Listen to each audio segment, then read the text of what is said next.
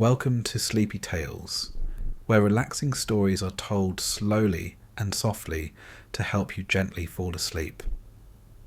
Before we begin, I'd love to know where you're from and what time it is. It's always fascinating to see how far these stories travel. For more peaceful tales, subscribe and hit the bell to stay updated.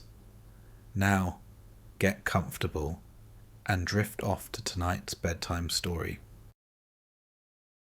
In the quiet corners of the old forest, where shadows cling to the roots of ancient trees and the air smells of damp earth and secrets, a kingdom rests under the indifferent gaze of fate. Here, kings and queens pass their days with golden cups and cold corridors, unaware that promises made lightly to the unseen can echo into strange, unyielding consequences. One such promise would entwine a young princess with a creature of water and magic, teaching her the weight of words, the persistence of desire, and the quiet cruelty of expectation. This is the story of the frog who waited, and the princess who could not know the cost of a simple vow. In a kingdom whose walls gleamed with marble, and whose towers reached high above the clouds, there lived a princess whose beauty was spoken of in every court and village, yet whose understanding of the world beyond her own desires was almost nothing. She had never known want, never touched the roughness of work, never seen a day without silk and warmth. Her hair shone like spun sunlight. Her skin was smooth and pale, and her eyes glittered with a sense of ownership over everything she beheld. People whispered that she was proud, that she demanded attention, that her laughter carried a note of sharpness that could wound the ears as much as words could. The princess herself, however, felt none of this, or rather, she did not care. She believed the world existed for her amusement, and her amusement was precious and particular. Among all her treasures, her favourite was a single golden ball. It was no ordinary trinket, no token of state or power, but a simple sphere of gold, polished until it shone with a light that seemed to move when held in sunlight. She had received it on her 6th birthday, and she had carried it with her ever since, treating it as a companion, a confidant, and an object of fascination. She would roll it along the floors of the palace, watch it spin in her hands, and imagine the many things it might see if it could observe the world as she did. She could not remember ever parting with it, nor did she wish to, for it was her constant, her delight, her singular pleasure. The palace itself was grand and lonely. Its corridors stretched like the arms of a great beast, cold and echoing. Servants hurried along with careful faces, always aware of the princess's eyes upon them. Her rooms were filled with cushions and silks, with music that could rise or fall at a whim. Yet she was never fully content. Even in abundance, she found herself restless, wandering the halls with a kind of anxious boredom that could not be soothed by gold or feasts. The solitude of her life was sharp, and the princess had learned to compensate for it with whims and small despairs. She demanded that her music be perfect, that her meals be prepared precisely, that every servant and attendant know her needs before she spoke them aloud. Even her smiles were carefully managed, reserved for those who pleased her, and fleeting as a shadow. One afternoon, as the sun leaned toward evening and threw long shadows across the marble floors, the princess played by the fountain in the palace garden.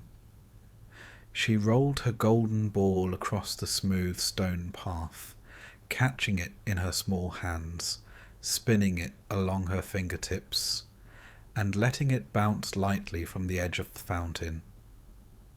She laughed at the precise arcs it made, a sound that rippled across the still water, startling the birds from the trees. Then, in a careless moment, the ball slipped through her fingers, a quick, bright flash that fell from her grasp and rolled across the grass toward the edge of the fountain. The golden ball did not stop. It tumbled along the stones, caught a glint of light, and leapt from the edge, falling straight into the well at the garden's centre. The well was ancient, its stones darkened with age and moss, and its depth was such that the bottom could not be seen. The princess rushed forward, peering into the blackness, her reflection staring back at her from the water below, distorted and frightened. She cried out for the ball, her voice echoing against the cold stones, but the ball lay still, swallowed by the darkness. She tried to reach it, stretching her hands into the well, but her arms could not reach far enough, and the water's surface shimmered, hiding the gleam of gold. Her cries grew louder, echoing through the palace garden. Servants came running, faces pale, hands trembling, but no one could retrieve the ball. The princess's heart hammered in her chest, not with fear of loss, but with anger at the world for daring to take what belonged to her. She threatened, she pleaded, she shook her fists into the empty air, but the ball remained far out of reach. Her despair was loud, full of huffing breaths and sharp, whimpering sounds. It was in this moment, while she leaned over the well with tears streaking her face, that she first heard it. A voice, low and wet, emerged from the depths of the well. It was not human, and yet it was intelligible, clear, and filled with a weight of demand. The princess recoiled, her hair catching in the breeze, her breath stopping. From the shadows of the water rose a creature, its skin glistening, dark green and slick. Its eyes were round and unblinking, shining like the surface of deep water at night. Its mouth opened, and the voice spoke again, calm but insistently, as though the princess owed the world a debt she had not yet recognized. "If you would have your ball, you must give me a promise," said the frog, and though the words were simple, they carried an ancient authority. The princess gasped. A frog had never spoken to her, had never demanded anything. She wanted to laugh, to scream, to throw herself backward in disbelief, but the gravity of the voice pressed on her chest. The frog rose slightly from the well, water dripping from its limbs, its eyes fixed on her, as if weighing her very soul. "What is your promise?" the frog asked again. The princess's mind raced. She could not see herself agreeing to anything. Her ball was hers, her delight was hers, and she had never been asked for anything in return. Yet the frog's eyes held something that silenced her pride. It was not a threat exactly, but it was older than kings, older than walls, older than silk and gold. Her desire for the ball shining at the bottom of the well was stronger than her fear of this creature. With a trembling hand, she whispered, I will let you sit at my table, eat from my plate, and sleep in my chamber." The frog waited, silent, until she finished. The words felt heavy as she spoke them, almost like stones dropping into her stomach. She knew she would regret them, though she did not yet know how. The frog nodded slowly, and the water around it rippled. With one strong kick of its legs, It pushed the golden ball toward the princess, and she caught it, clutching it tightly to her chest as if the metal could shield her from what she had just promised. When she returned to the palace, her mind was a storm of horror and disbelief. How could she allow such a creature into her home? To sit beside her at meals, to share her comforts, to enter her private chambers? The thought made her skin crawl. She imagined its slimy hands upon her cushions, its cold, wet body beside her pillow. Her stomach turned, her mind spun with disgust. She paced her chamber, rolling the ball in her hands and thinking of ways to break her promise without admitting it. But the words had been spoken. The frog had heard them. The water had carried them. They had weight as though carved into stone. Her reflection in the mirror stared back at her, eyes wide and pale, lips pressed tight in fear and disgust. She had always believed herself clever, able to bend the world to her will with a toss of a glance or a sharp word, yet now she felt powerless, trapped by a small, dark creature and her own foolishness. The golden ball gleamed from her hands, bright and unyielding, mocking in its perfection. She knew the frog would come, would demand the fulfillment of the promise, and she could not imagine a way to escape the encounter without loss or shame. And so she waited, torn between longing and revulsion, between curiosity and dread, knowing that the ball she had so loved had brought her into a trap of her own making. The palace seemed colder, the walls higher, the corridors emptier. Even the sunlight through the tall windows seemed dimmer, as if it were reluctant to witness what was to come. The princess, once spoiled and certain of her desires, had tasted the weight of her own words, and it was bitter and heavy upon her. No one else in the palace knew of her fear. The servants whispered, the birds sang, the fountains gurgled, but none understood the promise she had given, the creature she had released into the world of the living. The princess sat upon her bed, clutching the golden ball, and felt a sharp, unwelcome certainty. Soon the frog would come, and her life, her ease, her world of silk and light would be changed forever. The morning came slowly, pale and grey, and with it a knocking at the palace door that seemed to shake the very air. The princess, who had spent the night staring at her golden ball, imagining 1,000 ways to break her promise, froze at the sound. It was not the usual timid knock of a servant, or the rhythmic announcement of a courier. It was deliberate, firm, insistent, a sound that carried weight beyond its volume. She had known this moment would come, had tried to imagine it in the quiet hours before dawn, but no thought had prepared her for the reality of it. When the doors were opened, there it was, the frog. Not small, not timid, not harmless. It was larger than any frog she had ever seen, its eyes gleaming with a strange intelligence, its skin slick and dark, and its movements unnervingly precise. Water dripped from its limbs, leaving small circles on the marble floor.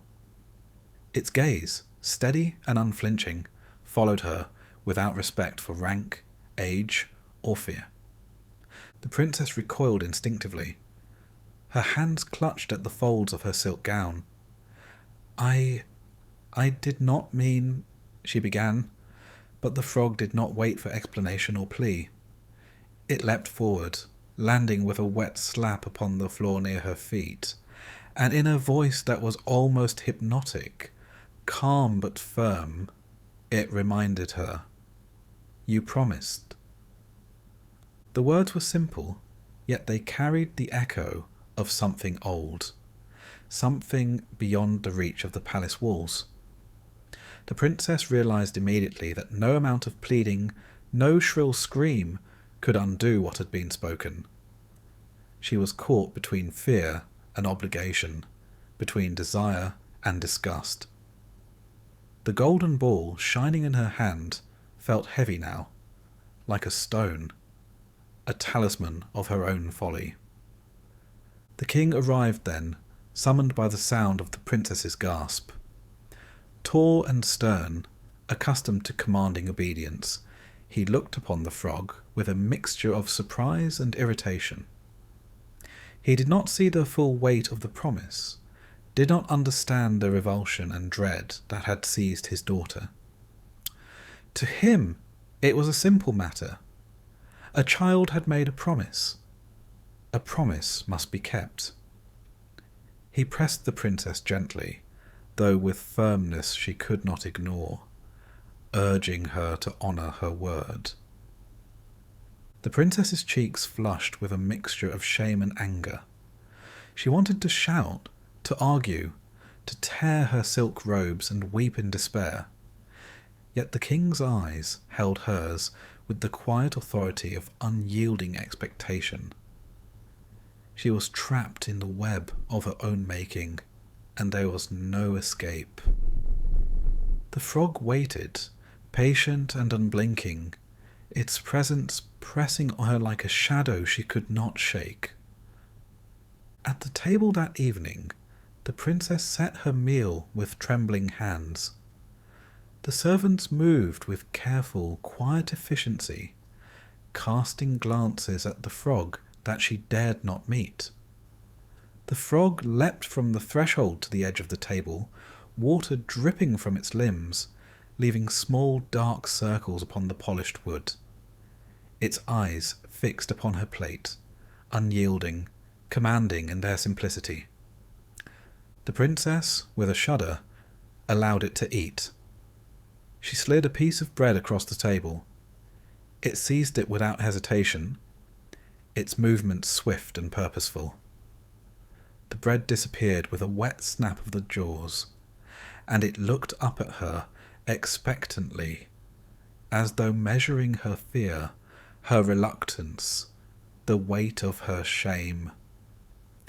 She felt her stomach twist. She had fed a frog, yes, but she had also honoured her promise. The simplicity of the act belied its terror. The frog remained at the table, uninvited in the ordinary sense, yet it carried the undeniable presence of authority. Every bite it took, every wet snap of the jaws, seemed to demand more than food. It demanded acknowledgement, submission, recognition of her own weakness.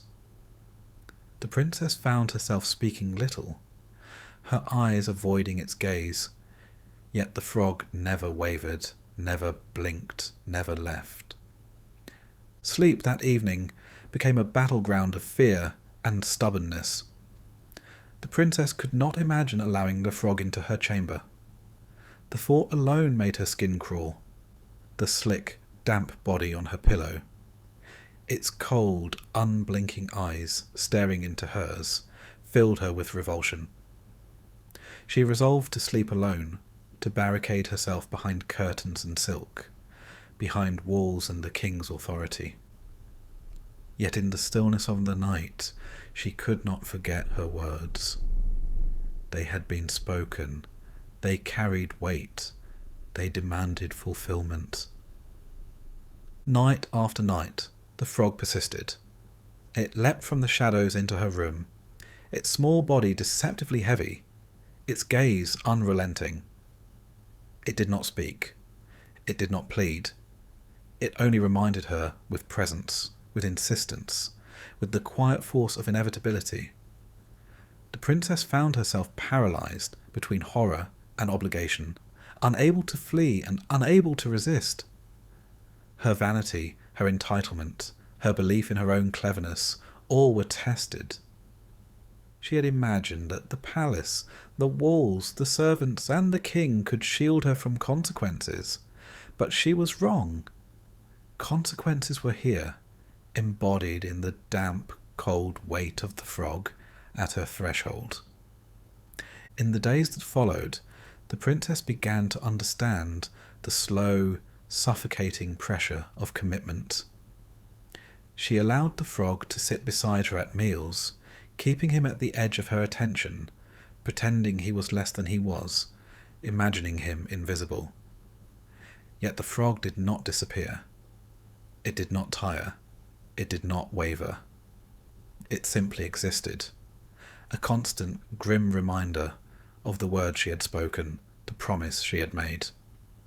She could see the disapproval in the servants' faces, the subtle questioning of the king, who remained unaware of the true nature of the creature's demands.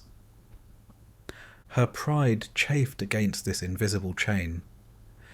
She had been accustomed to admiration, to fear, to obedience, and yet here was a creature who demanded nothing but her acknowledgement and obedience in return for a service long rendered.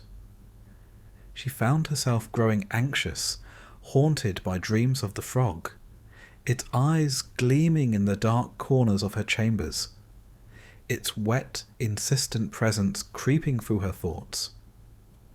The golden ball, once a source of delight, now seemed a talisman of doom, a reminder that the smallest misstep could bind one to consequences far beyond expectation. The frog's insistence, subtle yet relentless, forced her to confront herself. She saw, in the reflection of her own eyes and the shape of her own hand, the cruelty and vanity that had carried her through life. She had demanded the world bend to her whims, yet here, at last, was something beyond her command. It was not punishment, it was consequence, and it was absolute. Her inner turmoil became a mirror, reflecting the truth of her nature back at her. Spoiled, untested, entitled, and fearful. By the end of the week, the princess had come to a terrible understanding. The frog was not simply a creature, it was a reckoning. Her attempts to control him, to negotiate invisibility, to hide behind silk and authority were useless. The frog's quiet, unwavering presence exposed her failings. Her cruelty to those who served her, her obsession with comfort, her inability to confront reality without whim and fear. In this slow, oppressive way, the frog had begun to teach her lessons she could not yet name, lessons that were as uncomfortable as they were unavoidable. She began reluctantly to allow the frog closer.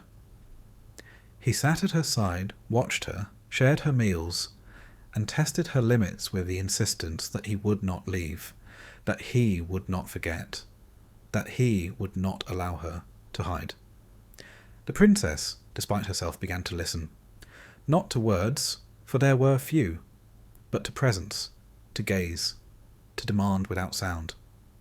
She learned, though bitterly, that she could not escape obligation, that words once spoken were chains as binding as iron, and that vanity, entitlement, and cruelty had their costs, invisible but exacting. And yet the final test remained. The bed, the chamber, the place of sleep and rest. The frog would come for that too. The princess had not yet found courage or method to resist, and the anticipation of that encounter filled her nights with terror and unease. She could no longer dismiss him, could no longer imagine the world outside the palace walls as sufficient protection. The frog was patient, commanding, and inevitable. Her every thought, every plan, every silent hope of escape was shadowed by his presence. In the quiet of the palace, the princess realized that the frog had achieved what no tutor, no servant, no parent could: He had forced her to confront the true nature of herself. It was an awakening without mercy, an education without kindness, and a lesson that would not be softened by wealth or beauty. Her own reflection, once a source of pride, now reflected the burden of her words, the weight of her promises, and the chilling certainty that the frog would not relent until she had faced the consequences entirely. The night was thick and still, the moon casting pale, trembling light across the polished floors of the princess's chamber. She lay upon her bed, clutching her silks and the golden ball she had long cherished, her mind a whirl of fear, shame, and lingering disbelief. She had allowed the frog to eat at her table, to sit beside her, to share her presence in ways she had never imagined possible. But sleep, that most private of acts, remained untouchable. She had told herself she could resist, that she could barricade herself against the slimy, insistent creature, that she could hold her walls high and her courage higher. Yet the words she had spoken, the promise made at the well, were a chain that could not be broken by walls, by silk, by faint-hearted courage. It was precisely at the hour when the palace seemed empty, when the servants slept in their distant quarters, and even the guards had lowered their voices to whispers, that the frog appeared at her chamber door. The knocking was soft but deliberate, a wet, insistent rap that shook the quiet of the room. The princess stiffened, her breath catching, her heart hammering. She could not imagine how she would endure this.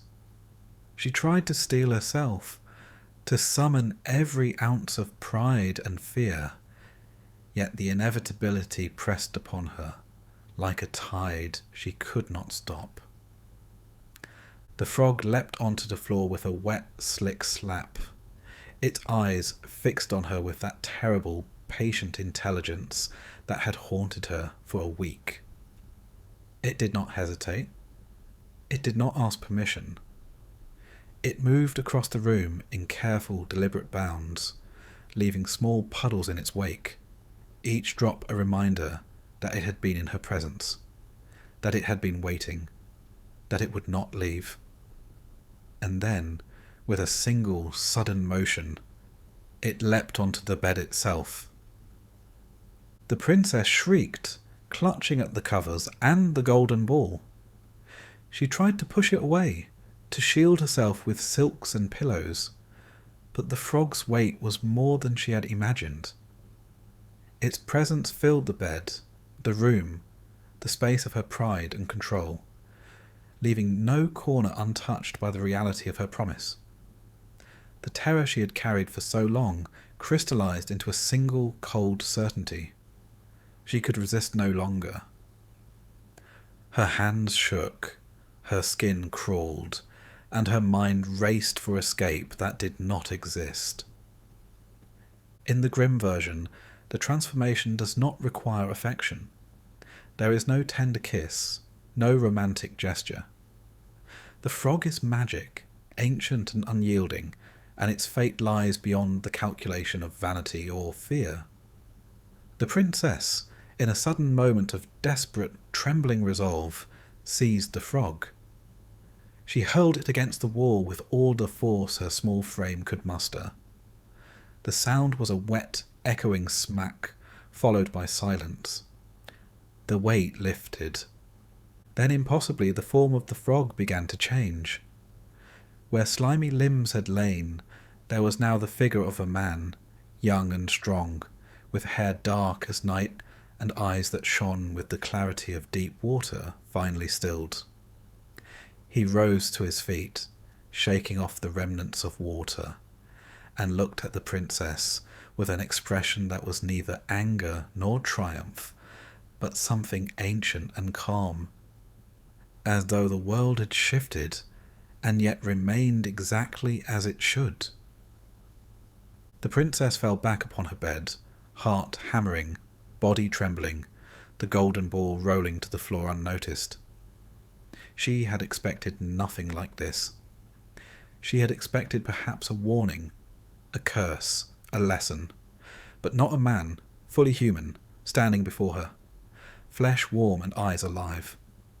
The frog's demands had been strange, oppressive, almost unbearable, but their sudden fulfillment, the shocking revelation of transformation, left her disoriented. Her relief was mixed with awe, and with the lingering horror of what she had endured. The prince, for he was a prince, did not speak immediately. He observed her with a quiet gravity, as if measuring her, as if waiting for acknowledgement of the ordeal, for recognition of the debt she had paid, however reluctantly. The princess, still trembling, looked at him and realized that her world had been irrevocably altered. She had learned something she could not have imagined before the ball fell into the well, before the frog had spoken, before the nights of insistent presence had worn her patience thin. She had learned that promises were not idle words, that obligation could not be escaped, and that the weight of magic was absolute. Her pride, once sharp and unyielding, now lay in tatters at her feet. She had been tested, measured, and confronted with herself. The frog's insistence, its patient demand, its quiet, unblinking presence, had forced her to see her own vanity, her entitlement, her cruelty. The prince's transformation was not a reward for her courage or kindness, for such qualities had been absent or fledgling at best. It was the natural consequence of her adherence, however grudging, to the promise she had made. The aftermath was strange and unsettling. The palace no longer seemed entirely her own. The corridors were familiar but heavy with memory, the silence of the rooms thick with reflection. She moved through the spaces with caution, no longer certain that beauty, status, or wealth could shield her from the unexpected.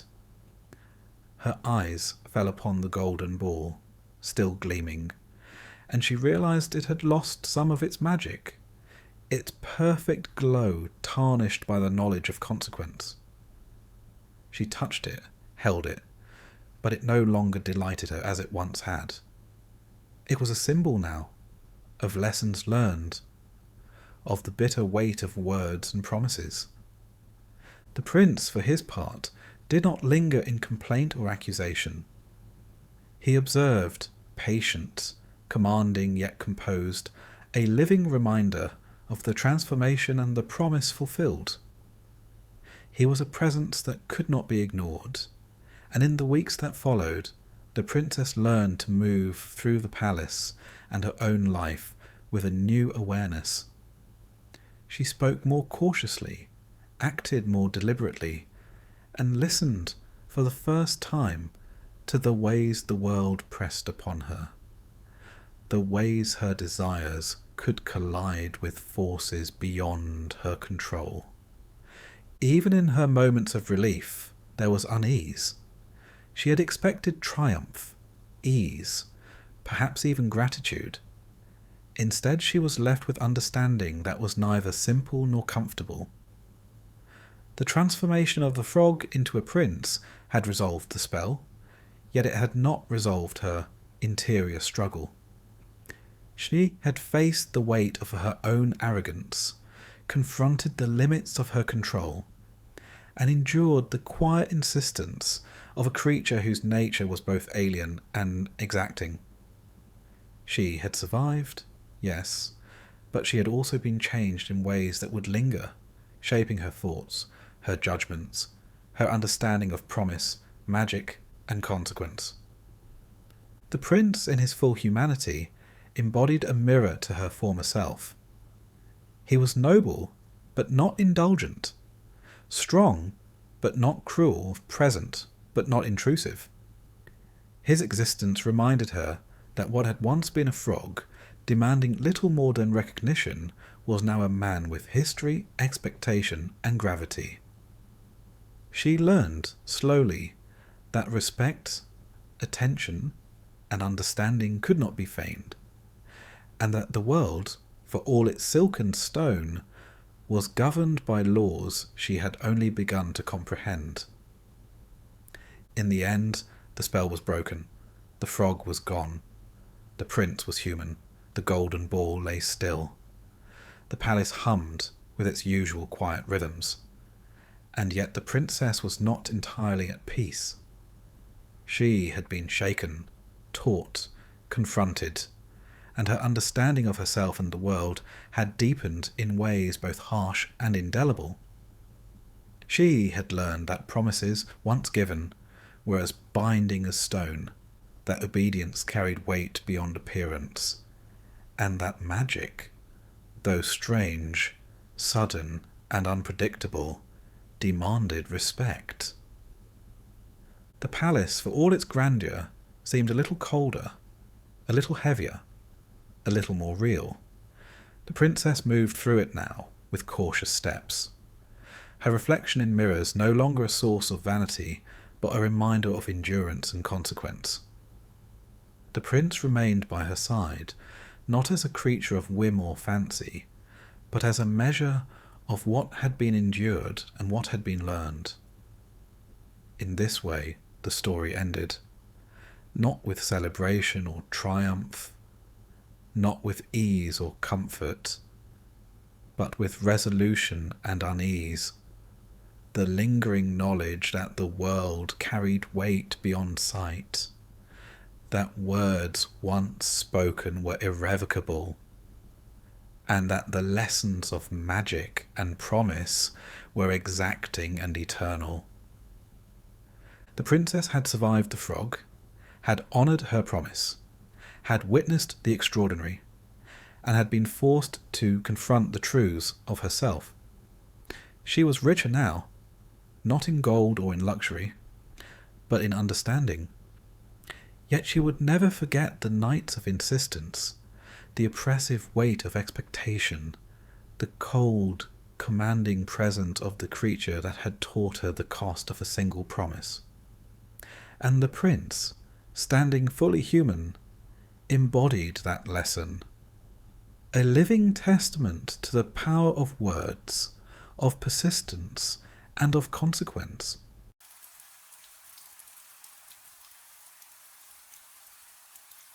In a kingdom where vanity ruled as firmly as law, there lived an emperor whose desire for splendour was as insatiable as it was dangerous. Every morning he measured the world not by wisdom or justice, but by the glitter of silk, the shimmer of gold, and the applause of his subjects. In a court where fear and flattery intertwined, honesty was a fragile thing, easily crushed beneath the weight of pride. And so, when strangers arrived claiming to weave clothes that revealed the truth of a man's mind, no one could imagine the power they held over a kingdom of blind loyalty. What they made, or failed to make, would expose not only the emperor, but every soul who dared to pretend. The emperor was a man unlike any other in the kingdom, though not for wisdom, courage, or justice, but for the endless and consuming obsession with his own appearance. Every morning, before the sun had fully risen, and the birds had even decided on a tune, he summoned his tailors, seamstresses, and chamber servants to his private chambers. There he would inspect his gowns, tunics, coats, and cloaks, as if each garment carried the fate of the realm within its threads. No colour was too bright, no embroidery too elaborate, no feather too extravagant. His mirror, a massive gilded rectangle that reflected the full length of his body, was the altar at which he worshipped himself, and he often spent hours admiring, adjusting, and comparing one outfit to another. Every citizen of the city knew the emperor's obsession, for it was impossible to ignore. The streets echoed with the rumble of carriage wheels, the whispers of merchants, and the chatter of townsfolk.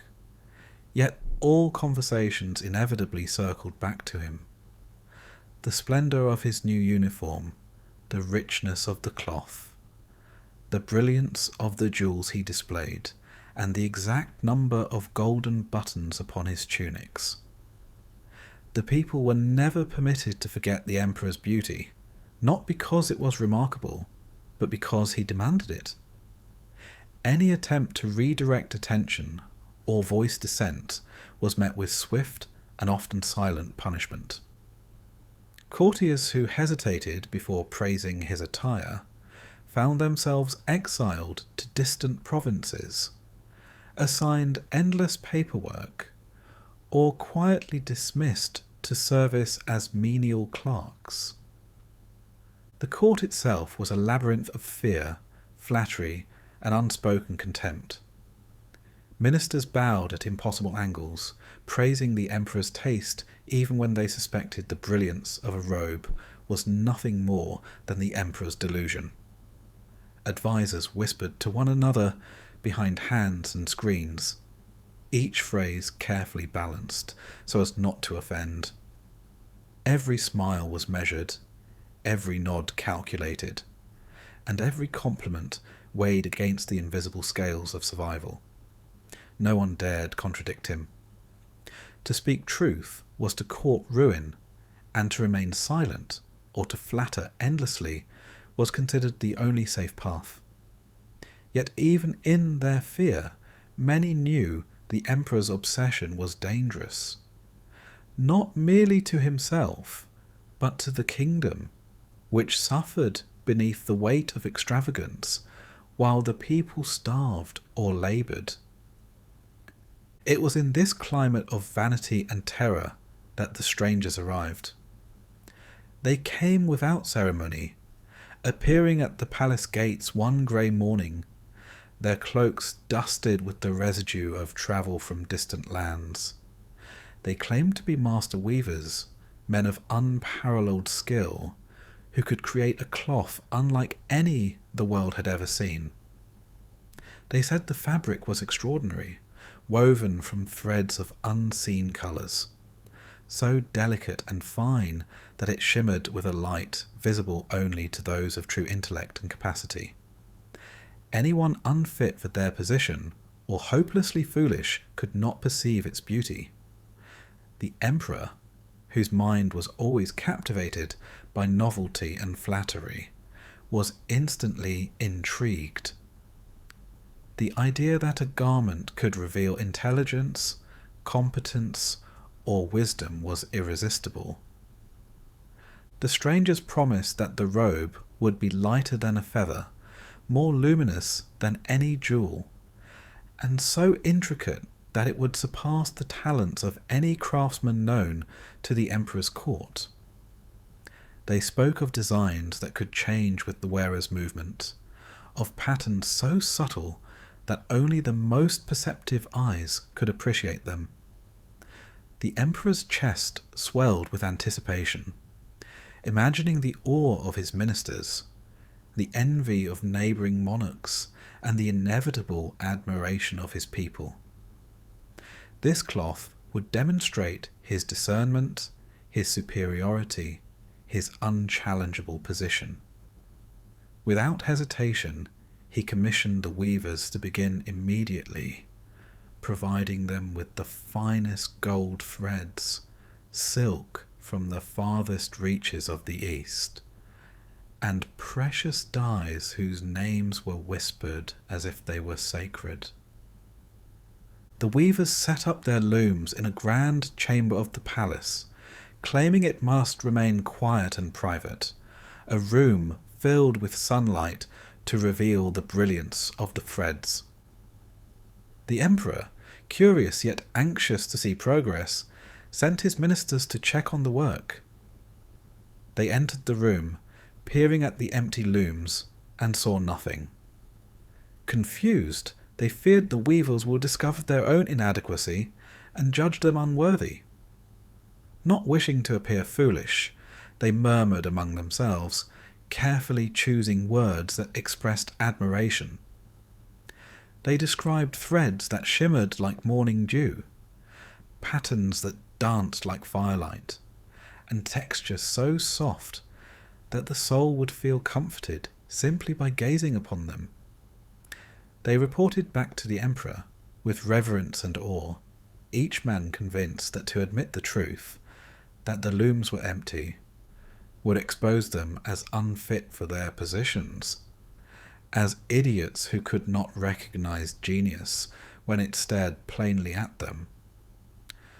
The emperor, hearing their reports, was delighted beyond measure. He imagined the robe forming under the weaver's hands, a garment that would validate every ambition and pride he had ever felt. He authorized more silk, more gold, and additional threads of colours so rare that their very existence was debated. The weavers, unobserved, did nothing. Their hands moved over empty air, their looms silent and bare. Yet each day the emperor and his ministers found themselves reporting progress, describing a masterpiece that existed only in imagination. The court buzzed with excitement and fear alike. To admit ignorance was unthinkable, and yet no one could see what they all claimed to perceive. The palace corridors echoed with whispers and cautious praise. Every day the emperor requested updates. Every day the ministers described impossible beauty with trembling lips. A strange power had taken hold, one that bound the court together in deception, driven by vanity, fear, and pride. The emperor imagined threads that sparkled in sunlight, tassels that swayed with invisible winds, and colours that defied memory. The kingdom watched eagerly as preparations for the unveiling began, though no one dared speak aloud the suspicion that haunted them in silence. In the emperor's chambers, the air was thick with expectation.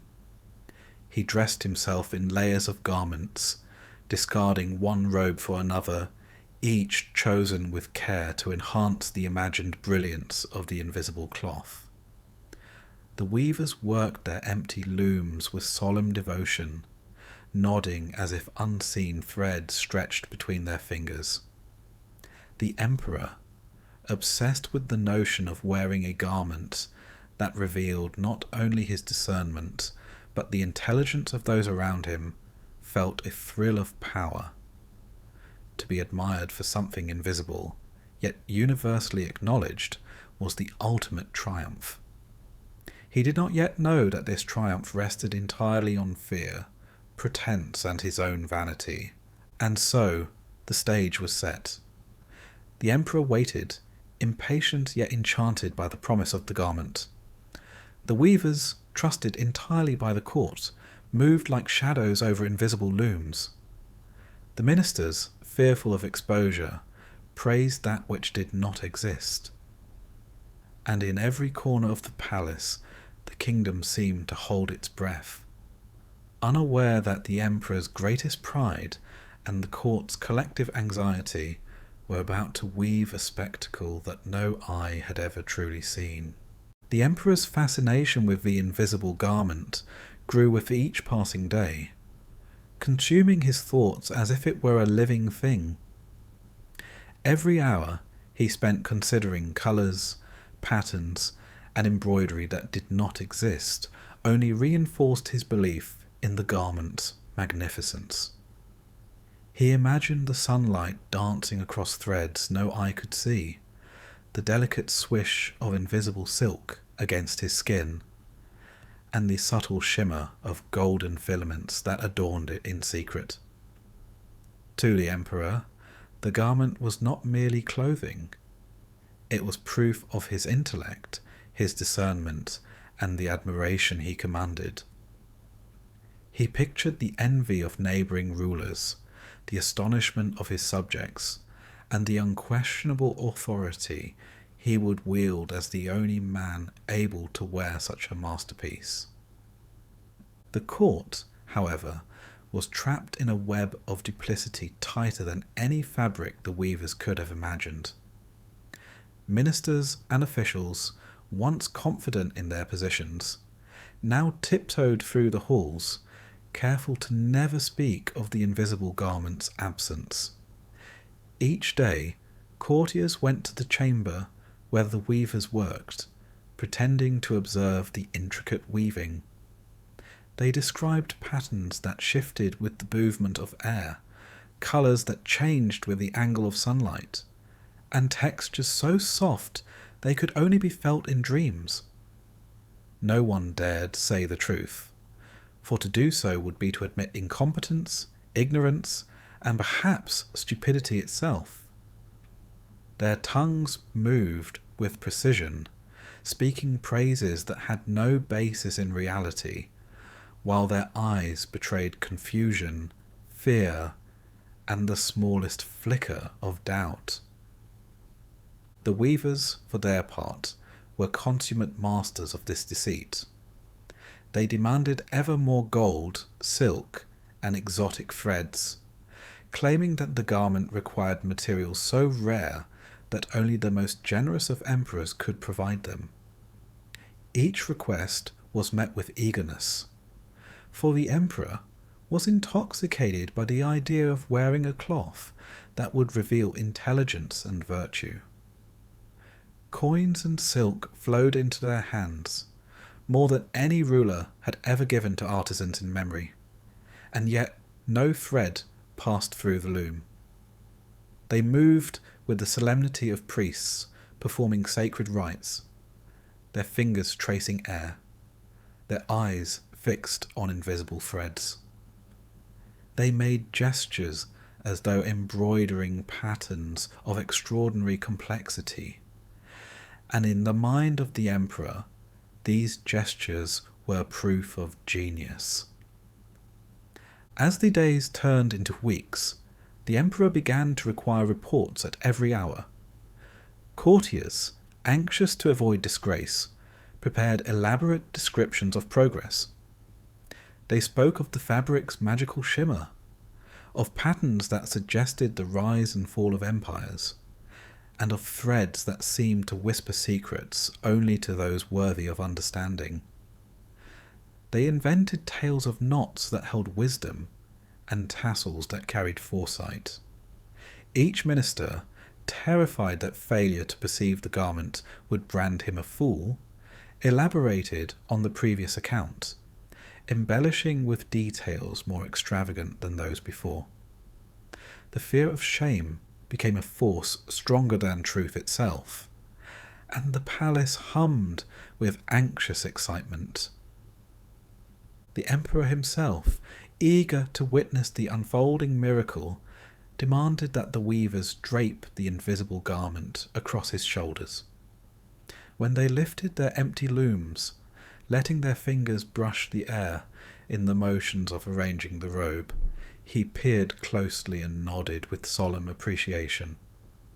"Magnificent," he whispered to himself, though no one else could confirm what he saw. He imagined the cloth's subtle glow, the faint pattern of embroidery, and the perfect alignment of every delicate stitch. He felt the gentle weight of the invisible silk, and imagined the embrace of golden threads against his skin. In every shadow of the room, he envisioned brilliance, and every imagined detail inflamed his pride. Soon, the court itself became a theatre of deceit, rehearsed and repeated. Each day, courtiers paraded before the emperor, bowing and curtsying with precise solemnity. They described the garment in detail, noting the intricacy of the weave, the extraordinary softness of the invisible silk, and the beauty of patterns that seemed to shimmer and shift. Every gesture and phrase was calculated to maintain the illusion, to avoid being deemed unfit or incapable of perception. Even the emperor's most trusted advisers, who had long lived in the shadow of his vanity, became prisoners of the lie. No one dared admit that the robe was nothing but air, and the tension in every room thickened like smoke in a poorly ventilated hall. Rumours spread beyond the palace walls. Merchants whispered of the emperor's remarkable new attire, and neighbours marvelled at the supposed genius of the foreign weavers. Even townsfolk, who had little opportunity to glimpse the invisible cloth, spoke with cautious admiration, repeating the stories that filtered down through layers of courtly flattery. A sense of collective astonishment filled the city, though it was rooted entirely in fear and pretense. To suggest that the emperor wore nothing would have been unthinkable. To do so risked public ridicule, loss of position, or worse. The invisible garment had become a force that held the kingdom together in a delicate and fragile balance of terror and pride. At the palace, the emperor inspected his reflection endlessly, imagining the play of light upon the invisible silk, the subtle patterns that revealed knowledge and virtue, and the perfect drape of the fabric that marked him as superior to every subject and every courtier. He practiced walking through empty corridors, feeling the imagined weight of the robe, and measuring the imagined reactions of those who would see him. Every day he adorned himself in layers of clothing beneath and around the invisible garment, heightening his own sense of majesty, while the weavers moved about in solemn choreography, their empty hands performing the rituals of craftsmanship that were observed but never questioned. The ministers and courtiers became instruments in the emperor's obsession. They offered advice on colours that did not exist, praised patterns that had never been woven, and described textures that could not be felt. Each report, more elaborate than the last, reinforced the illusion, feeding the emperor's vanity and the court's anxiety. The palace echoed with rehearsed marvel, polite exclamations, and carefully measured nods. Even the servants, who moved silently through the halls, whispered praises in the corridors, though none had seen the garment, and all feared the consequences of admitting the truth. In this climate, the tension of deceit, fear, and pride reached a point almost unbearable. Every subject, from the highest minister to the lowest page, became complicit in a lie so intricate that to question it was unthinkable. The emperor, consumed by his fascination, could not see the trap closing around him. The invisible robe was more than a garment. It was a mirror reflecting every weakness, every ambition, every desire for approval, and every fear of shame. The weavers, silent and invisible in their deception, held the kingdom in thrall, their empty looms producing nothing yet inspiring the deepest awe. And so the stage was set for the parade, for the moment when the emperor would finally step into the streets in a garment that existed only in imagination. The city waited, the courtiers rehearsed, and the emperor, intoxicated by his own vision, prepared to reveal the robe to the kingdom. In every heart, the fear of appearing unfit, foolish, or incapable pressed down like a heavy weight, and every eye was trained upon the unseen. What had begun as pride and vanity had grown into a force of collective deception, the invisible threads of which bound the kingdom more tightly than any chain. The emperor's anticipation became a private torment and a public obsession. He envisioned the wonder that would sweep the streets, the envy that would ripple through neighbouring courts, and the admiration that would elevate his status beyond all reckoning. Yet no one dared to speak the truth aloud, not even in whispers. The palace, alive with expectation, trembled under the strain of the lie, and the invisible garment, though made of nothing, had become the most powerful force in the kingdom. Every hand, every eye, every breath of every subject conspired, whether knowingly or not, to uphold the illusion. Thus the emperor, his mind aflame with imagined beauty, and the court, trembling beneath the weight of fear and pride, approached the moment that would make the invisible garment the most remarkable thing any eye had ever failed to see. The kingdom, bound together in a silent conspiracy of deceit, teetered on the edge of exposure, and the stage was ready for the child whose innocence might yet unravel it all. The day of the grand parade arrived with a sky so pale and thin it seemed almost a canvas for the imagined brilliance of the emperor's invisible robe. The streets of the city were lined with every citizen who could stand or be carried there. Nobles, merchants, labourers, and children crowded together, craning their necks and whispering in anxious anticipation. The air was thick with expectation, curiosity, and the faint tremor of fear, for none dared question the story of the emperor's new clothes. Rumours of their extraordinary beauty had travelled through every alley, every market, and every tavern, carried by voices that were too cautious to be doubted. The emperor prepared himself in the privacy of his chambers. He adorned himself in the invisible garment, imagining the shimmer of golden threads and the intricate weave of colours that no one else could perceive. He straightened his posture, feeling the air silk against his skin, and adjusted the folds of the fabric that existed only in his mind.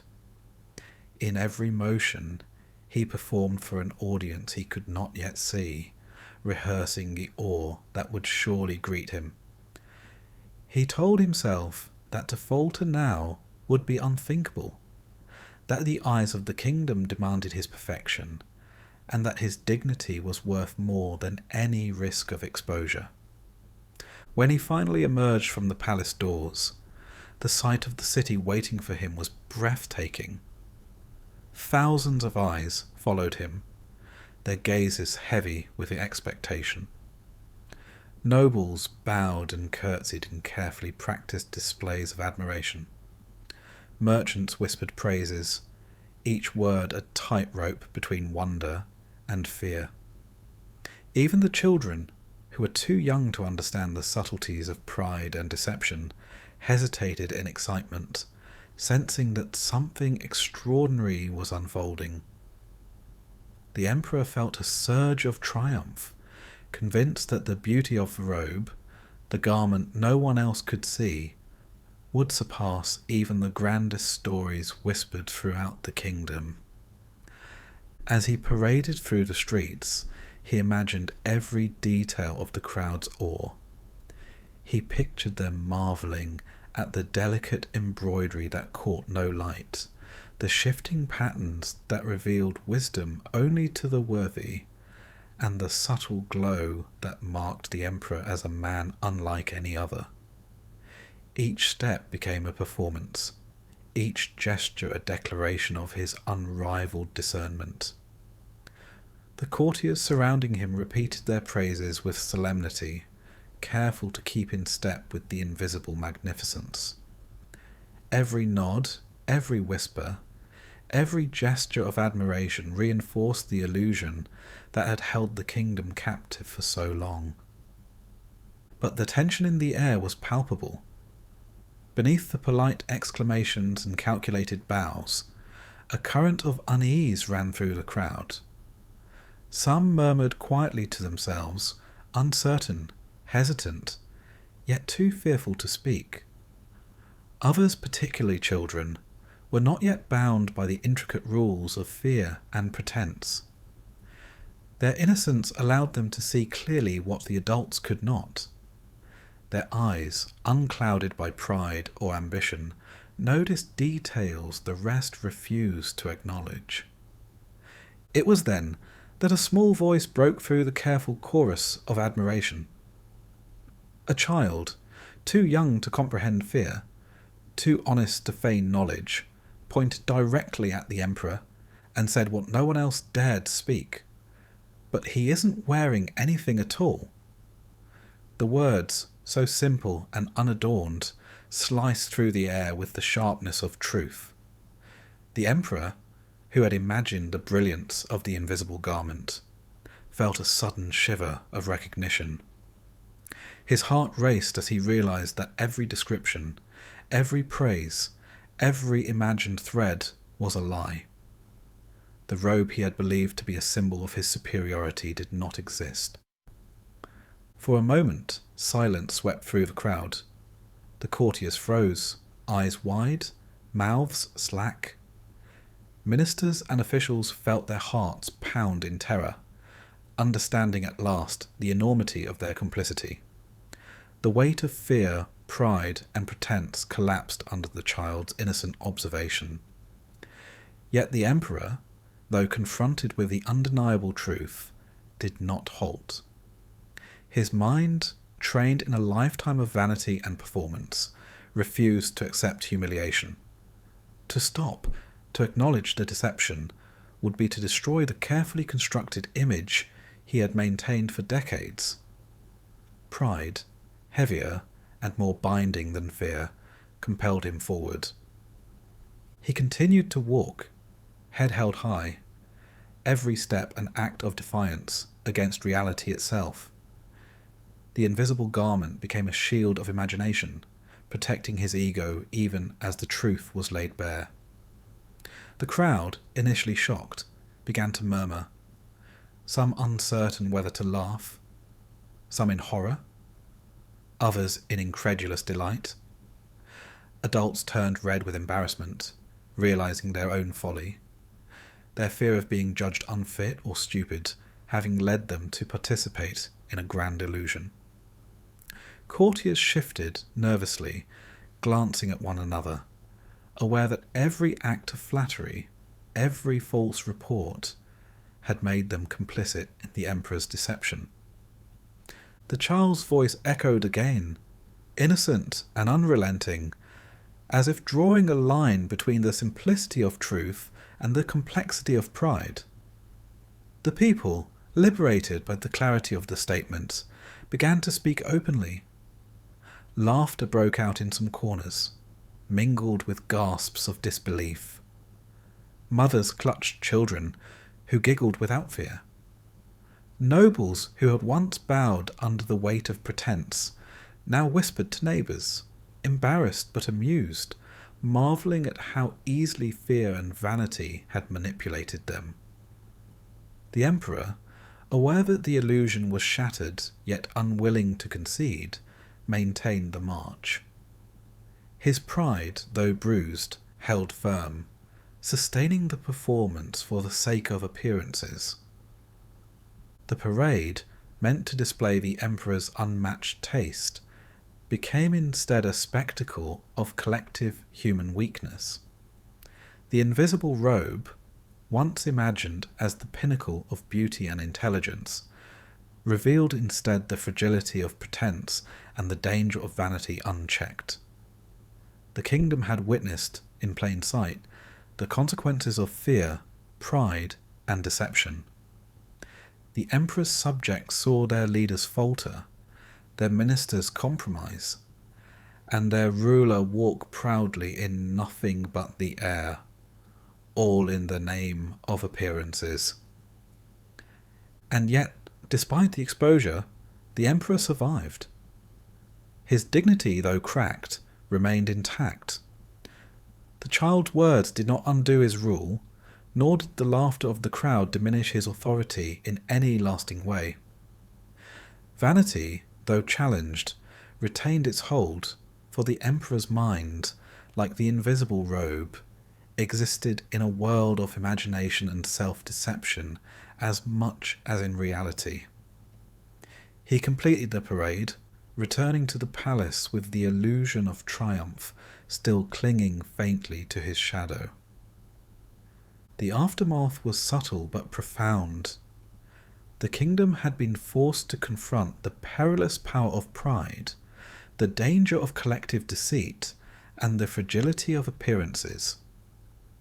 Citizens and courtiers alike carried with them the memory of the emperor in his invisible clothes, a reminder that fear and flattery can blind even the most perceptive eyes, and that innocence can reveal truths adults cannot face. For the emperor, the lesson was quieter. Though his vanity had been bruised, it had not been destroyed. He continued to admire himself, to value appearances over reality. Yet a shadow of doubt now lingered, a whisper that, in the presence of honesty, even the grandest illusions could be undone. And so the kingdom endured, forever marked by the spectacle of the emperor's invisible robe. The weavers, who had vanished as mysteriously as they had arrived, left behind a lesson woven not of silk or gold, but of human pride and fear. The emperor's parade would be remembered for generations, not for its splendour, which never truly existed, but for the revelation it forced upon the kingdom, that no power, no wealth, and no admiration could shield one from the clarity of truth, once that truth was finally spoken. Even as the emperor returned to his chambers, resuming his rituals of admiration before mirrors, he carried with him a faint awareness of fragility, the sense that even his carefully constructed image was vulnerable. Yet in that vulnerability there was also a strange resilience. For while the crowd could see his folly, they could not undo the authority he had built, nor could they diminish the human tendency toward vanity and pride that he embodied so completely. The invisible robe, though revealed as nothing, had served its purpose in exposing not only the emperor, but the court as the kingdom itself, leaving behind a memory of the delicate, dangerous power of imagination and fear, and a reminder that the truth, once voiced, is unstoppable.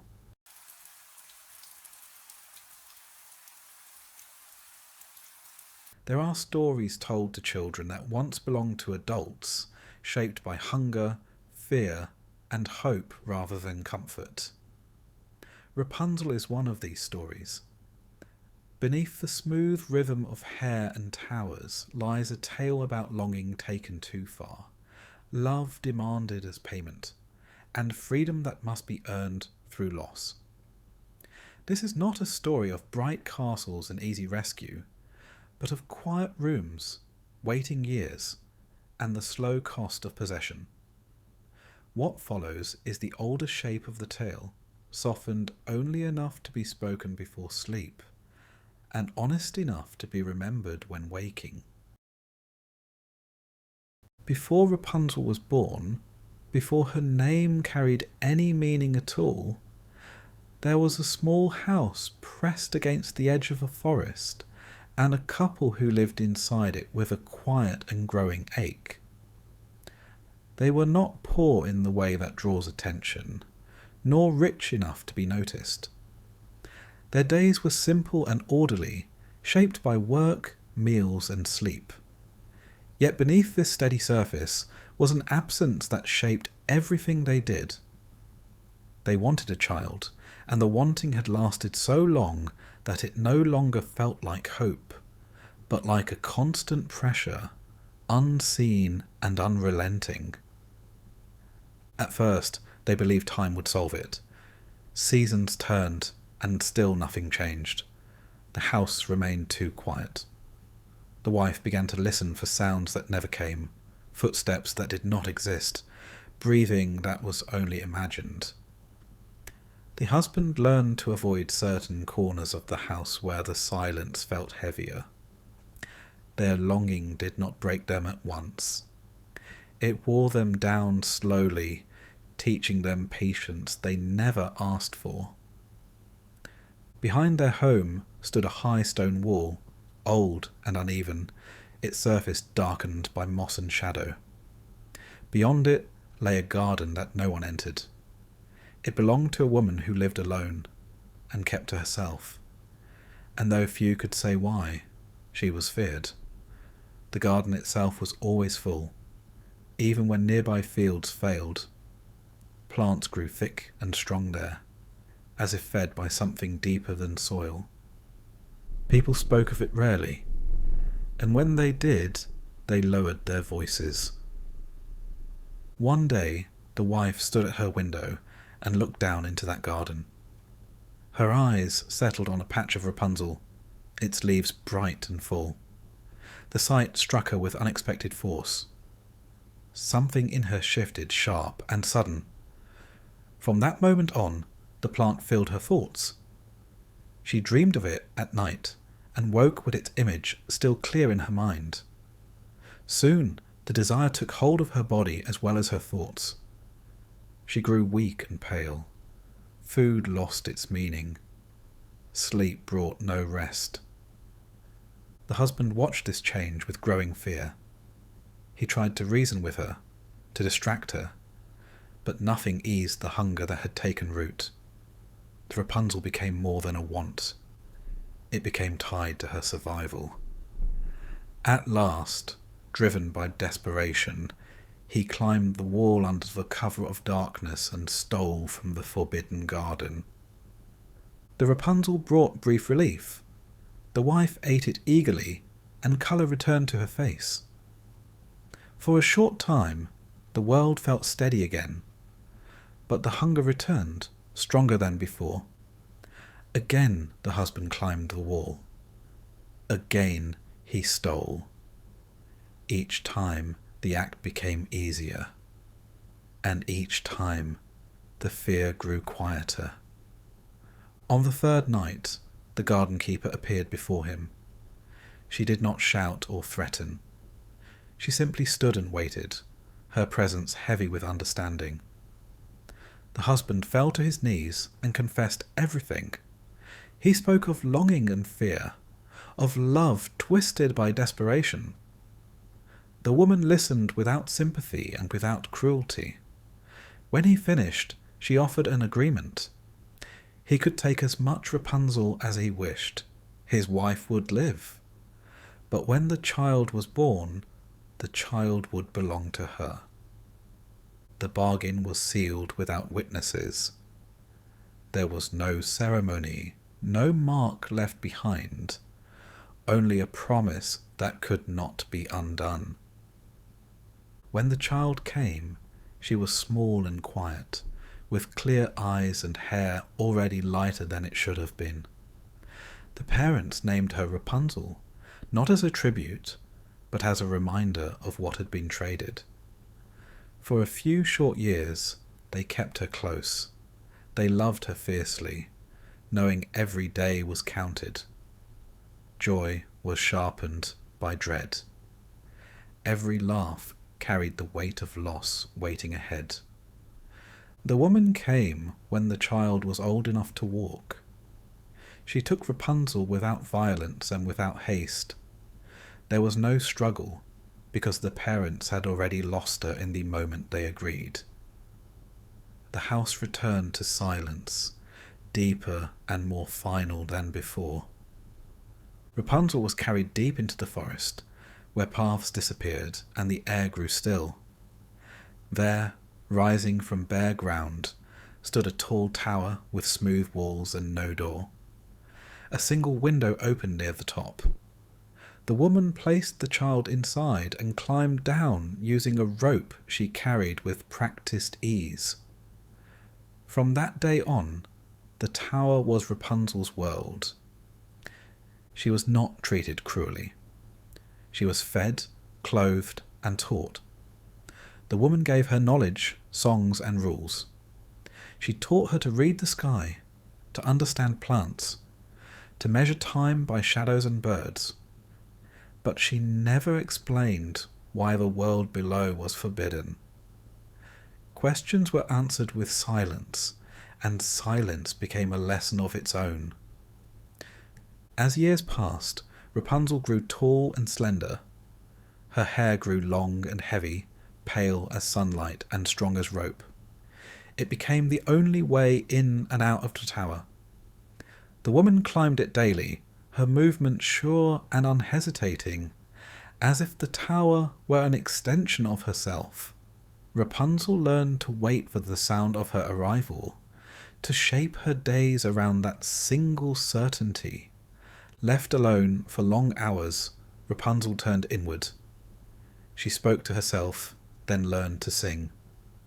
Her voice filled the tower and spilled into the forest beyond. It carried longing she did not yet understand, and a gentleness shaped by isolation. The world beyond the window remained distant and unreal, a place made of sound and imagination rather than touch. Slowly questions began to form, quiet and persistent. Why did the sky change while she remained the same? Why did birds come and go while she stayed? These thoughts did not yet turn into rebellion. They settled into her like seeds, waiting for something she could not name. The tower stood unchanged, and the forest watched in silence, as Rapunzel's inner world grew larger than the walls meant to contain it. Years passed in the tower, and Rapunzel's world expanded only as much as the walls allowed.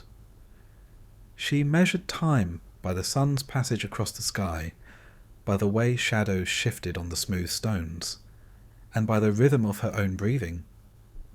Her hair continued to grow thick, heavy, and bright as gold, falling in long, unbroken strands that pooled around her feet and curled like sunlight captured on the floor. It was both her companion and her tether, the only thing that connected her to the woman who had claimed her, and the sole means by which the outside world could enter. The woman remained a constant in her life. She arrived each day without fail, climbing the hair that Rapunzel had learned to release and hang from the window with careful precision. She brought food, warm clothes, lessons in reading and song, and instructions that were never questioned. Her presence was at once comforting and oppressive, a quiet assertion that the world beyond the tower was dangerous, that Rapunzel's life was safe only in containment. The woman's eyes always measured Rapunzel, her tone always controlled, her touch deliberate. Any hesitation, any hint of curiosity that might reach too far, was swiftly redirected. Rapunzel learned early that obedience preserved calm, while questions invited shadow. Yet the tower's solitude shaped her in ways the woman could not control. In the quiet hours, Rapunzel explored her thoughts and sensations.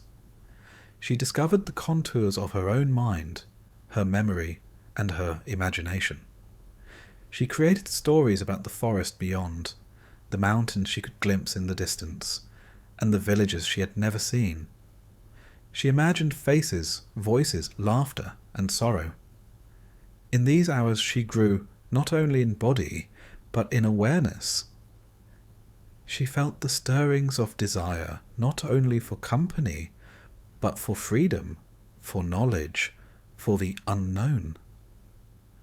One afternoon, when the wind shifted the sound of birds against the tower walls, a voice reached her from below. It was faint, unsteady, but undeniably human. Rapunzel froze, listening. The woman had not come that day, and the voice lingered long enough for her to discern it. It was not a voice of authority or familiarity. It carried curiosity and hesitation, a young and unpracticed speech. Rapunzel's heart quickened, though she did not yet understand why. She leaned toward the window, careful not to move too abruptly, and the voice stopped. The visitors returned the next day and the day after. Over time, the voice grew steadier, warmer, and more confident. He spoke of places Rapunzel had imagined, of rivers and roads and distant skies, and each word painted a fragment of a world she had never touched. In turn, she sang to him, letting her voice descend from the tower like a thread of light. He listened in awe, returning each day to hear her song. Eventually, the man revealed himself as a prince, travelling through the forest and guided by chance and curiosity. He did not climb without her permission, nor did he demand her attention. Each visit was careful, deliberate, and secret. Rapunzel allowed him to climb, using her hair as the rope she had known all her life. She felt both fear and wonder, the mix of exhilaration and hesitation that accompanies forbidden knowledge. In his presence, her mind expanded further. She asked questions, imagined alternatives, and began to see the tower not as a protective home, but as a cage. The woman soon noticed the change. Nothing escaped her watch. She observed the sparkle in Rapunzel's eyes, the pause before answers, the way her voice seemed to rise when she thought of places beyond the window. Rage and fear simmered in her, controlled but unmistakable. She realized that her control had been circumvented, that a bond had formed that she could neither predict nor prevent. One day she confronted Rapunzel. Her voice was quiet but sharp, every word measured to leave no room for argument. In that moment, Rapunzel understood the full weight of possession, of being treated as an object to be guarded rather than a person to be trusted. The woman's hands were steady as she seized the braid of hair that had been the prince's only path. With one careful cut, the golden rope fell useless to the floor. The window became a barrier again, empty and final. Rapunzel's life in the tower fractured. The connection that had given her hope and a sense of the outside world was severed, leaving her alone in a way she had not known possible. The woman cast her from the tower, carrying her to a remote and barren land, far from any path, village, or forest road. There, Rapunzel was left with hunger, cold, and the realization that survival required more than strength. It required ingenuity, patience, and endurance. She wandered the sparse land near the tower, learning to gather what she could, to read the weather, to follow the subtle signs of life that hinted at sustenance or danger. The prince, unaware of her exile, climbed the severed braid in his usual hope of reunion, and found only the woman, who met him with a quiet cruelty. Shock and despair met him in that moment. He fell from the height of the tower, torn by brambles and thorns, and his sight was lost. The world, once bright and navigable, became dark and uncertain. He wandered blind, guided only by memory and sound, haunted by the echo of the voice he had loved. Meanwhile, Rapunzel's inner world deepened. Isolation forced her to confront fear, grief, and longing. She realized that life could continue without the certainty of comfort or company, and that hope could take forms she had not imagined. Her hair grew again, not as a bright ornament, but as a shield and a reminder of endurance. She learned to move carefully through her world, to find balance in uncertainty, and to trust her own strength in ways that the tower's walls had never required. Despite the punishment, she did not forget the prince or the connection they had shared. His voice, his words, and the images they had conjured together remained in her memory. They became a map for her imagination and a quiet guide for her survival. Each day, each effort, each hardship shaped her into someone stronger, wiser, and more capable than she could have been within the comfort of the tower. And so, the prince wandered blindly through the forest, and Rapunzel endured in the wilderness. The tower stood empty, silent, a witness to what had been lost, yet also to what had grown from loss. Their lives had diverged, yet the thread of connection remained, fragile and unseen, carrying the weight of memory and the promise of something yet to come. Rapunzel was no longer a child confined by walls. She was becoming a woman shaped by both captivity and exile, and the world outside, the one she had only imagined, waited for her in ways she could not yet know. Her story, though fractured, was far from complete. Rapunzel's life in the wilderness began as a confrontation with emptiness. The land where she had been left was not a forest lush with shelter or rivers abundant with fish. It was barren in patches, with thorny bushes and stony soil that cut her feet and hands. Hunger became a constant companion, though it was different from the hollow ache she had known in the tower. This hunger demanded resourcefulness, endurance, and careful observation of every detail in the environment. She learned to read the subtle cues of weather, to recognize edible roots and berries, to find water where it hid beneath the earth or in shadowed hollows. Each discovery felt like a small victory, but even victories brought pain, for the landscape was indifferent and often cruel. The prince, meanwhile, wandered blindly through the forest.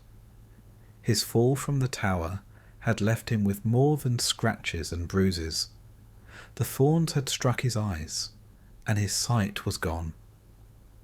The world he had known, the bright landscapes, the shifting skies, the villages and rivers, had vanished into darkness. He was guided only by memory, by the echo of sounds, by the songs that lingered in his mind. Yet he did not falter completely. His longing for Rapunzel, though distant and undefined, shaped his movements. Every stream he felt, every tree he touched, became a clue. The forest offered some kindnesses in the form of streams, sheltering hollows and fruiting trees, but even these were precarious. He stumbled often, his hands cut and bloodied, his steps uncertain. Hunger and exhaustion shadowed every day, but he endured, driven by the thread of hope that had been spun from a voice long remembered. Rapunzel's hair, once golden and bright, had darkened with exposure to the sun, wind, and rain. It became a tool of survival rather than ornamentation, matting at times, catching debris, and reminding her constantly of the life she had lost. She no longer sang as she had in the tower. Instead, her voice became a private rhythm, a way to measure time and maintain sanity. The solitude forced introspection. She learned the full weight of human endurance, the ways in which despair could bend a person, and the ways in which determination could bend it back. Her body, hardened by climbing, gathering, and moving through rough terrain, became capable of feats she would never have imagined in the tower. Years passed, or perhaps only months. They merged indistinctly in the wilderness. Rapunzel began to recognize patterns in the forest, where the wind shifted, where predators hunted, and where danger hid in silence. She learned to anticipate storms, to create shelter from minimal materials, and to preserve her energy for essential tasks. Hunger and exhaustion became teachers, sharpening her mind as much as her body. The wilderness demanded respect, attention, and humility. She grew wiser than the girl who had been confined to a tower, aware now of the fragility and resilience of life alike. The prince's journey was similarly transformative. Each day brought new challenges, and each challenge demanded adaptation. He learned to rely on senses he had previously ignored. The smell of damp earth, the brush of wind across his skin, the sound of birds shifting in the trees. He discovered paths by memory and instinct, guided by the quiet persistence of hope. The echo of Rapunzel's song occasionally reached him, faint and distant, stirring both longing and pain. He moved toward it when he could, and when he could not, he pressed on blindly, trusting that the world, despite its cruelty, might still hold the promise of reunion. The first true moment of their reconnection came unexpectedly. Rapunzel was walking along a dry riverbed, her hands brushing over stones worn smooth by rain, when she heard a faint sound, the rustle of leaves, uneven and hesitant. She paused, listening with every sense alert. It was not a bird or a small animal, but the rhythm of human movement, cautious yet purposeful. Her heart quickened. She followed the sound through underbrush, across uneven soil, and finally encountered the prince. He stood with hands outstretched, blind and weary, yet alive, and recognition flickered between them before words were spoken. Rapunzel knelt and let her tears fall onto his hands, the first contact in years of separation. The prince's fingers trembled as they traced the shape of her face, the lines and contours that memory had preserved. When her tears touched his eyes, slowly and painfully, light returned. Not all at once, but enough for him to see the forest, the riverbed, and Rapunzel herself. The world came back, altered by time and suffering, but alive. He blinked, uncertain at first, then steadily adjusted to the restored vision. The reunion was neither perfect nor free of scars.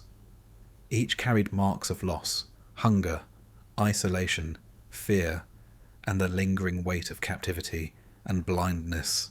Rapunzel and Prince did not speak immediately. There was no need. Their shared history, their endurance, and their mutual longing spoke louder than words. They moved together through the forest carefully, testing each step, each handhold, each sound. Trust had to be rebuilt alongside sight and strength. Where the tower had demanded obedience, the wilderness demanded cooperation. Where the blindness had forced reliance on memory, Rapunzel's presence offered guidance, reassurance, and perspective. As they travelled away from the barren lands, the prince's sight gradually strengthened, and Rapunzel's understanding of the world deepened further. Each step was a lesson in resilience and adaptation. Each encounter with wildlife, storm, or uneven terrain reinforced the knowledge that freedom is never without challenge, and that connection between human and human, between human and world, is earned through care and endurance. Eventually, they reached a place where the forest opened into wide meadows and slow rivers, where villages could be seen in the distance, and the sky stretched uninterrupted. Rapunzel, who had been confined to a single window for most of her life, finally saw the world in breadth and depth. She felt not only wonder, but also the profound knowledge that freedom had a cost. The prince, too, understood that vision and love required patience, endurance, and the acceptance of imperfection. The tower remained in the distance, silent and empty, a reminder of the past and the cruelty of possession. The woman who had claimed Rapunzel never returned, and the forest, once indifferent, seemed to acknowledge the endurance of both Rapunzel and the prince. They carried forward not with illusions of perfection, but with the reality of lived experience, strengthened by suffering and tempered by hope. Rapunzel's life, once constrained by walls and expectation, had transformed into one defined by choice, resilience, and earned freedom. The prince, once reliant on sight alone, had learned to navigate the world through trust, memory, and love. Their reunion was not simply a return to comfort, but a testament to endurance, patience, and the unyielding possibility of redemption and connection. Together they moved forward into a world shaped both by hardship and by the persistence of hope, forever changed, yet finally free.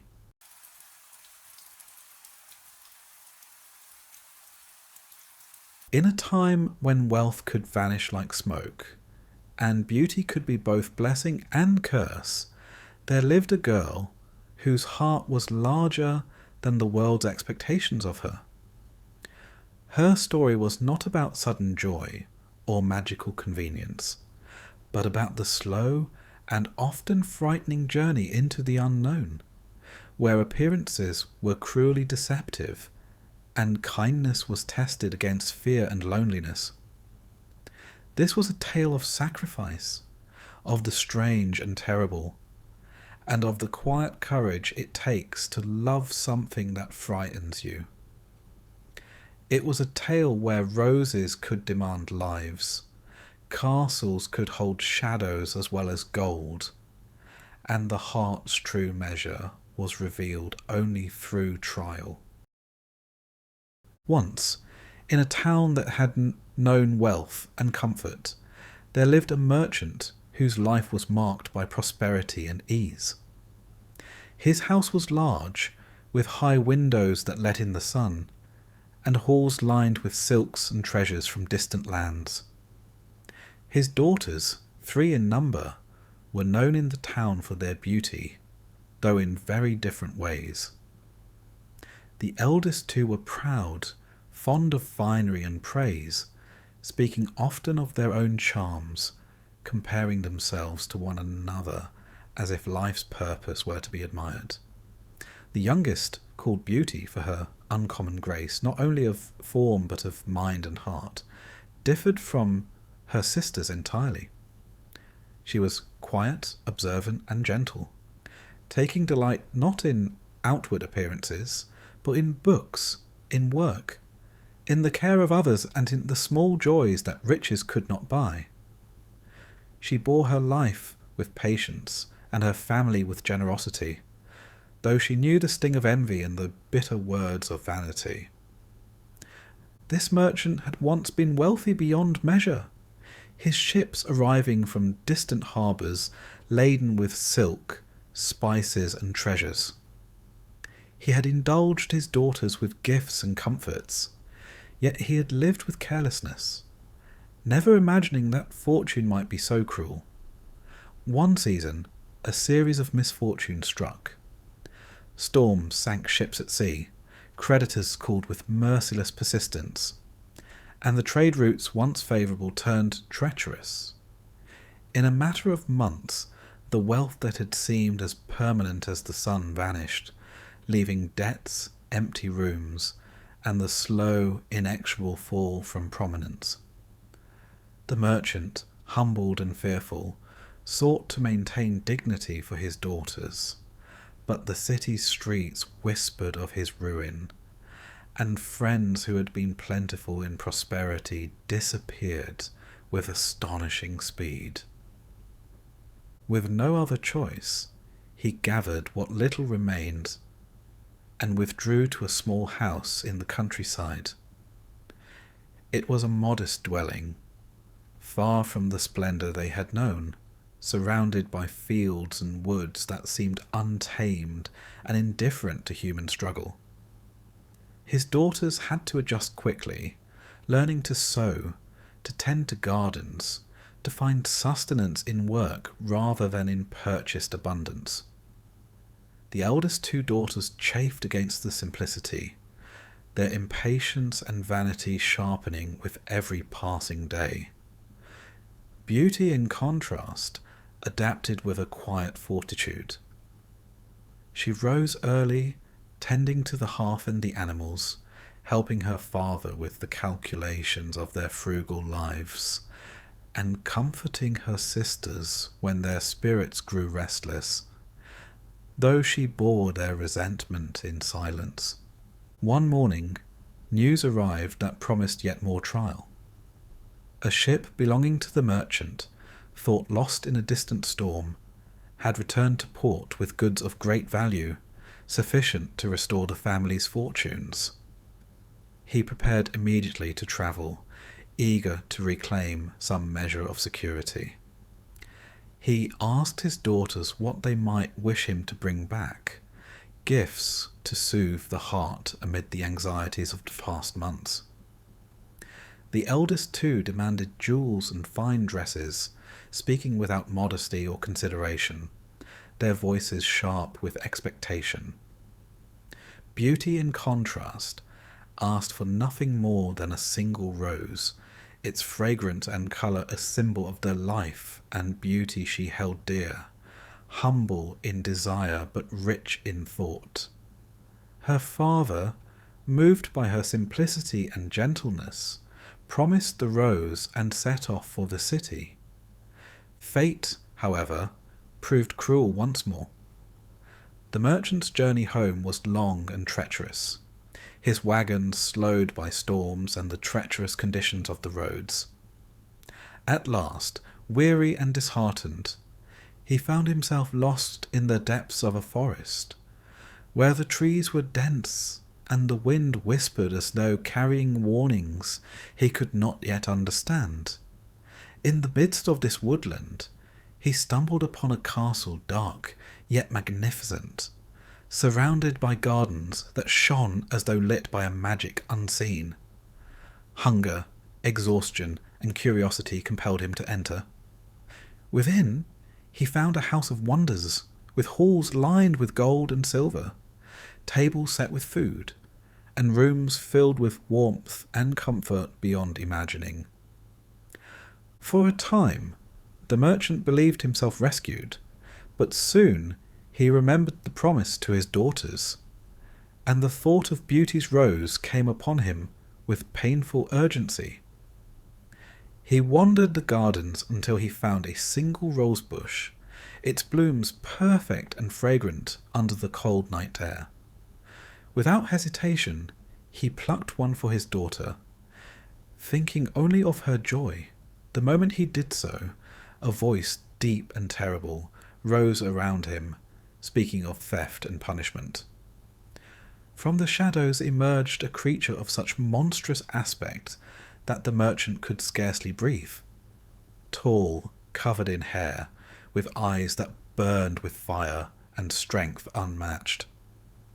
It was the beast, the master of the castle, and the rose was his property, stolen by human folly. The beast's words were harsh, though not without mercy. He demanded the merchant's life, or the life of a daughter, in reparation.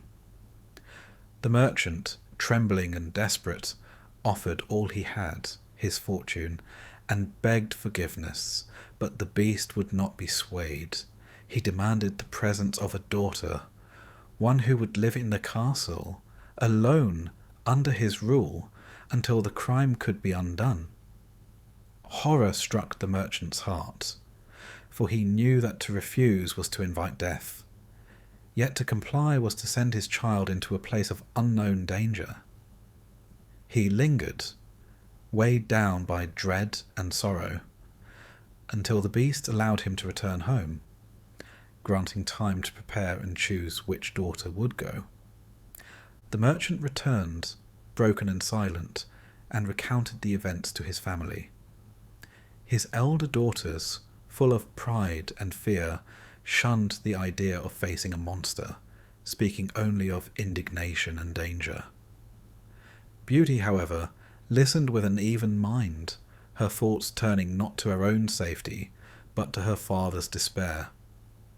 She understood the gravity of the choice, and the sacrifice it demanded. With no fanfare, no protest, she prepared herself, comforting her father and assuring him that her heart would bear the burden. Though her steps trembled and her spirit quavered, she accepted the fate that would save him.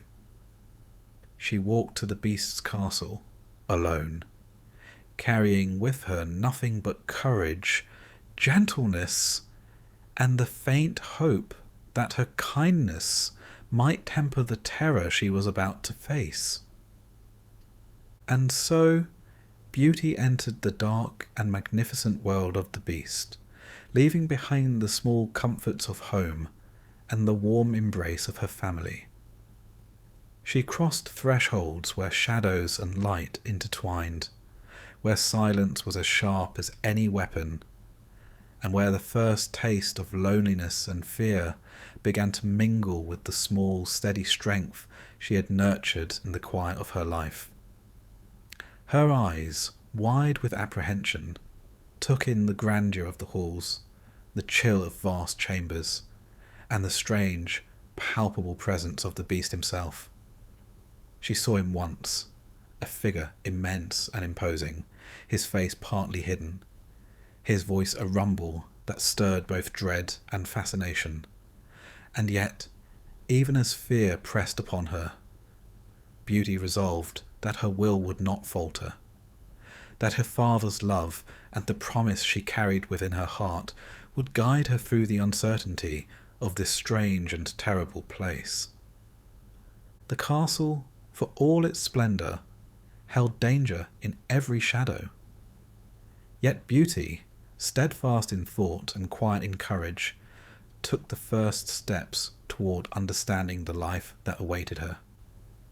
She could not yet know what the days ahead would bring, the trials of fear, the moments of despair, or the faint glimpses of kindness that would lead her heart in unexpected ways. But she had begun the journey that would test every measure of her character.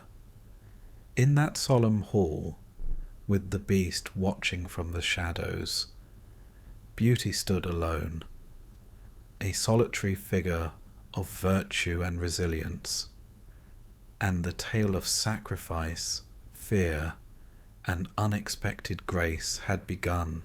The castle that Beauty entered was unlike any dwelling she had known. Its walls gleamed faintly in the dim light, as if the stones themselves contained some strange luminescence. Halls stretched in endless corridors, lined with tapestries depicting hunts and feasts that seemed to move slightly when glanced at from the corner of the eye. The air carried a perfume both sweet and pungent, as though mingling flowers and decay, and faint echoes of footsteps and whispered sounds made it impossible to be certain whether the castle was empty or filled with unseen presences. Doors opened onto vast chambers furnished with silks, velvets, and gilded chairs. Yet no human warmth had settled there. Candles burned without smoke, and fountains of crystal-clear water sang softly in the darkness, their music both soothing and unsettling. In every corner, the castle seemed to offer both hospitality and warning, as though the very stones were aware of the fear it demanded and the patience it required. Beauty's first nights were long and sleepless. She wandered cautiously through the halls, noting the silence that was broken only by the distant guttural growls of the beast or the clatter of unseen servants. She dined alone at tables that appeared as if prepared in anticipation of her arrival, though she saw no hand set the plates. In the quiet, she studied the beast from afar.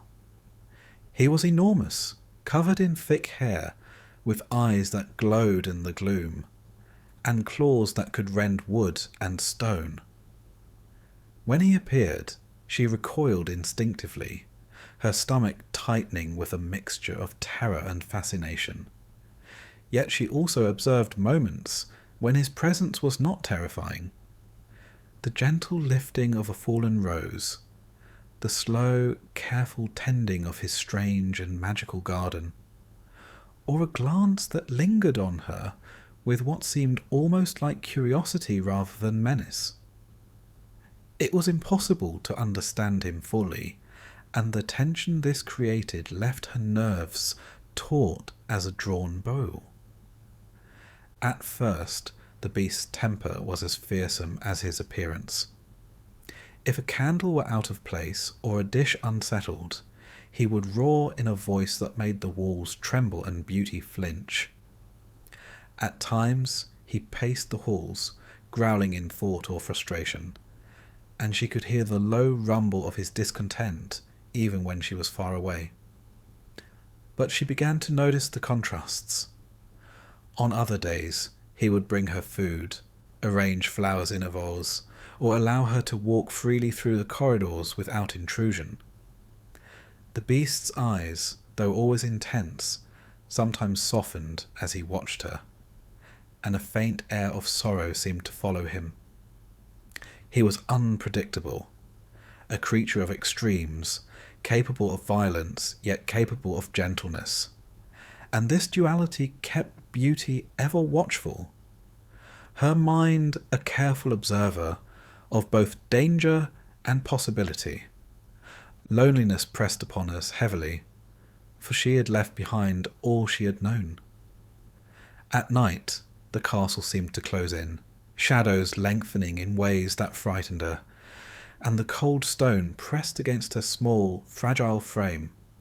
She found solace in books she had brought with her, reading by candlelight in chambers where silence was absolute, and in wandering the gardens that stretched beyond the walls, finding small joys in roses, fountains, and the simple act of walking under the night sky. Her heart ached for her family, for the merchant and the quiet warmth of her father's hand, for the careless laughter of her sisters, even with all their vanity. And yet she remained steadfast, reminding herself that this sacrifice, fearsome as it was, had been made for love, and that alone gave her courage. The beast, for all his fearsome presence, was not without moments that revealed humanity.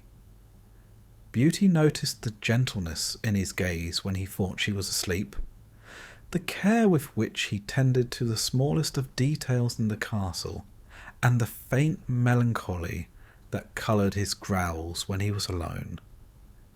She began to perceive that he had been shaped by his own misfortune, perhaps cursed or condemned, and that the terror he inspired was as much a shield as a weapon. Each day she wrestled with the conflicting emotions that his presence inspired: revulsion at his appearance, fear of his temper, sympathy for the loneliness that matched her own, and a growing curiosity that made her linger near his shadow, watching and observing without drawing attention. Beauty's moral struggle was constant. She had been raised to value kindness and selflessness, yet the beast's threats and unpredictable moods demanded caution and even fear.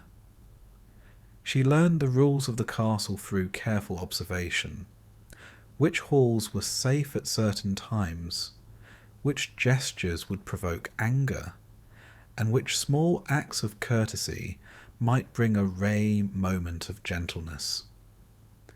The lessons were often harsh, learned through trial and trembling observation, yet they strengthened her character.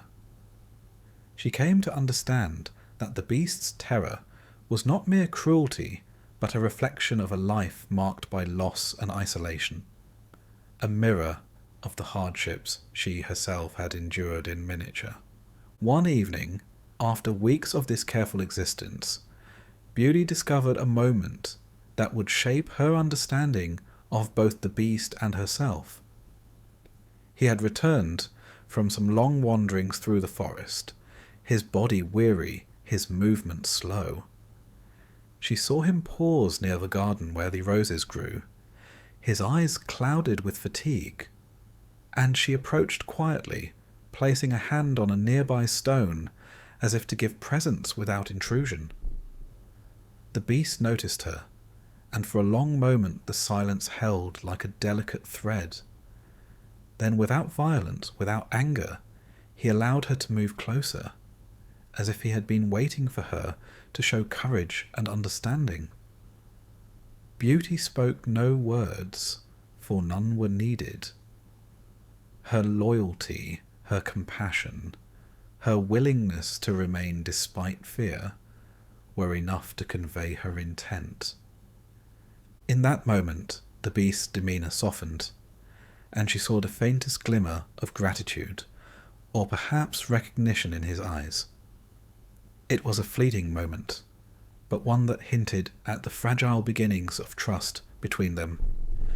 She realized that fear alone could not define her experience here, and that the act of staying, of showing constancy in the falls of uncertainty, was a form of strength greater than any magic or threat the castle contained.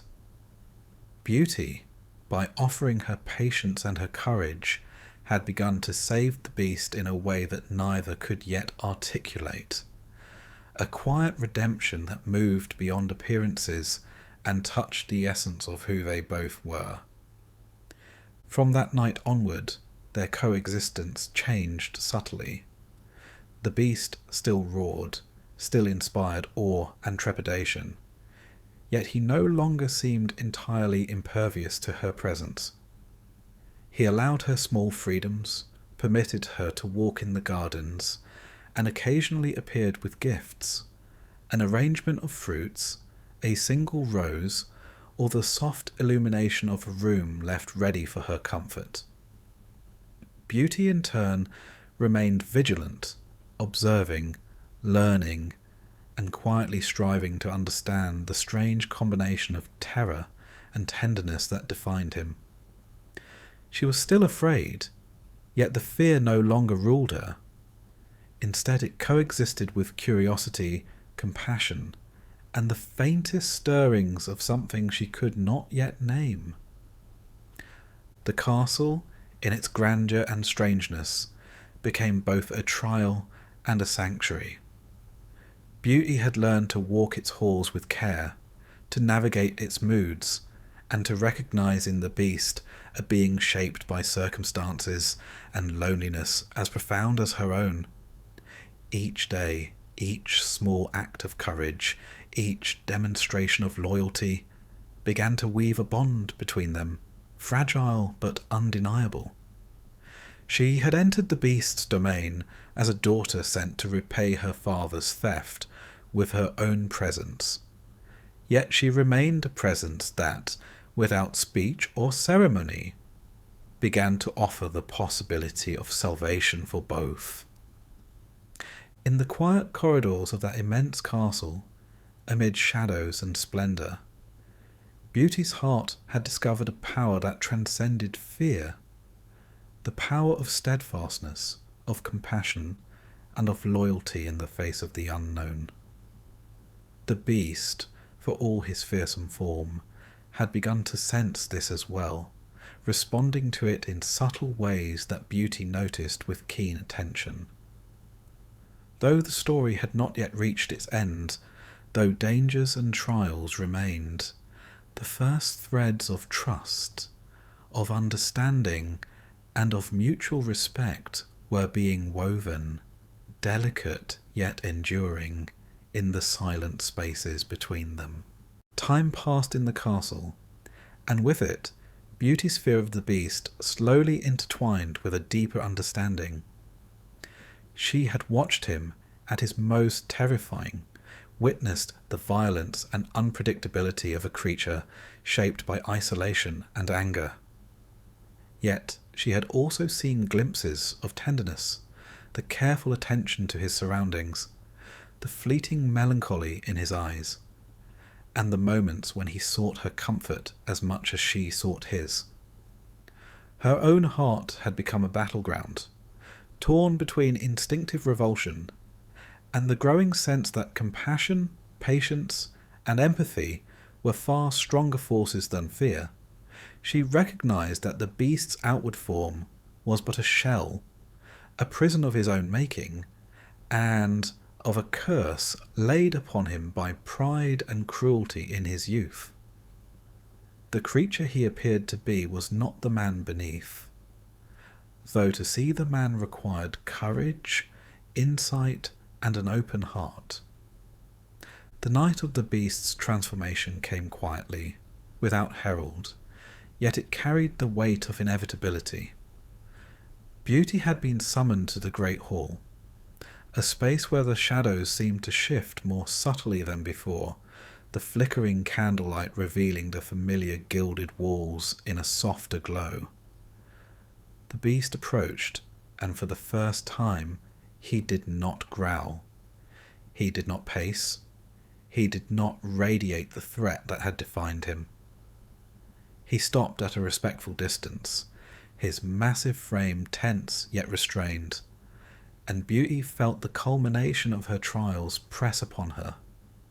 The knowledge that her courage, patience, and moral steadfastness had led her to this moment, and the realization that love, true, unselfish love, was more powerful than any spell, fear, or curse.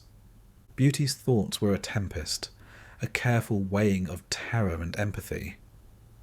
She remembered the long nights of solitude, the sharpness of his anger, the moments when she had feared for her life, yet she also recalled the subtle kindnesses, the acts of trust and generosity, the silent acknowledgement that she had not abandoned him. It was in the balance of these memories that she understood what she must do. She looked upon the beast, not as a creature to be feared, but as a being who had suffered under the weight of his own pride, and she recognized the worth and nobility hidden beneath the terrifying exterior. With that recognition came an affirmation, quiet yet absolute. She saw him as he truly was, and in seeing, she loved. The change was immediate and astonishing. The beast shuddered, his form rippling as if the very air around him conspired to shift and transform.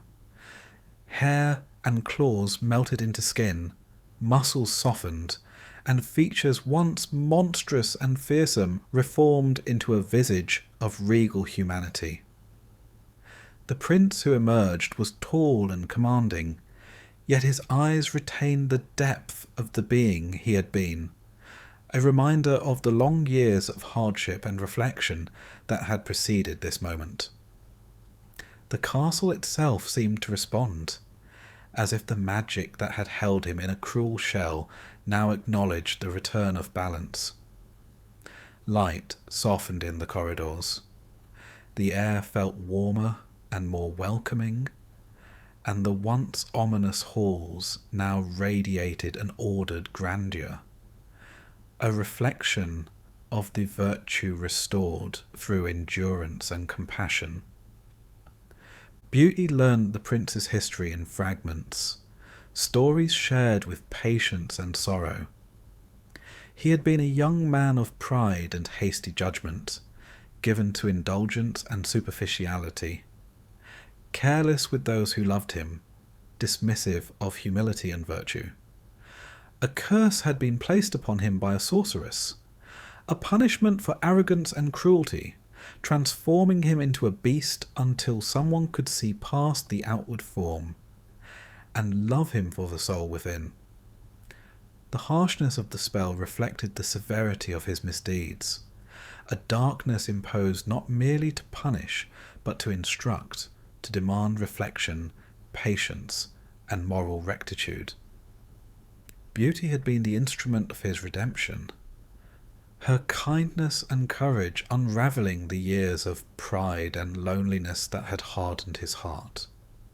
Returning to the merchant's family became a task of reconciliation, exposure, and moral reckoning.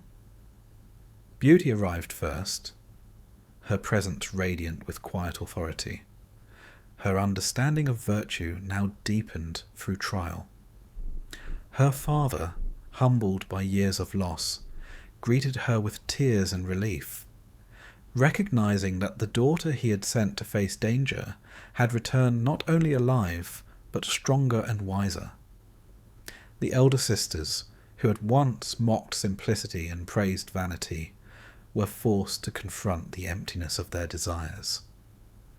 Their beauty and adornments now seemed petty compared to the steadfastness and courage of their youngest sibling. They saw, too late, that moral fortitude held more weight than mere appearance, that loyalty and selflessness were virtues beyond gold or silk. The prince, once the beast, accompanied Beauty but maintained a solemn distance, allowing the family to recognize the transformation not only of his body but of the lessons learned. His demeanor was calm, just and commanding, tempered by the memory of his monstrous years. He did not gloat, he did not boast. He observed, silently conveying that true power lay not in fear, dominance or cruelty, but in restraint, empathy, and the understanding of the value of virtue.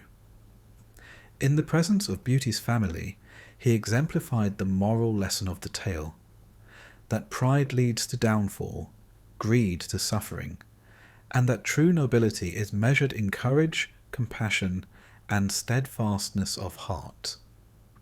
With the restoration of order and justice, Beauty and the prince established a household marked by both wisdom and grace. Their reign, humble yet authoritative, reflected the lessons of the castle, the trials endured, and the moral truths discovered through fear, patience, and empathy.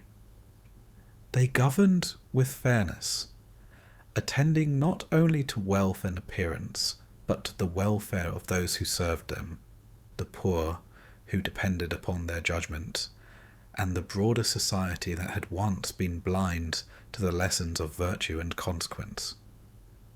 The palace, no longer a place of terror or enchantment alone, became a home, a reflection of the inner balance achieved by both prince and wife.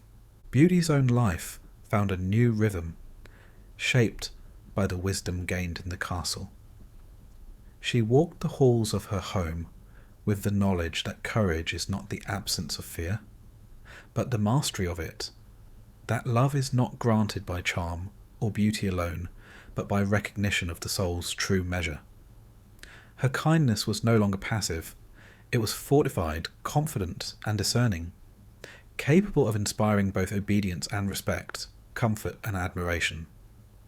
The prince, once the beast, never forgot the lessons of his cursed form. His memory of terror and isolation, shaping a reign of tempered justice, mercy, and understanding. Together they forged a life that honoured both the trials endured and the humanity discovered, their partnership a testament to the enduring power of moral courage and love that transcends appearances. Though the darkness of the past lingered faintly, like shadows receding at dusk, it served as a reminder rather than a burden. The tale concluded not with frivolity or careless joy, but with a recognition of what it means to endure, to sacrifice, and to act with virtue when fear is present. Beauty and the prince, united by the trials of the castle and the transformations of heart, ruled with compassion and justice. Their story became a quiet legend, a warning against vanity and pride, a guide to the strength of character, and a testament to the enduring power of empathy and love, in even the most fearful and uncertain of circumstances. In the halls where the beast had once roamed in fury, there was now light, measured and steady. In the gardens where roses had been plucked and fear had been born, there was growth, beauty, and order. And in the hearts of both prince and wife, the memory of hardship and the triumph of virtue remained, subtle yet unshakable, shaping a life of justice, peace, and enduring love.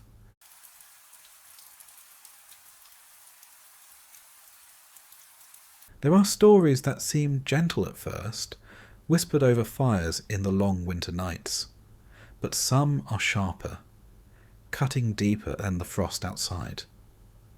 This is one of those stories. It begins with a mirror made by a wicked troll, a mirror that twisted everything beautiful into ugly shards, and through its shards it scattered sorrow across the world.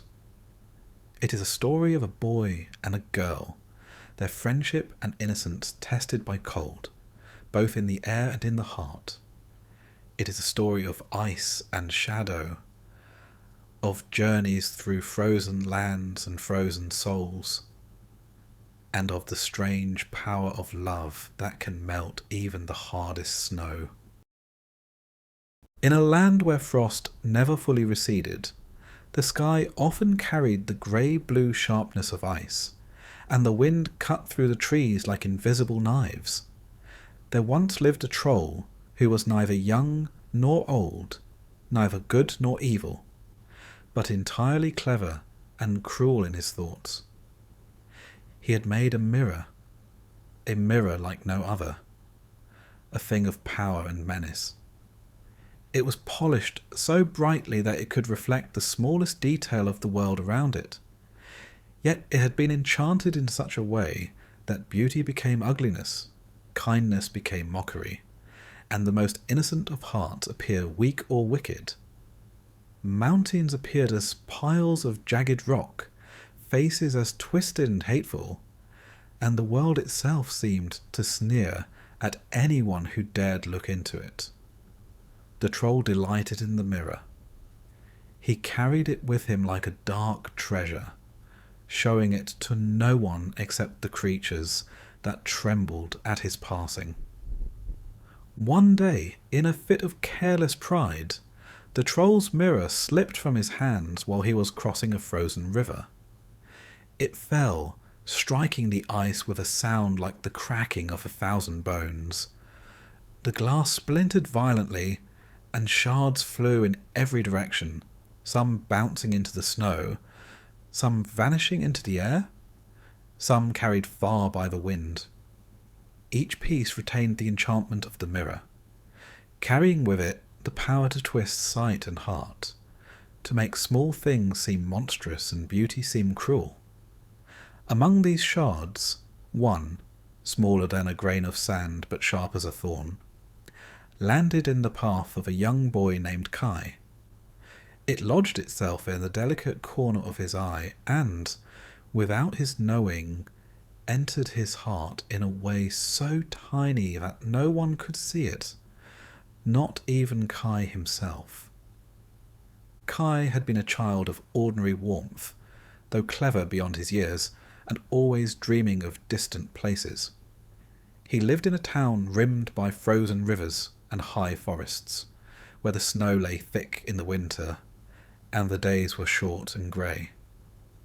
He was not lonely because he had Gerda, a girl of the same age, whose heart was as open and tender as a spring flower. Gerda's laughter could light the corners of any house, and she loved Kai as if he were the only person in the world who understood her. Together they ran through the icy streets, built towers of snow, chased each other across frozen ponds, and told each other stories of distant lands they would one day visit. Their friendship was simple and pure, and the world seemed safe as long as they were together. At first, the shard in Kai's eye and heart did nothing obvious, but over the following weeks, a subtle change began. Kai would glance at the snow and see not its soft whiteness, but only the way it could trap and chill. He would see faces of friends twisted in imagined cruelty. He would hear Gerda's laughter, and feel a sharp edge of doubt and jealousy he could not explain. Sometimes he reacted cruelly without meaning to, teasing small animals too harshly, or speaking in a sharp tone that he instantly regretted. He could not understand why he felt cold toward the things he had always loved, and he could not tell anyone, for no one else could see the shard that had entered his heart. Gerda noticed these changes. She tried to call him back to the warmth of their friendship, to remind him of their games and the simple joy of a snow day or a warm hearth, but Kai resisted. He became quiet, distant, and sometimes cruel, though he never meant to be. The more the shard worked its hidden magic, the more he seemed to forget the kindness he had known. And yet, even under its influence, he would sometimes glance at Gerda and feel the faintest flicker of the boy he had been, a flicker that neither he nor anyone else could fully grasp. It was in the height of winter, when the sun barely lifted above the horizon, and the wind howled like wolves across the frozen forest, that the Snow Queen appeared. She had been watching from the far north, where ice was thick enough to hold the weight of eternity, where mountains were made of frozen crystal, and the rivers ran like liquid silver in the cold light. She saw Kai and recognized the shard in his heart, the tiny piece of the troll's mirror that made him susceptible to her power. She came not with anger, but with the careful patience of a force that could bend without breaking. One moment he was standing alone on the frozen path, and the next she was there, as if he had always been meant to follow her. Kai did not resist, though no one could have called it willing. The shard had dulled his sense of warmth, of fear, of home. He barely looked back as the Snow Queen led him into a sleigh of carved ice, drawn by horses whose coats shimmered like silver under the cold stars. The sleigh glided across the snow and over rivers frozen hard enough to bear the weight of mountains. Trees whispered behind them, and the wind seemed to bend, carrying no warmth or sound from the world Kai had left. Gerda, returning from a small errand in the village, found only his footprints leading to the edge of the forest. Her heart froze before her eyes could even register the emptiness, and the snow seemed suddenly darker, as though the world itself had been drained by the absence of her friend. She called his name, and the wind swallowed it. She ran, stumbled, and searched, but there was no sign of him, only the glimmer of the distant north, where the Snow Queen reigned. In that moment, a determination settled in Gerda's heart. She would go after him. She would follow the trail into lands she had never known, through dangers she could not imagine, and across distances so vast that no ordinary courage could hold her steady. Yet in her heart she carried the warmth of her love for Kai, a warmth that no shard of glass, no cruel enchantment could fully touch. Even as the frost of the world pressed against her, even as the cold whispered of despair and distance, she would not yield. The forest seemed to close around her as she took her first steps, shadows pressing from every direction, the snow underfoot hard and unforgiving. Yet she moved, driven not by magic or by any promise of reward, but by the simplicity of a child's love, and the clarity of a heart that refused to bend to cold. The wind carried hints of the north, the faintest glimmer of something silver and sharp, a palace of ice beyond the horizon. It was a place of dazzling beauty and terrible danger, where the cold could take hold of a soul entirely if it were not resisted. Gerda did not know the exact path, nor the trials she would face, but she carried in her breast the certainty that Kai was still there somewhere, waiting for her to find him. Even as she walked, the shard in Kai's heart worked its quiet mischief.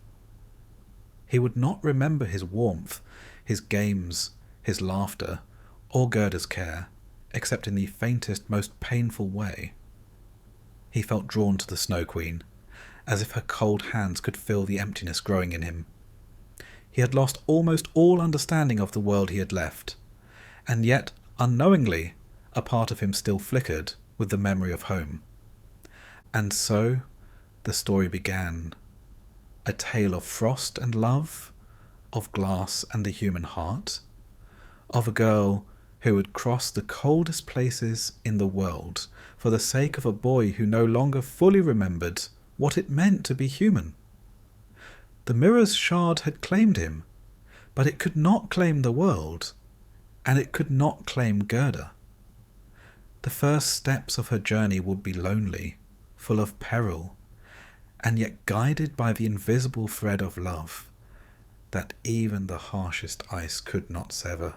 Gerda's journey began the morning after Kai's disappearance, though it felt to her as if the world itself had vanished overnight.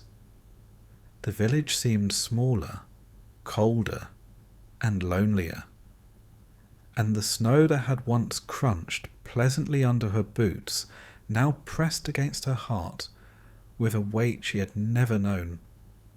She did not speak to anyone, nor did she linger. She walked toward the forest where Kai had last been seen, her small hands clenched, her breath rising in thin clouds that vanished quickly into the grey air. She knew, without knowing how, that he was far from home, carried toward the north, where ice ruled more fiercely than sun or warmth. The first trials came almost immediately. She had not travelled alone before, and the forest seemed to test her in ways that were quiet and subtle. Paths twisted beneath snowdrifts. Shadows moved just beyond sight, and strange noises whispered among the pines. It was here that she met the first figure of power that would slow her journey. An old woman who lived in a garden of roses hidden beneath the snow. The garden was impossibly bright, warm and fragrant, a stark contrast to the grey cold outside. The woman, pale and delicate as frost on glass, welcomed Gerda with gentle hands and soft eyes. She offered food, warmth, and the illusion of safety. For many days, Gerda forgot the wind, the forest, and even Kai's absence. She wandered among the roses, tending them, speaking to the flowers as if they could hear her, and the old woman smiled, patient and serene. Yet Gerda's heart refused to rest.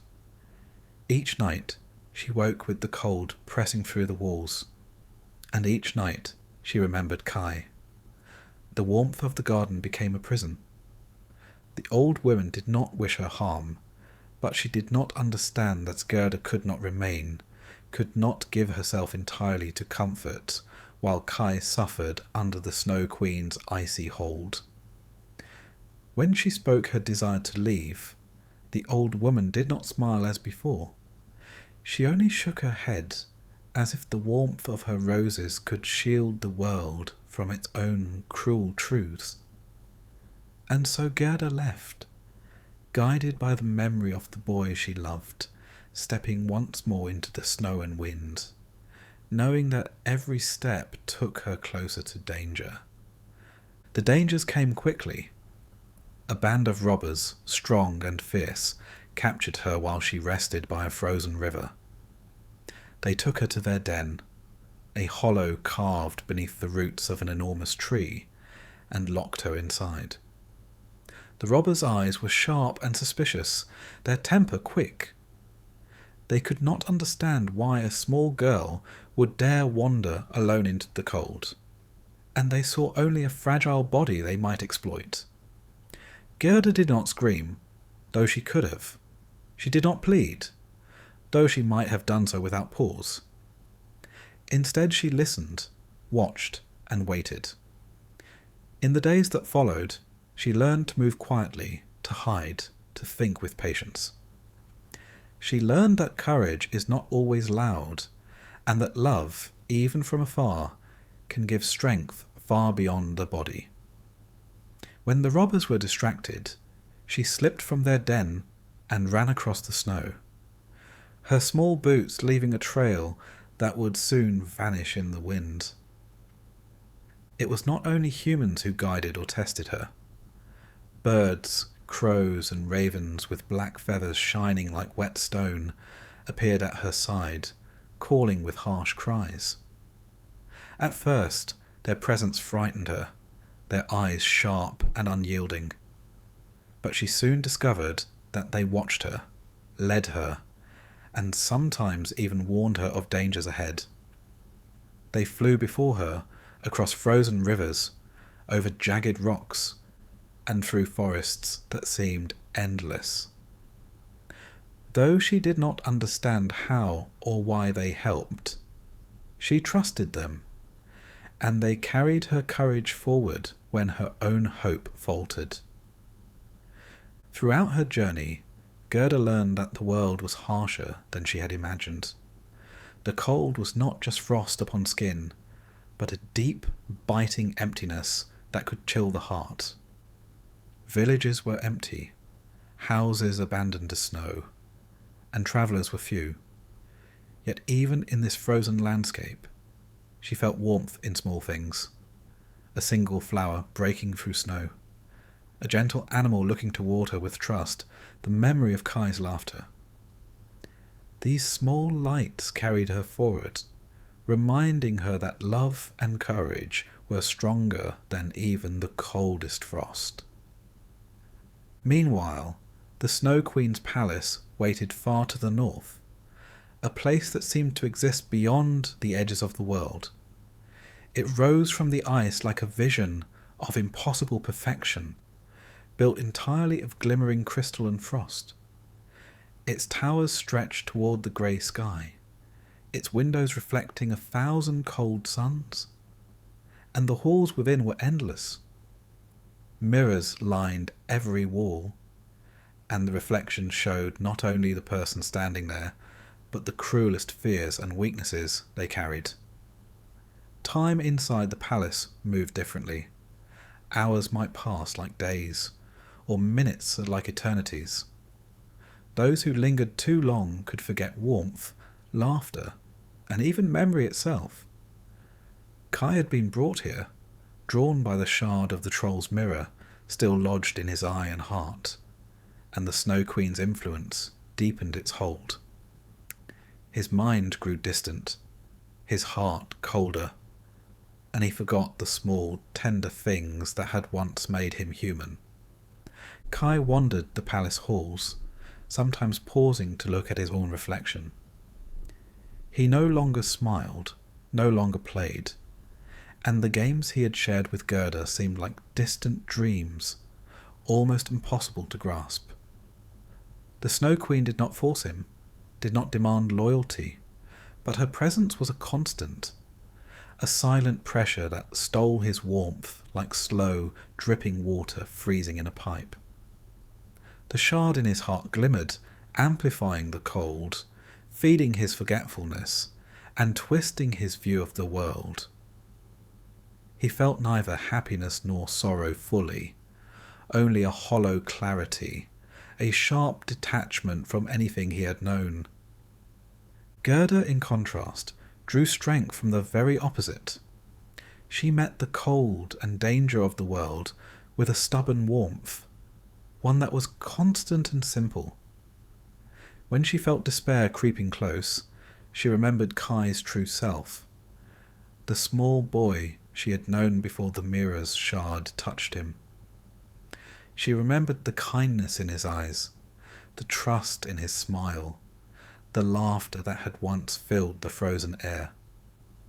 It was this memory that kept her moving, that made her endure the long, endless roads, the nights with little shelter, and the moments when hunger or exhaustion might have stopped a less determined traveller.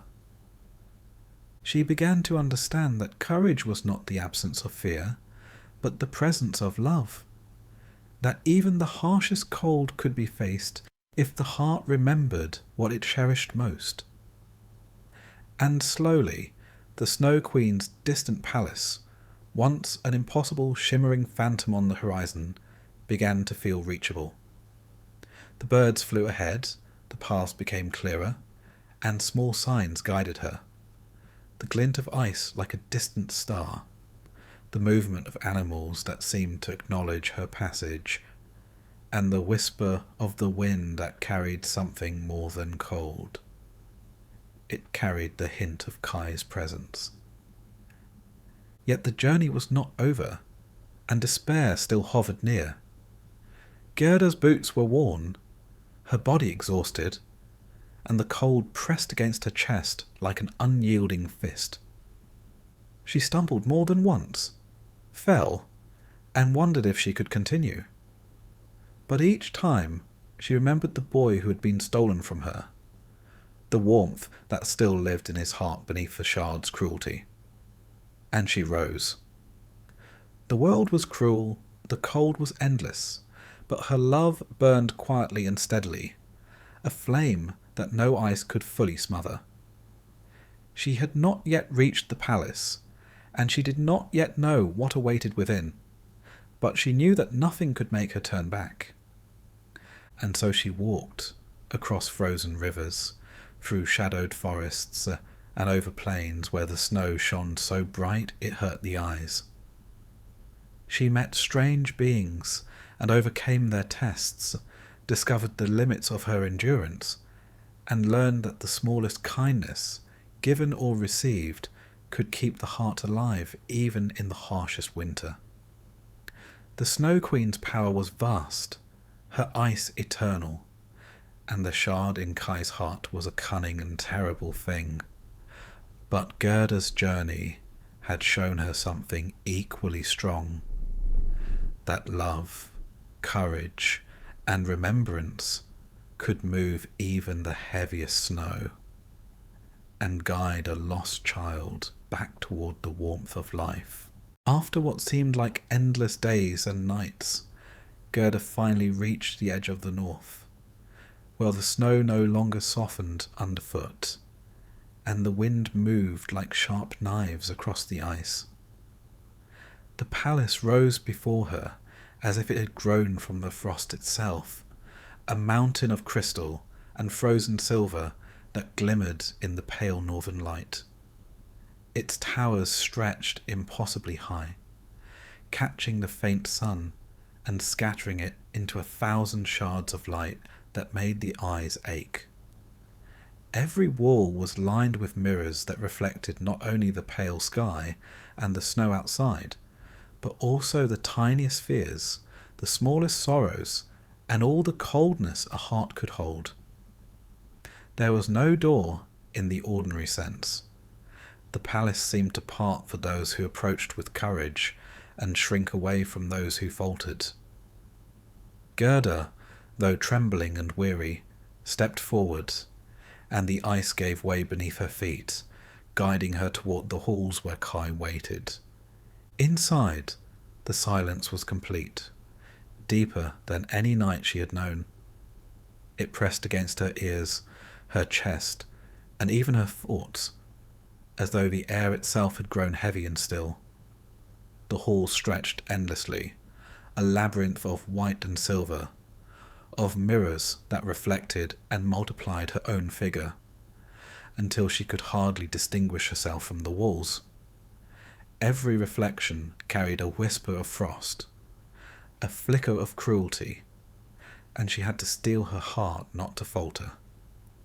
She walked carefully, following the faint trace of Kai's presence, the memory of his warmth, the invisible thread that tied them together stronger than any distance or magic. Kai was there, though he did not see her as he had once seen the world. He stood in the centre of a hall of mirrors, tall and pale, his eyes distant and expressionless. He had grown thin, his movements careful and slow, as if his body had learned to obey the cold more than his own desires. The shard in his eye and heart had done its work. He no longer remembered the games he had played, the laughter he had shared, or the small joys of his home. The Snow Queen's presence did not need to force him. Her influence was like the cold itself, subtle, omnipresent, and inescapable. She watched from above, not cruelly, but with the detached patience of a force that exists outside of human concerns, indifferent to grief or love. Gerda's heart threatened to break at the sight, yet she did not waver. She ran forward, calling his name with a voice that trembled and broke, yet carried across the endless halls. The mirrors multiplied her calls, and the cold pressed harder, trying to silence her. But she pressed on, finally reaching him. She fell to her knees before him, tears running freely, freezing at the edges into tiny crystals. She did not speak of anger, nor of punishment. She only let her love flow toward him, the warmth in her chest spreading outwards, bright enough to pierce the layers of ice that had claimed his heart. At first, Kai did not respond. His eyes, cold and distant, did not recognize her. The shard in his heart resisted, gleaming faintly with cruel light, showing him a world where warmth was weakness and kindness a trap. But love is patient, and it is persistent. Gerda's tears and her embrace began to work where no spell or argument could. She pressed closer, wrapping her arms around him, whispering words that needed no sound, words that carried only the memory of shared laughter, of games, of friendship, of trust. Slowly, imperceptibly, the edges of the shard began to weaken. The cold inside Kai's chest faltered, and a spark of warmth returned. First a flicker, then a small flame. The Snow Queen observed, her silver hair moving with the wind that seemed ever present in her halls. She did not speak, did not intervene. Her power was tied not to cruelty, but to reflection, to the endless repetition of what is broken and cold. She could freeze rivers, shape ice into castles, and hold mind in suspended chill. But she could not stop love that moved with courage. Kai's heart, so long locked by the shard, began to remember. A memory of Gerda's laughter, of the snow, of the small joys he had once taken for granted, pierced the crystal prison around his soul. His body relaxed, his eyes cleared, and at last he looked at her, not with the destined emptiness of ice, but with recognition, trembling and relief. Gerda held him, letting him feel the warmth that had never left her, never dimmed, even in the face of the vast cold and the Snow Queen's power. With steady hands, she pressed upon the corner of his eye where the shard had lodged itself, and with the strength of her heart she drew it out. The shard was small, sharp, cruel, but it could not resist the steady flow of love. When it left Kai's body, it shattered, scattering into the air like tiny sparks that melted instantly in the warmth she carried. The mirrors on the walls of the palace trembled, cracking in silent, delicate fractures, and the ice underfoot softened. The cold that had held Kai so tightly began to ebb.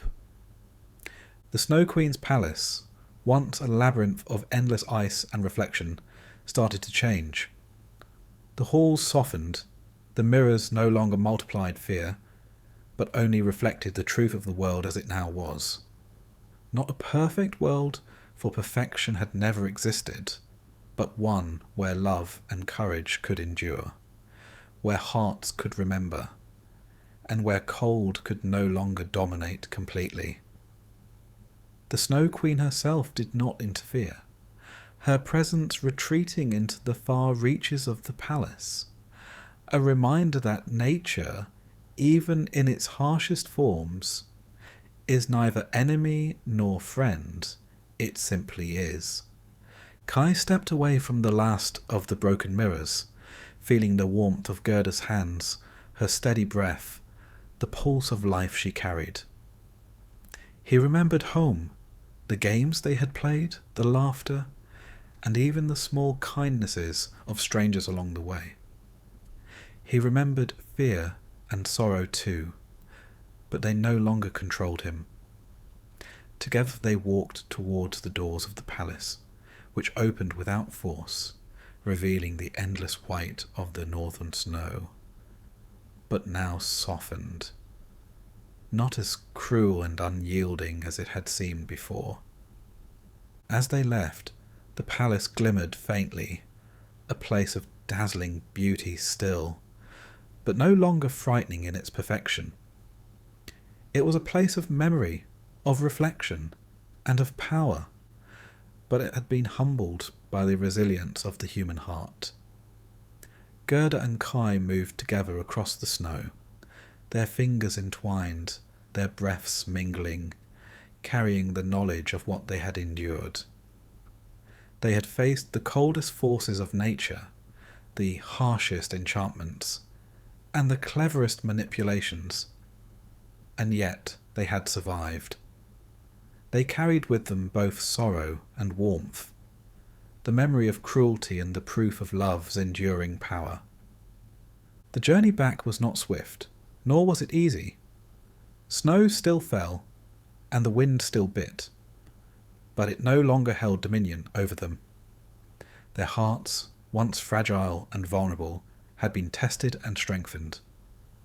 Every step was a reminder that the world, though harsh, could be met with courage, and that even the most frozen places could yield to love. By the time they reached the edges of the northern forests, the sun had risen, pale but steady, over the hills of their childhood. The frost on the trees glimmered like diamonds, and the rivers, though still cold, reflected the sky and the promise of spring. Gerda and Kai returned to their village changed. They had known the Snow Queen, had faced the Shard's cruelty, and had endured the cold that seeks to claim hearts. But they had also known the unyielding warmth of courage and love. They carried the memory of both the harshness and the tenderness of the world, understanding that even in the cruelest places, warmth can endure if one seeks it and refuses to give in. They would never forget the palace, nor the lessons of the north, nor the power of a heart that refuses to yield. And though life would continue, with its joys and sorrows, they carried with them the certainty that even the darkest ice could be thawed by love, and even the most lost heart could be found again.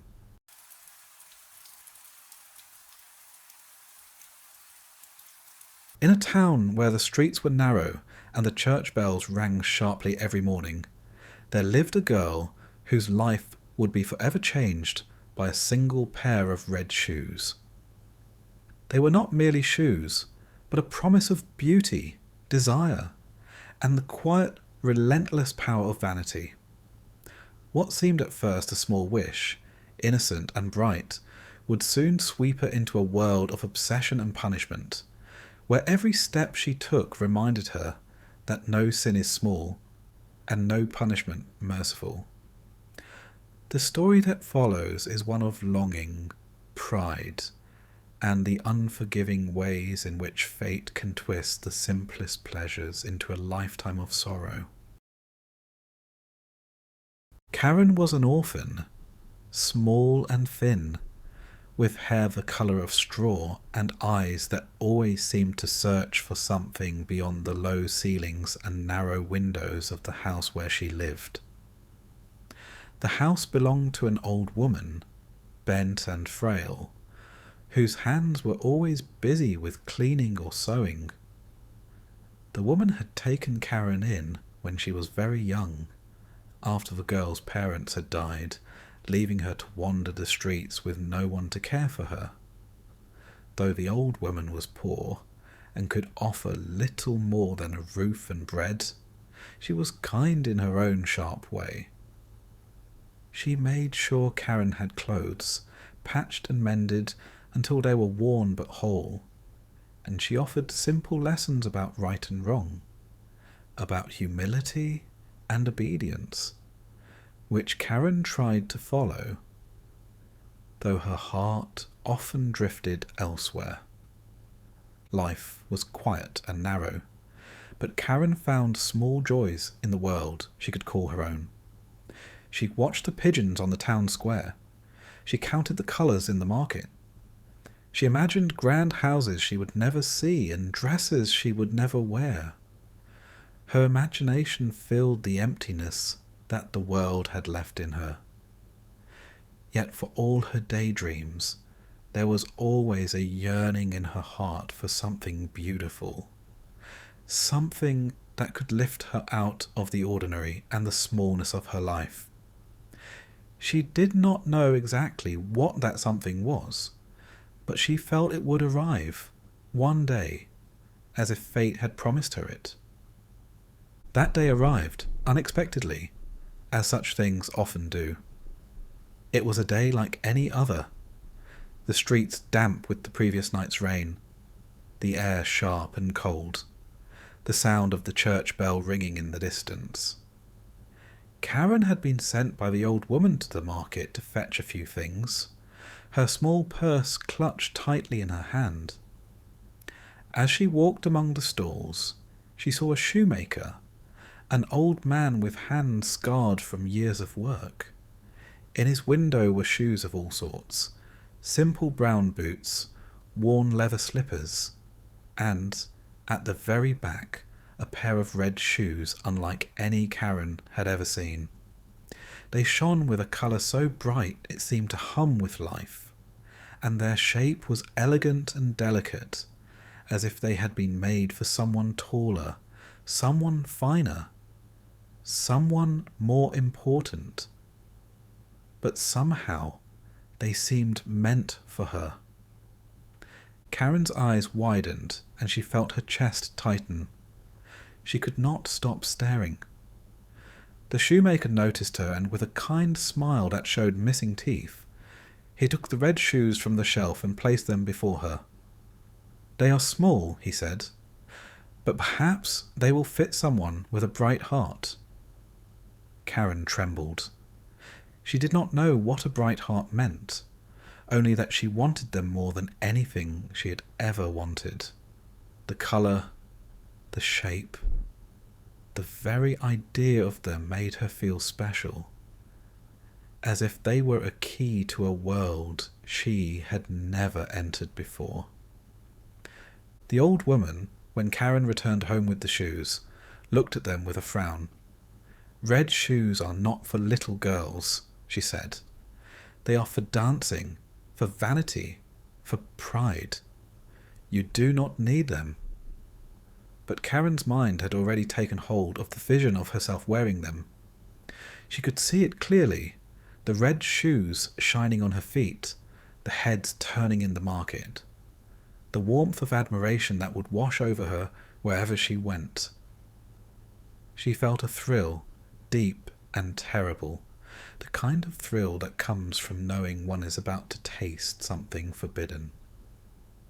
And in that moment, she decided she would wear them, no matter what the old woman said.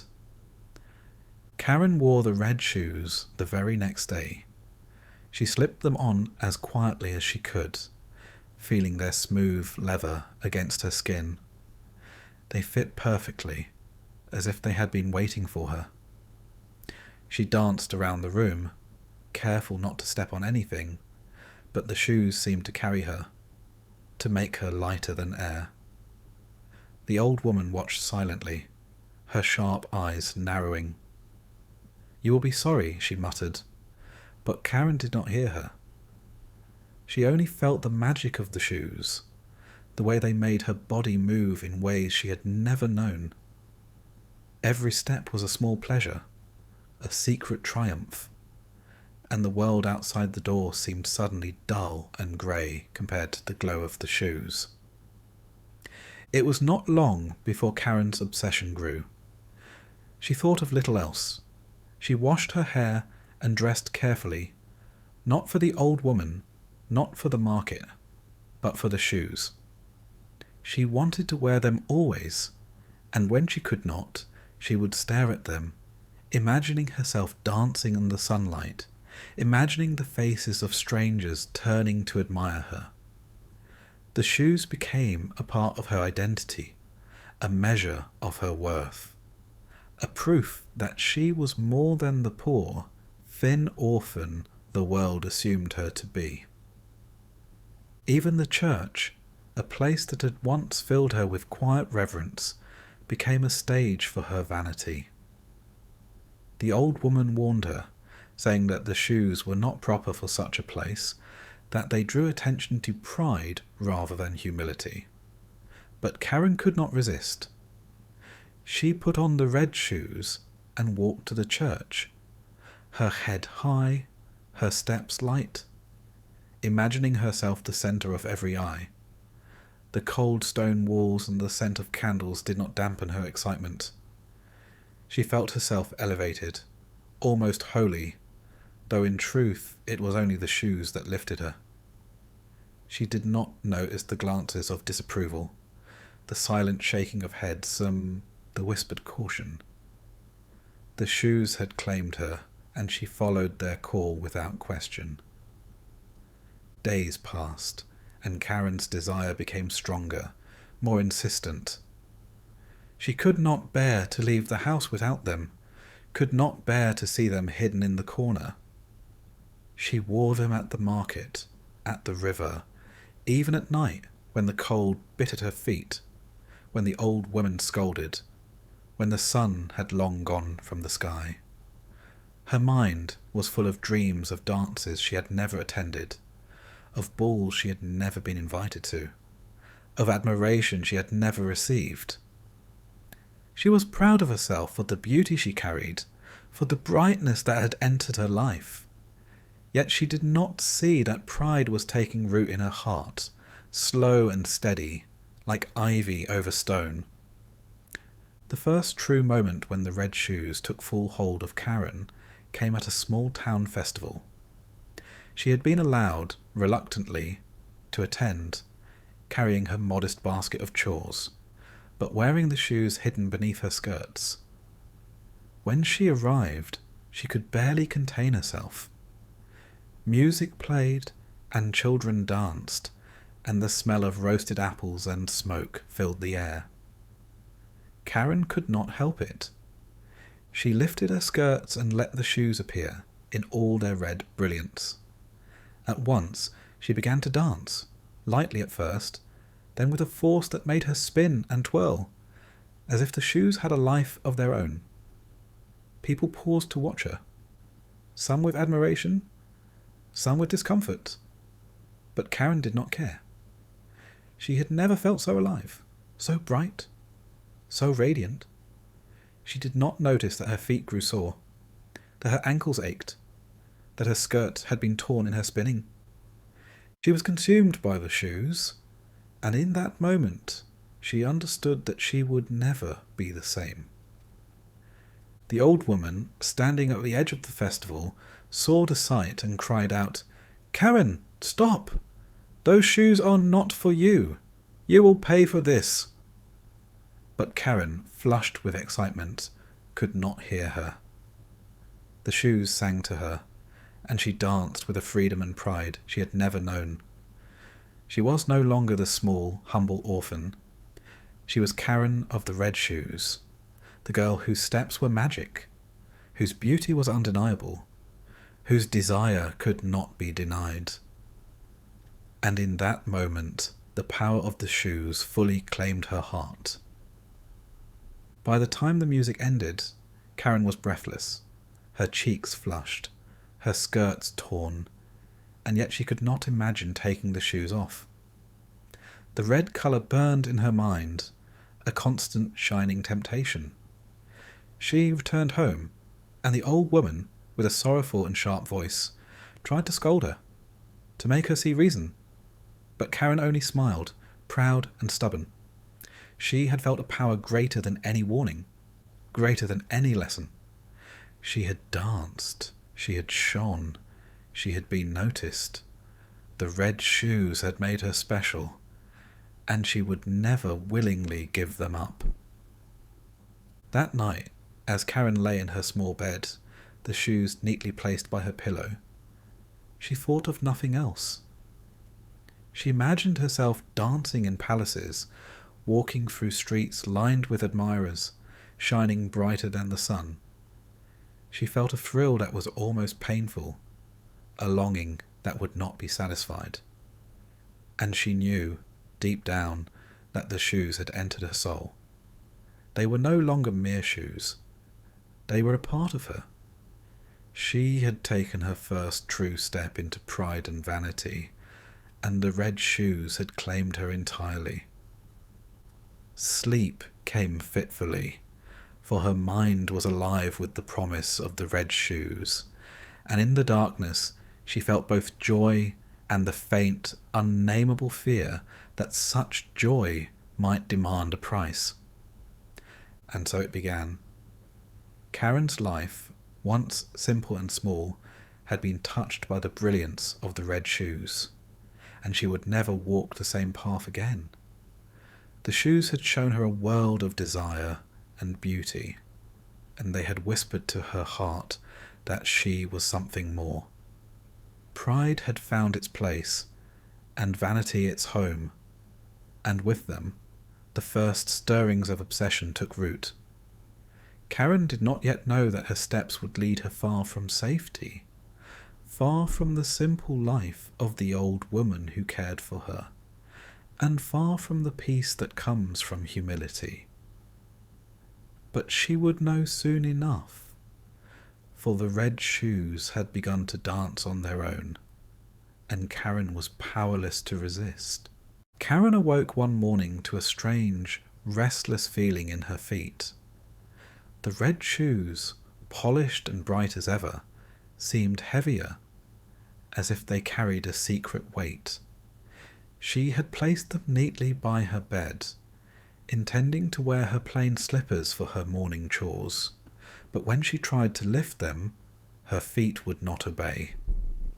The red shoes clung to her, and with a sudden, terrifying force, they slipped onto her feet without her will. At first, she laughed nervously, thinking it a trick of her imagination, but soon she realized the truth. The shoes had taken control. They pressed and tightened, fitting her feet perfectly, yet demanding movement.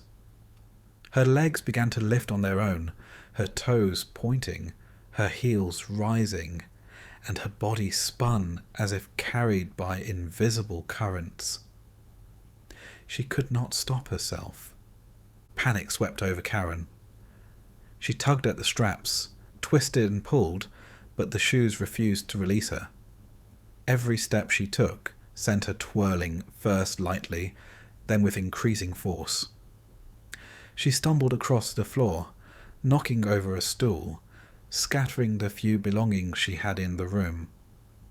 She tried to cry out, but the exertion made her voice disappear, and only the soft, relentless rhythm of her dancing filled the room. It was not a dance of joy or pleasure. It was a dance of command, of punishment, of an invisible power that had claimed her body and would not let go. The red shoes were no longer merely shoes, they were a curse. The old woman, hearing the commotion, burst into the room. Her eyes widened with horror as she saw Karen spinning and leaping, her skirts flying around her, her hair wild. "Karen!" she shouted, but the girl could not hear. The red shoes had her completely. The old woman tried to pull them off, to force them from her feet, but it was useless. The shoes clung with a force beyond the strength of her aged hands. They had chosen Karen, and she was trapped. Days passed, or perhaps it was only hours. Karen could no longer tell. She danced ceaselessly, moving from room to room, across the streets, even through the market. She could not sit, could not rest, could not stop. The townspeople watched in shock as she whirled past them, her red shoes flashing in the sun. Some laughed nervously, others whispered that she had been possessed, that the girl had been cursed for her vanity. Children hid, mothers held them close, and men shook their heads, muttering prayers under their breath. Karen, however, did not notice the fear or scorn. She could not. Her body obeyed only the red shoes, and her mind, though aware, could not command her limbs. Pride, which had once made her radiant, now tormented her. The beauty she had so long cherished had become a torment, and the admiration she had sought was replaced by pity, horror, and avoidance. Karen tried to fight the shoe's power. She went to the church, kneeling before the altar, and praying for mercy. She begged for release, for forgiveness, for the strength to remove the shoes herself. She fasted, hoping that abstaining from food would weaken her body enough to resist the pull. She ran through the fields, through the forests, through alleys and narrow lanes, thinking that if she could simply flee far enough, the shoes would tire and relent. But they followed her, and their force only grew stronger. Her feet ached, her ankles swelled, her muscles burned, but she could not stop. She was a puppet of her own vanity, the red shoes her merciless master. With every step, the world outside reflected her shame. She stumbled into neighbours' gardens, tore through market stalls, knocked over carts and baskets, and yet she could not control herself. Once, she collided with a baker, spilling flour over herself and the boy who had been carrying bread. Once, she tumbled into a fountain, her skirts soaked, her hair plastered to her cheeks. And still she danced, splashing and spinning, unable to stop. The people whispered about the girl who had been so proud, who had thought herself better than the rest. They said she was cursed, and in their eyes she was. Her pride had drawn the eyes of heaven, or fate, or some cruel force, and the punishment was exacted without mercy. At night, when the streets were empty and the market silent, Karen's dancing did not cease. She moved by candlelight, barefooted girls and old women watching in fear through their windows. She had no comfort in darkness. The shoes glowed faintly, a red flame of torment, reminding her that she had desired them above all else, that she had elevated beauty above goodness. The red shoes had made her vain, and now they made her suffer. Her body ached from exhaustion. Her skin was raw from friction. Her soul grew heavy with despair. Yet still she danced. She could not lie down. She could not rest. She could not pray herself free. The shoes commanded her every step, and the world had turned from admiration to horror. Karen's mind, once filled with dreams of dances and admiration, now turned to terror. She remembered the warnings of the old woman, the quiet lessons about humility, the simple life she had left behind. She thought of what had once been enough: clean clothes, warm bread, a roof overhead, the gentle care of the old woman who had taken her in. And she realized, too late, that the red shoes had promised her beauty but delivered only torment. They had made her desire what was dangerous, and in her pride she had been ensnared. She tried everything she could think of to escape them. She threw herself to the ground, tearing at the leather, ripping at the straps, stamping with all her strength. She waded into streams and puddles, hoping the cold water would dull the magic. She fell into thorn bushes, bruising her legs and hands, and yet the shoes would not release her. They danced on, as if alive, as if they were punishment incarnate, mocking her, teaching her that nothing comes from vanity without cost. The townspeople avoided her more than ever. They crossed the streets when she approached. They barred their doors. They whispered of witches, of curses, of divine wrath. Friends she had once known did not come near. She had become a spectacle of horror rather than admiration. Karen, who had so long lived in the hope of being noticed, was now condemned to notice only herself, only her pain, only the relentless force of the red shoes. Her pride had clashed with reality, and reality had answered with cruelty. Weeks or months passed, though Karen could not say how long, for time lost meaning when every moment was consumed by the same endless movement. She had lost track of herself, of her desires, of her dreams. She had only the shoes, red and unyielding, and the knowledge that beauty and attention could lead to suffering when held above morality and sense. Every step reminded her that vanity could enslave the heart as surely as the body, and that what is desired for its own sake can become the source of endless misery. And yet, even in her torment, Karen could not fully hate the shoes. She longed for the brilliance, for the memory of admiration, for the feeling of being seen and special. The red shoes had given her what she wanted most, and they had punished her for it. She was caught between love and hatred, desire and despair, and the shoes moved her relentlessly forward, never ceasing, never forgiving. In their unyielding force, Karen saw the truth of her life, that a single moment of pride can chain a soul, that a fleeting vanity can grow into an unbreakable curse. By the time she collapsed, exhausted and bleeding, the shoes had not stopped. They twitched, they pulled, they danced as if mocking her weakness. Karen lay on the ground, her face wet with tears, her body aching, and she realized fully that she had awakened a power far greater than herself. The shoes had claimed her, and there was no escaping them by will alone. She would need more than prayer, more than fasting, more than running. She would need a form of atonement, a force stronger than desire, to release her from the curse she had invited with her own pride. And in the quiet of that night, when the town slept and the lamps burned low, the red shoes gleamed like fire beside her bed, whispering promises of movement, of dance, of beauty, and Karen, shivering with exhaustion and fear, knew that her life had been changed forever.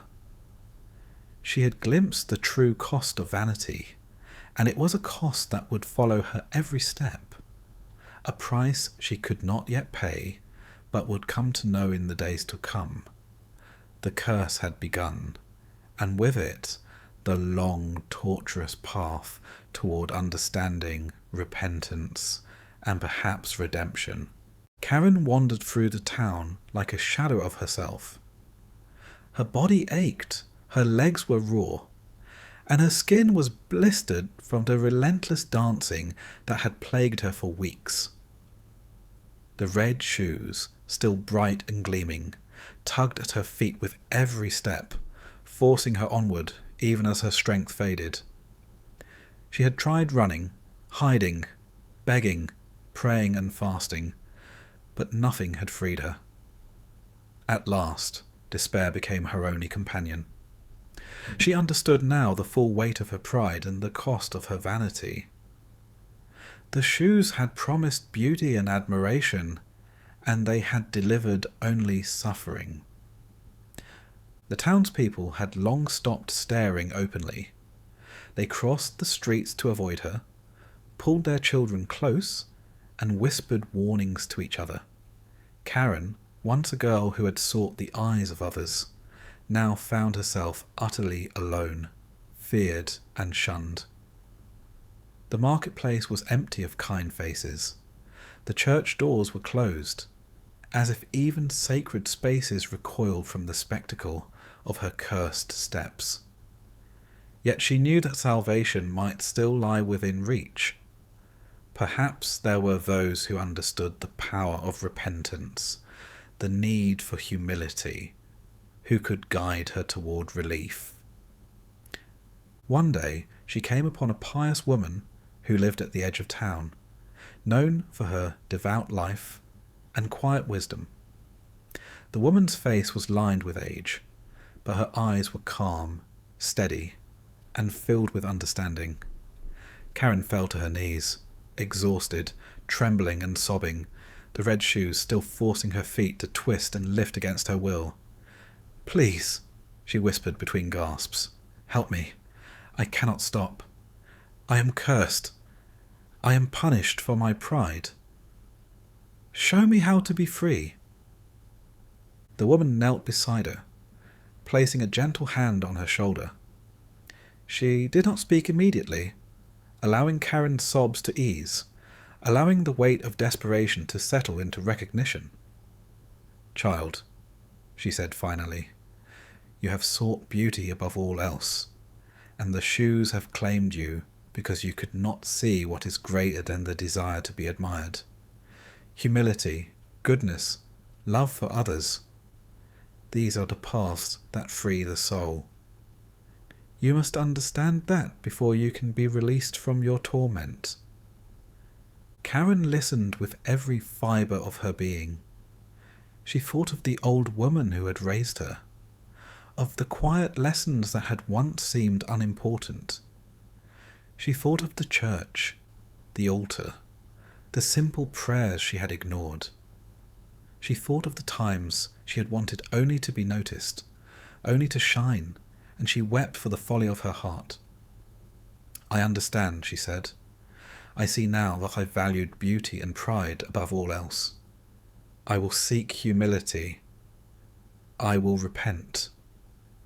Please guide me to relief." The pious woman led Karen to a small secluded chapel. Candles burned, their flickering light casting long shadows on the walls.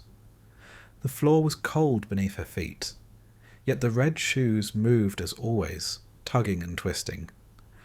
Karen knelt at the altar, placing her hands together in prayer. She spoke of her vanity, her desire, her foolishness, and for the first time she begged not for beauty or admiration, but for forgiveness. She promised to serve others, to live humbly, to carry no pride in her heart beyond the lessons she had learned through suffering. Even as she prayed, the shoes resisted. They twisted and lifted, forcing her into tiny, jerking movements. The pain was excruciating. Each step reminded her of the days she had danced without rest, the exhaustion that had left her body battered and bruised. Yet the more she repented, the more she acknowledged her sins, the more the shoes seemed to falter. They still held her, still demanded movement, but their force began to weaken. The pious woman guided her further. She instructed Karen to lift her feet, to allow the shoes to be pulled from her by force if necessary, and she called upon the strength of faith to aid them. Together they tugged at the red shoes, the leather straining and squeaking. Karen felt the shoes resist as if alive, clinging desperately to her feet, but the combined effort of acknowledgement, repentance, and guidance was stronger than pride. With one final painful pull, the shoes came free. Karen collapsed onto the floor, gasping, her feet red and raw, the shoes lying beside her, lifeless and silent. For the first time in weeks, Karen could stand without being pulled, could walk without spinning, could rest without fear. The chapel was quiet around her, save for her heavy breathing and the flicker of candlelight. Relief washed over her, a slow, shivering comfort that filled her from the tips of her toes to the crown of her head. The red shoes had lost their power because she had finally understood the lesson they carried, that beauty and pride, when valued above morality and humility, can ensnare the soul in a prison of its own making. Karen spent the following days in quiet reflection. She returned to the old woman's home, barefoot, her skirts simple, her head lowered. She worked diligently, no longer seeking attention, no longer dancing for herself. She helped the old woman with chores, tended to neighbours in need, and sought no reward or recognition. Her vanity, which had once burned bright and unrelenting, had been tempered by suffering and understanding. The red shoes remained, a silent reminder of the power of desire and the price of pride, but they no longer commanded her steps.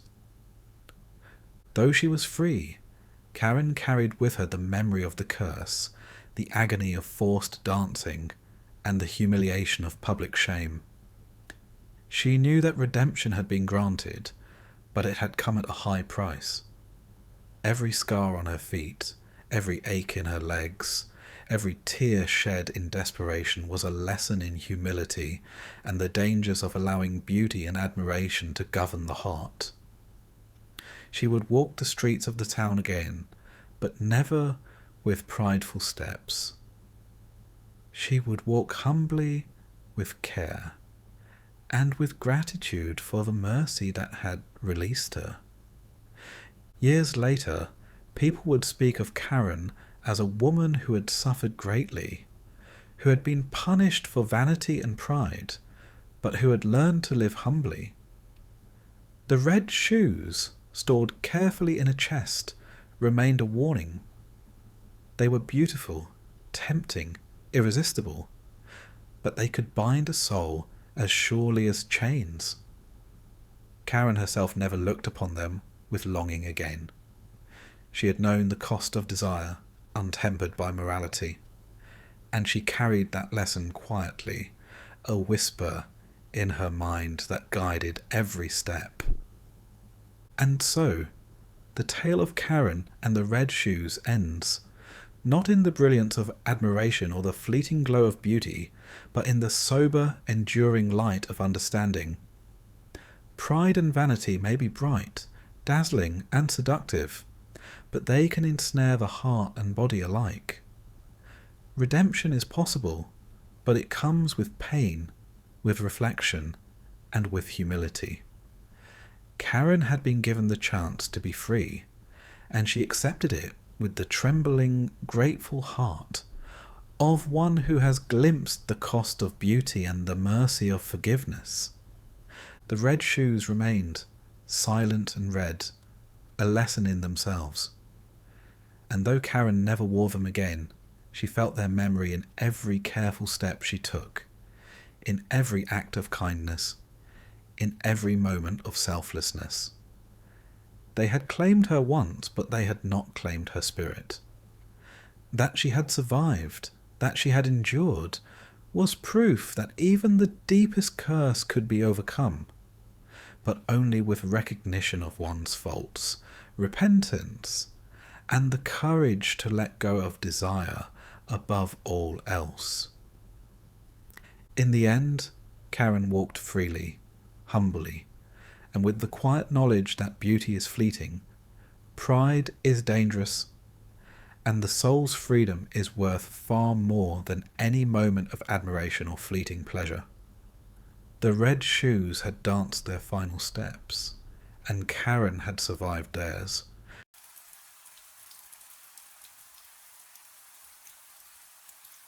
In a kingdom ruled by distance and duty, a young princess once journeyed to a far land, her life carefully plotted by the hands of others. She believed in the kindness of strangers and the guidance of those above her, yet the path she took was lined with betrayal, cruelty, and secrets that weighed heavier than her royal cloak. This is the story of a girl whose voice was stolen, whose trust was shattered, and whose courage was tested by wind and shadow alike. A tale where the innocent suffer, the wicked prosper for a time, and the quiet strength of a single heart changes the course of fate. The princess was the only daughter of a great king, born with the grace of her mother and careful temper of her father. From her earliest days, she had been trained to sit quietly, to curtsy at the correct moment, and to speak with measured politeness. She had learned the weight of her crown before she could even walk, though no crown ever rested on her head. Her life was a life of expectation, a life mapped out by the careful hands of those who had raised her. Now, at the age of 16, the king had chosen for her a distant prince, a man whose kingdom lay across high mountains and wide rivers. It was a marriage that promised alliances, wealth, and the continuation of a royal line. Yet the princess knew little of the prince, and she understood even less of the life that awaited her in that foreign land.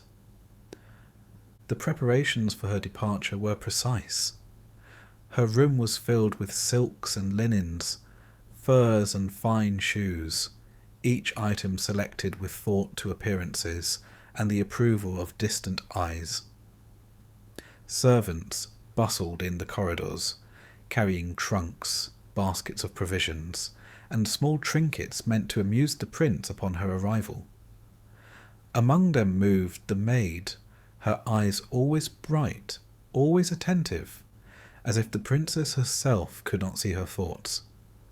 She was called Selma, and for many years the princess had trusted her entirely.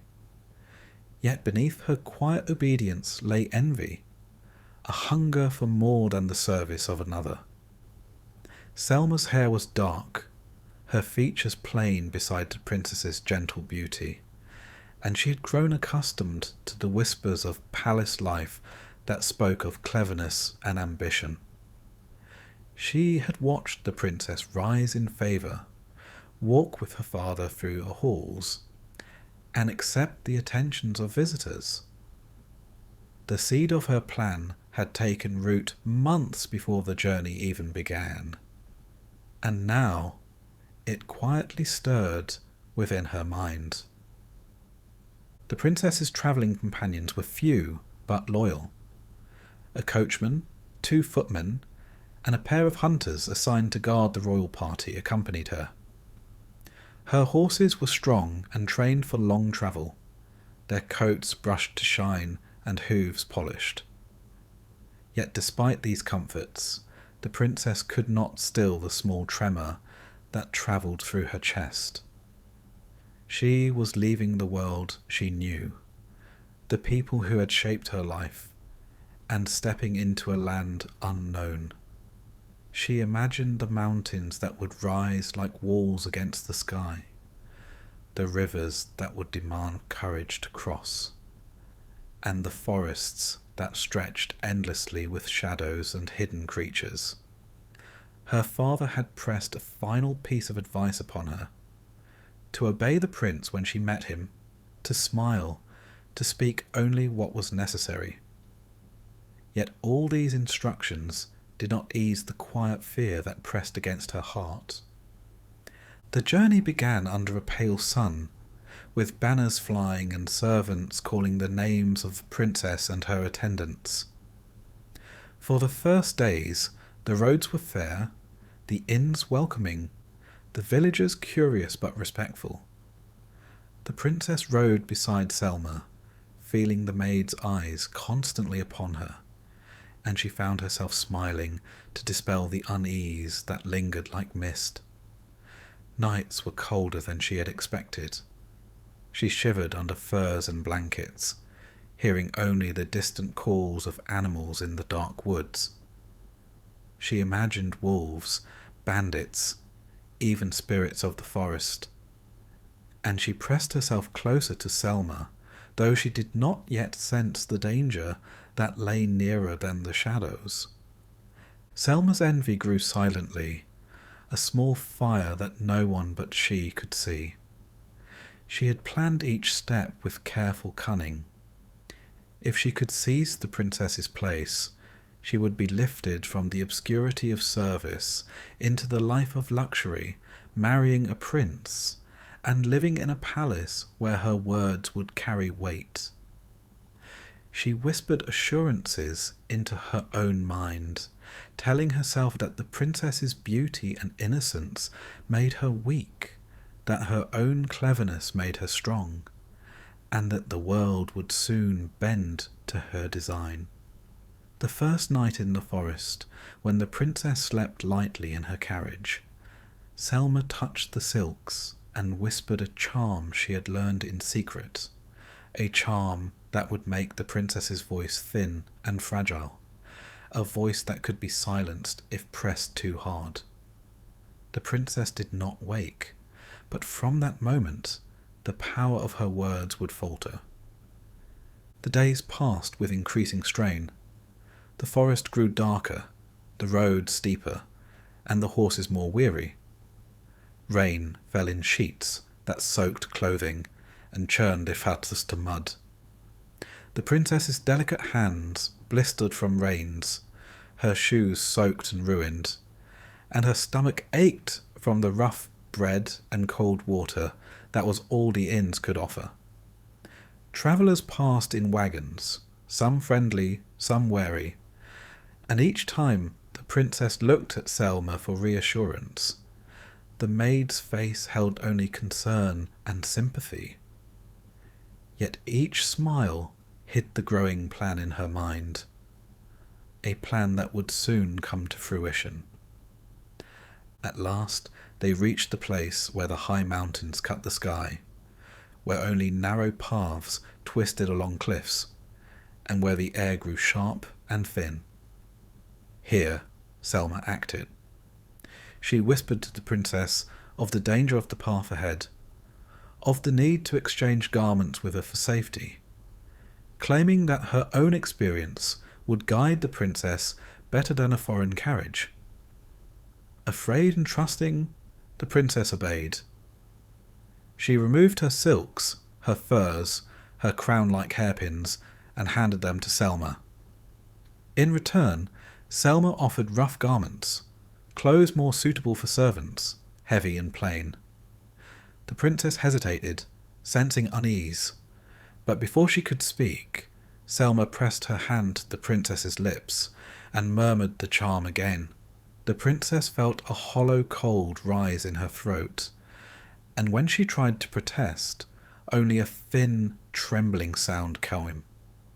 She could not speak, and she could not demand the truth. With the exchange complete, Selma assumed the princess's identity.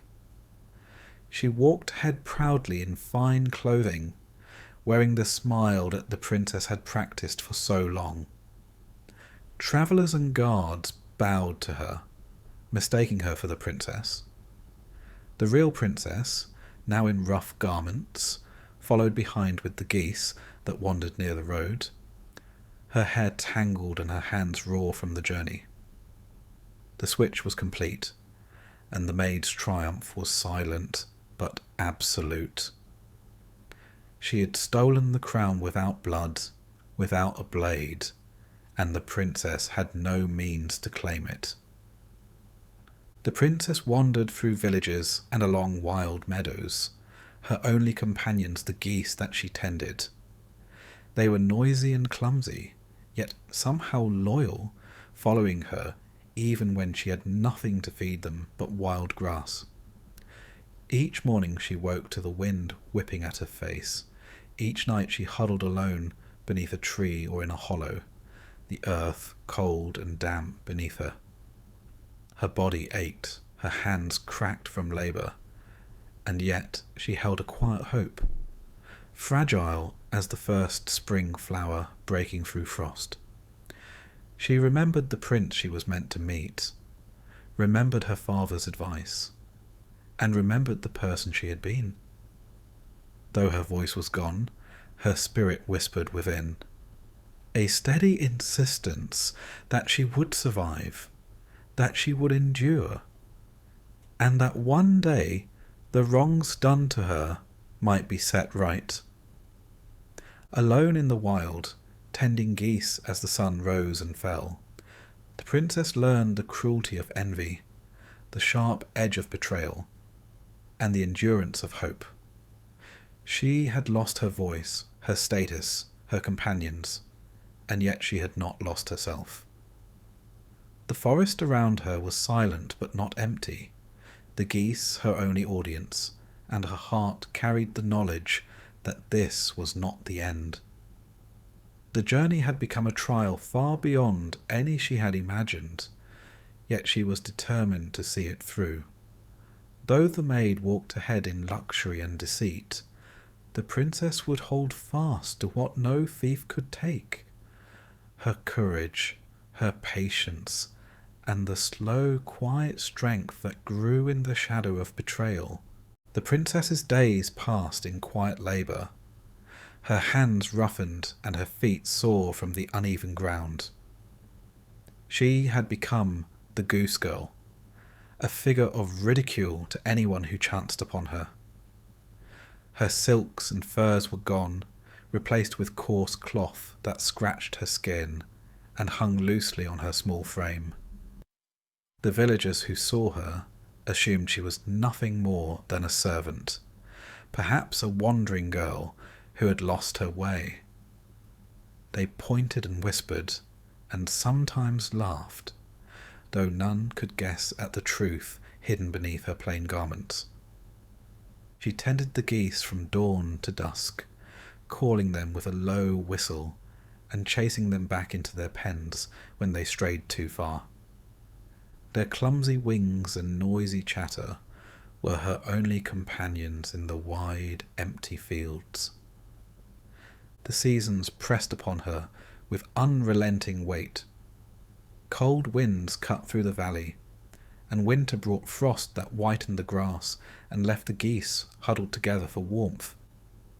The princess shivered beneath her thin clothing, gnawing at her fingers when hunger pressed too sharply.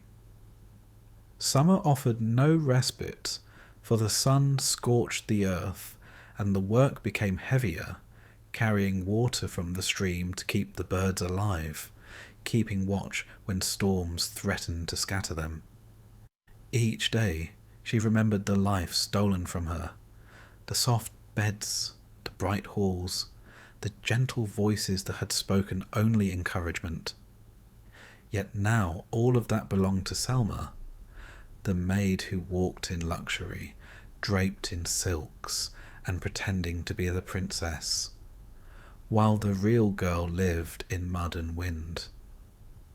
Her grief was a constant companion, a quiet ache beneath her ribs. She longed to speak, to call the truth to the world, but her voice had been stolen. When she tried, only a faint, rasping sound emerged, as though her words were feathers trapped in her throat. She raged silently at Selma, imagining the maid parading through castles, laughing at their deception, tasting the sweetness of stolen power.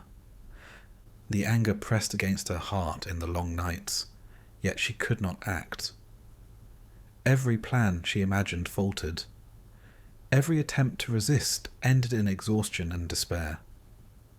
She was powerless, and she knew it, yet she refused to let the despair claim her entirely. Within the hollow where she slept, beneath the trees that creaked with wind and snow, she nurtured a stubborn ember of hope. Small signs of the world's favour reached her like delicate threads. The geese seemed to understand her heart, clustering close when storms raged and refusing to leave her side.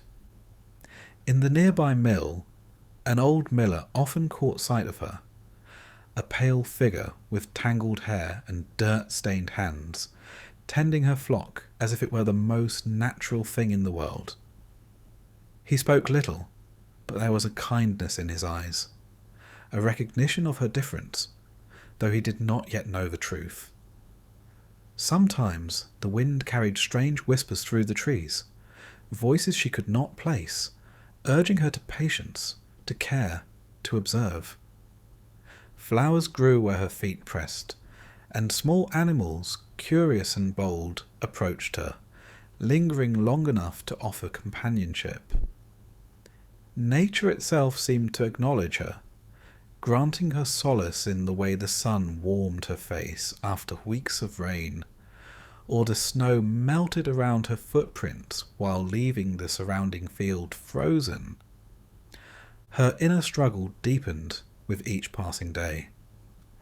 She mourned the life taken from her, yet she learned to endure the labour. She felt grief for herself, for the father who believed her safely on her way, and for the prince who awaited a bride he would never receive in truth. Anger burned quietly against her ribs, a steady reminder that the world could not claim her entirely. Determination began to form like iron in her chest. If she could survive this winter, if she could watch and wait, then perhaps there would come a time to speak, to act, to reveal Selma's deceit. Though the work of goose tending was tedious and humiliating, it was also a shield. The villagers saw a servant. The princess learned patience, resilience, and the value of quiet observation.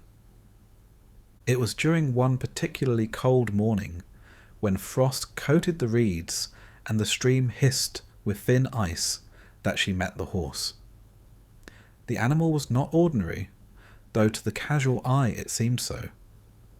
Its coat was black as the deepest night, and its eyes held a brightness that seemed to understand far more than any human had ever known.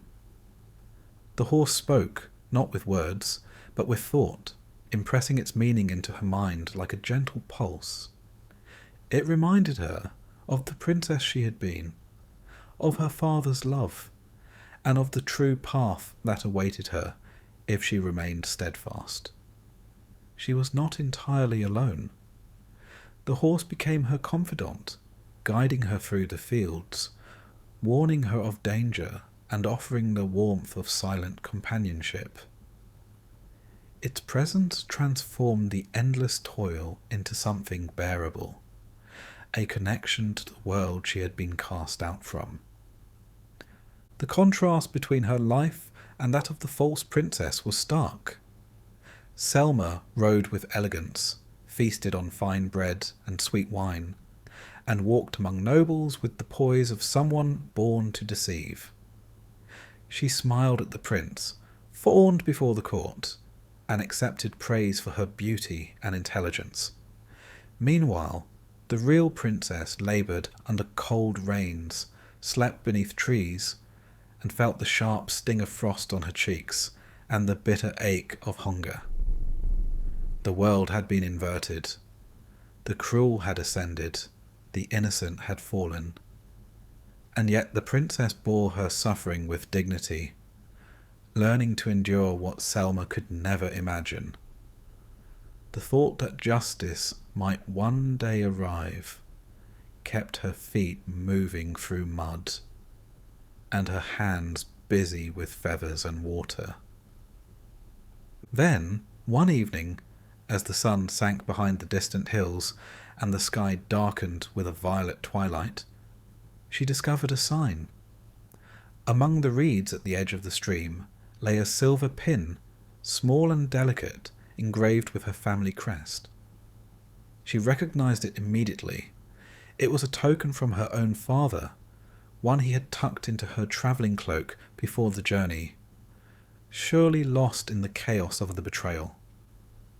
Its appearance here, carried by wind or fate, seemed a deliberate signal that she had not been forgotten. The horse's eyes glimmered knowingly, nudging her gently with its head. This was a message. The world had not abandoned her, and perhaps, if she could read the signs carefully, she would find a path to reclaim what was hers.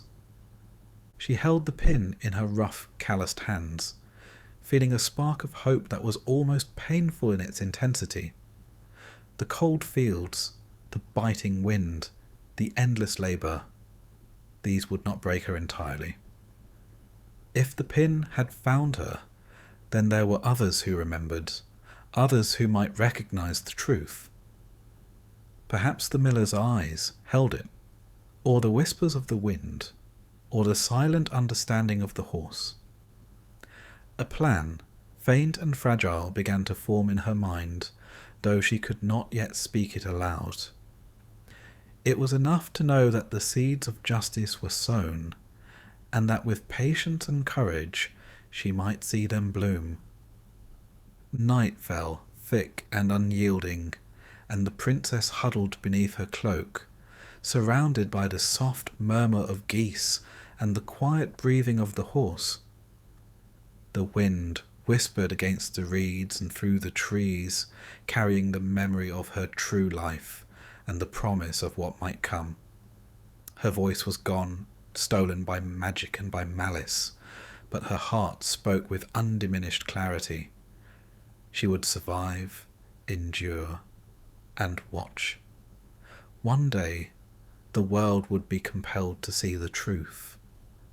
And though the path was long, uncertain, and shadowed with danger, she would walk it with the same steady patience she had learned among the geese. The princess had grown cautious and quiet, moving through the fields as if she were part of the wind itself. Her companion, the black horse with eyes that seemed to hold the wisdom of the earth, guided her along hidden paths, around the villages, and toward the distant castle where the prince awaited. She no longer spoke aloud, but her mind worked steadily, noting everything she saw. She learned the habits of the guards, the schedule of the false princess, and the quiet ways in which messages passed between servants. Every small observation became a thread, and she wove them carefully, creating a map of deceit and a plan of action. The pin she had found, a sign from her father, she kept close to her heart. It reminded her that she was not invisible, that justice could yet reach her. Meanwhile, Selma's arrogance grew. She had fully assumed the princess's identity, wearing the silks and jewellery, smiling before the prince, and accepting every compliment as though it were owed to her. She believed herself untouchable, imagining the prince's admiration would last forever, and that the world would continue to bow to her cleverness. She mocked servants who misstepped and dismissed any suggestion that she might one day be found out. Yet even her confidence bore the cracks of unease. She could not ignore the way the miller watched her from the courtyard, nor the way the horse lingered at the edge of the castle stables, black coat glinting in the sun, as if it understood the truth the humans could not. The princess moved closer each day, venturing beyond the fields and forests to watch the castle from a safe distance. The horse guided her through secret paths, avoiding patrols and whispering alerts in its silent way. She learned the faces of those who knew the truth, those few who could see through Selma's falsehood, and she waited for a moment when their aid could be enlisted. Each step toward the castle was a test of patience, endurance, and courage. She felt the weight of every mile, every hardship endured in the past months, and yet she pressed on, knowing that the time for justice was approaching. At last, the opportunity arrived. The prince was to be married to the false princess in a grand ceremony. The halls were bright with banners, the floors polished to a sheen, and the people of the kingdom gathered to witness what they believed would be the joining of two royal lines. Selma walked with poise and confidence, expecting praise and admiration, blind to the storm approaching. The princess, in her plain garments, arrived at the castle unnoticed, guided by the horse to a small hidden chamber where the true allies waited. The miller, a few servants loyal to her father, and the soft whispers of nature itself stirring through the open windows. The test that revealed her identity came quietly, as though the world itself had conspired to tell the truth. The miller brought forth the silver pin, and the princess, pressing it to her chest, allowed the secret of her labour to be known. A servant, long familiar with the princess in her early days, recognized the pin and the way she moved, the way her hands, though roughened, carried an elegance that no ordinary servant could possess. Whispers spread through the halls, and the horse, standing at the chamber door, neighed once, a sound that seemed to shake the foundations of deceit. Selma's face paled as she realized the tide had turned. The false princess could no longer hide behind borrowed beauty and stolen garments. The prince, confused but attentive, watched as the truth unfolded. The princess did not speak, but her eyes conveyed everything: the pain, the endurance, and the dignity she had preserved through months of hardship. The witnesses, guided by the subtle signs and the silver pin, confirmed her identity. Even the geese she had tended, brought forward by the miller, seemed to follow her with quiet obedience, a living testament to her perseverance. The court could not deny what was plain before them. The real princess had survived betrayal, endured hardship, and returned to claim her rightful place. Selma's punishment was grim, in keeping with the severity of her betrayal. She was removed from the palace, stripped of all trappings of power, and left to labour in fields far from the sight of royalty. The servants who had aided her deceit faced their own reprimands, and the court ensured that the memory of treachery would not fade easily. The princess did not take pleasure in the suffering of others. Her victory was not cruelty, but justice, a reclamation of what had been stolen. The halls were restored to truth, the banners once meant to deceive now honouring the rightful heir, and the palace, long shadowed by lies, felt lighter in the knowledge of honesty restored. With her place reclaimed, the princess began the slow work of restoration.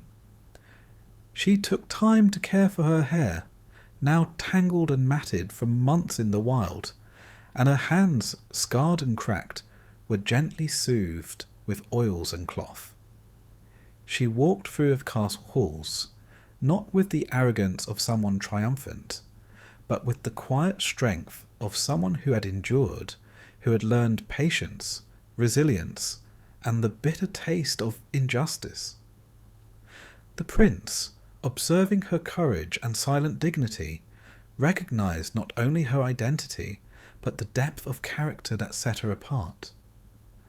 Though words were still fragile upon her lips, her presence spoke volumes, and those who saw her could not mistake the truth. Yet the princess was forever changed.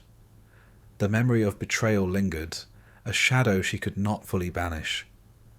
The months in the fields, the cold, the hunger, and the relentless labour had left their mark upon her body and spirit.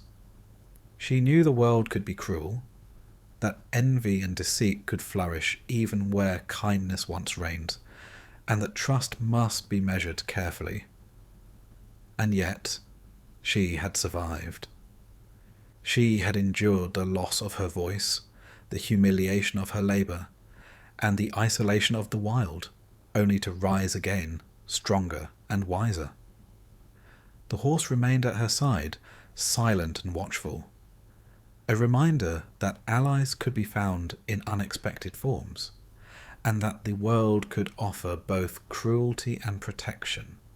Life continued beyond the palace, as it always did. The princess assumed her role with measured care, observing the workings of the kingdom, guiding her household, and preparing for the duties of marriage and rule. She did not forget the past, nor did she allow herself to be blinded by comfort or luxury. Justice had been served, yet she remained aware that the world's shadows were never fully gone. Selma, labouring far from the halls of power, served as a reminder that deceit can rise, and that vigilance must be constant. The princess's story became one of endurance and quiet triumph, a tale whispered among servants and nobles alike, a lesson in the strength of patience, courage, and truth. In the evenings, she would sometimes visit the geese that had once been her only companions, allowing herself to remember the months in which survival had been her only triumph. She walked with them along the stream, feeling the wind on her face, recalling the whispering reeds and the guidance of the horse, and she understood that the world, though cruel and uncertain, could also hold wonder and small signs of mercy. Her voice, once silenced, returned slowly as if the earth itself restored it to her in recognition of her endurance. She spoke carefully, measured, but each word carried the weight of all she had endured, and those who heard it could sense the depth beneath the simple syllables.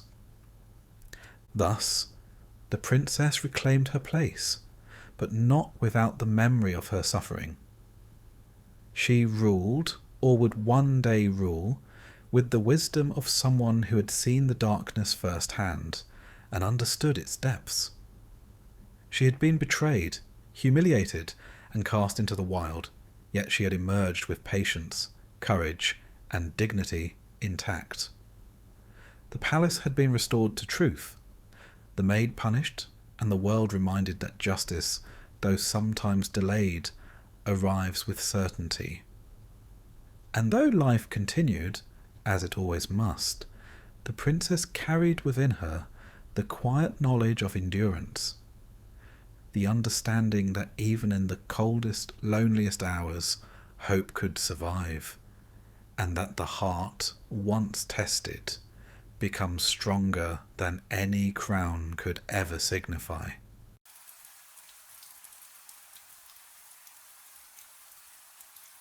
In a kingdom that shone like a jewel, but hid shadows in its corners, there lived a king whose love for his only daughter grew twisted with sorrow and desire. The tale that follows is not one of simple innocence or fairy tale endings. It is a story of a girl forced to flee from the unnatural wishes of a father, of impossible demands, and of survival in a world that often rewards cunning over virtue. In this story, the dresses of gold and stars are not just clothing, but tests of the human spirit, and the path to safety is paved with disguise, desperation, and the quiet bravery of one who refuses to yield. This is the story of Donkeyskin. Once there was a king who ruled a prosperous land, beloved for his fairness and his wealth. He had a queen, and together they lived in a castle that shone with gold in the sunlight, with towers that reached the clouds and gardens full of roses, lilies, and rare plants that whispered in the wind. The queen was kind and gentle, and the people adored her, as did the king. In time, she bore him a daughter, a child of beauty and grace that seemed to shine even brighter than the morning sun. The girl grew among the splendour of the castle, learning manners, reading, music, and the ways of her people, and everyone who saw her could not help but marvel at her charm. But life, as it often does, turned cruel. The queen fell ill, suddenly and without warning, and all the physicians of the kingdom, wise and skilled though they were, could not save her. She died, leaving the king in a grief so deep it seemed to swallow him entirely. For months he wandered the halls of his castle, silent and hollow, speaking only to the ministers and servants when necessity demanded it. The kingdom mourned with him, but the sorrow in his heart grew darker than any shadow in the forests surrounding the palace. In that sorrow, a strange and unnatural desire took root. The king found himself thinking, again and again, that of all the things he had lost, the child, the daughter of his late queen, was the one who most resembled her, who reflected in her eyes the gentle smile of the mother he had adored. The thought grew quietly at first, a seed of obsession that he tried to dismiss, but soon it consumed his mind. The grief and the desire became tangled, and the king began to imagine a world in which he could have his wife again, in some way through the daughter who looked so like her. The daughter, whose name was never more than whispered among the servants, began to notice the change in her father. At first it was subtle, lingering glances that made her skin crawl, questions that seemed too personal, remarks that confused her. She felt a cold fear take root in her heart, though she could not yet name it.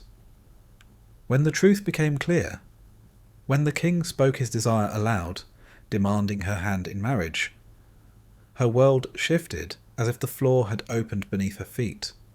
Horror settled over her like a thick fog. She had loved her father as a child loves a parent, trustingly and innocently, and now he had turned that love into something grotesque. Her stomach knotted, her hands shook, and she felt the heavy weight of dread press her to the ground. She begged him, she reasoned with him, she pleaded in every way a daughter could, but grief and obsession had clouded his mind. The ministers and advisers were silenced by fear or respect. None dared oppose the king openly. The daughter realized that no argument, no tears, no appeal to reason would turn him from this path. She knew then that she had to find another way to survive, for in his twisted desire lay a threat to her life itself. It was at this time that a wise and mysterious fairy, known for her power and cunning, came to her in secret. She had watched the child from afar, noting her beauty, her wit, and the danger she now faced. The fairy's eyes were sharp, her voice calm yet edged with authority, and she offered counsel that was both clever and cruelly practical. She told the girl that if she wished to delay the king, and perhaps save herself entirely, she must ask for things that were impossible to create, demands so great that no ordinary man could fulfill them. The first request was for 3 dresses, each more wondrous than the last. One must be the colour of the sky at dawn, so soft and glowing that it seemed the sun had sown it from its first light. The second must be as dark as the deepest night, sparkling with countless tiny stars, so delicate that the wind alone might scatter its threads. The third must be more beautiful than the moon at its fullest, with silver woven into the fabric so fine that it could not be cut with a knife. The fairy knew these requests would take time to prepare, and in that time the king's patience might falter, or at least the girl could plan her escape. The king, however, did not falter.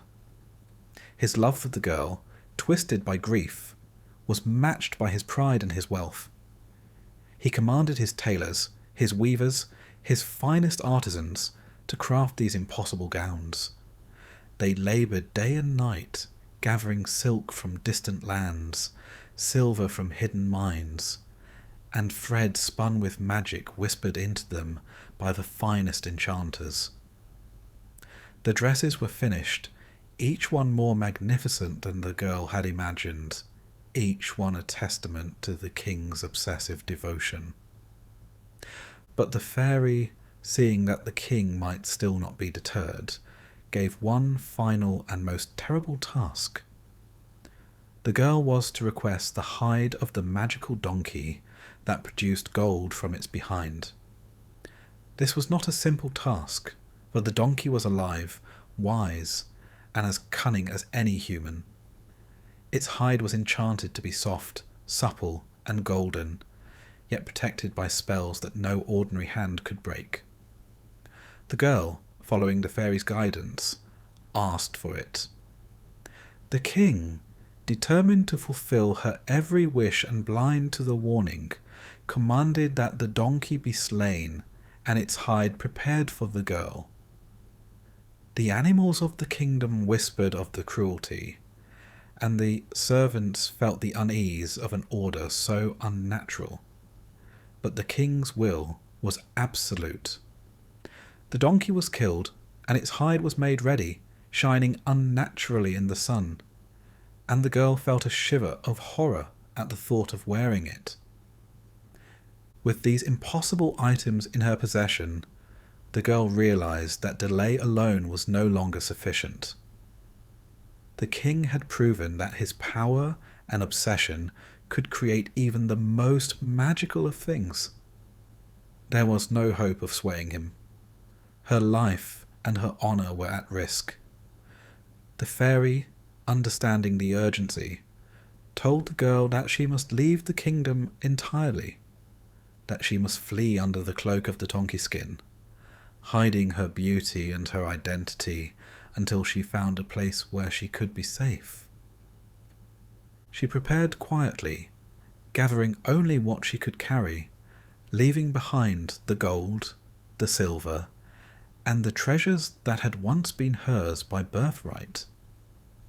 She wrapped herself in the donkey's hide, hiding her hair, her face, and her skin beneath the rough, brown pelt. And for the first time in her life, she stepped outside the castle walls alone. The wind bit at her cheeks. The forest stretched endlessly before her, and the cries of the night creatures seemed to echo the fear in her heart. She walked swiftly, never looking back, though she could see the towers of her home glimmering in the distance, knowing that if she lingered, the king's shadow would reach her even there. As she journeyed into the dark, unknown world, her mind was a whirl of terror, grief, and determination.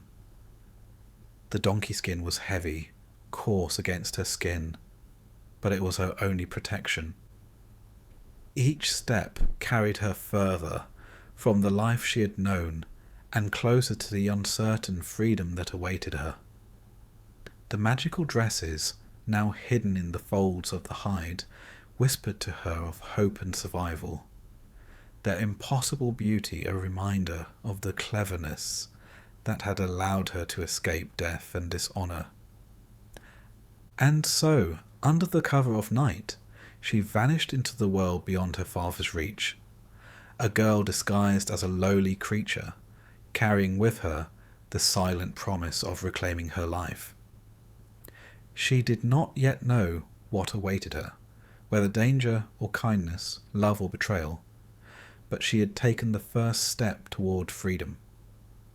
The wind in the trees seemed to sigh in sympathy, and the moon, pale and watchful, shone on her path, as if guiding her through the shadows toward the life that she might yet claim for herself. The girl travelled far from the kingdom, each step taking her deeper into the unknown. The forest stretched endlessly, dense and shadowed, the paths twisting like the thoughts in her mind. She moved mostly at night, when the moonlight was pale, and the stars were distant witnesses to her flight. The Donkeyskin weighed heavily on her, rough against her arms and legs, rubbing sores into her skin, but she did not remove it. She could not afford to be seen as anything but a lowly, unrecognizable figure. Her hair was hidden beneath the hood, her face shadowed, her voice quiet and careful. Days passed without rest, and hunger gnawed at her stomach, sharper than the fear she carried. She drank from streams, ate berries and roots when she could, and avoided villages, knowing that curiosity or recognition could betray her. Her heart ached for the life she had left behind, the golden halls of her home, the gardens filled with flowers, the servants who had treated her kindly before fear and whispers had taken hold. She longed for her mother, whose memory was now entwined with terror, and she grieved for her father, whose love had been perverted into something dark and dangerous. At last, after weeks of travelling, she came upon a distant estate, a castle less grand than her father's, but sturdy and well tended, with high walls and fields stretching into the horizon. The people who lived there were few, but they were watchful. She approached cautiously, her head bowed, her body stooped beneath the weight of the Donkeyskin. The gatekeeper, a grizzled man with eyes sharp from years of guarding, barely looked at her, seeing only a ragged traveller, hungry and weary. He directed her to a small building where the servants lodged, and there she was taken in, quietly, without question, without judgment. The servants were simple folk, kind in ways that were unfamiliar to her, offering food and a place to rest. They did not ask her name, did not press her for stories, and did not probe into her past. She marvelled at the relief this brought. No one saw her beauty, no one whispered about her dresses, no one reminded her of what she had lost. She began to perform tasks quietly, sweeping floors, tending the fire, carrying water, gathering herbs from the garden. Each day was a careful act of survival, a balance between remaining invisible and doing just enough to be accepted. Even as she worked, her mind was never still. Shame clung to her, a constant shadow, for she could not forget the twisted desire of her father. Fear followed her like a second skin, sharper than the donkey hide she wore. She feared discovery, feared the return of the king's obsession, feared the whispers of the outside world. And yet, amid the fear, a quiet strength began to grow. She learned to move without drawing attention, to speak softly without betraying her thoughts, to carry herself with humility while keeping her mind alert and cunning. Survival became a skill, a game she played every day with patience and precision. The magical dresses she had brought with her remained hidden, folded beneath loose straw in the corner of her room.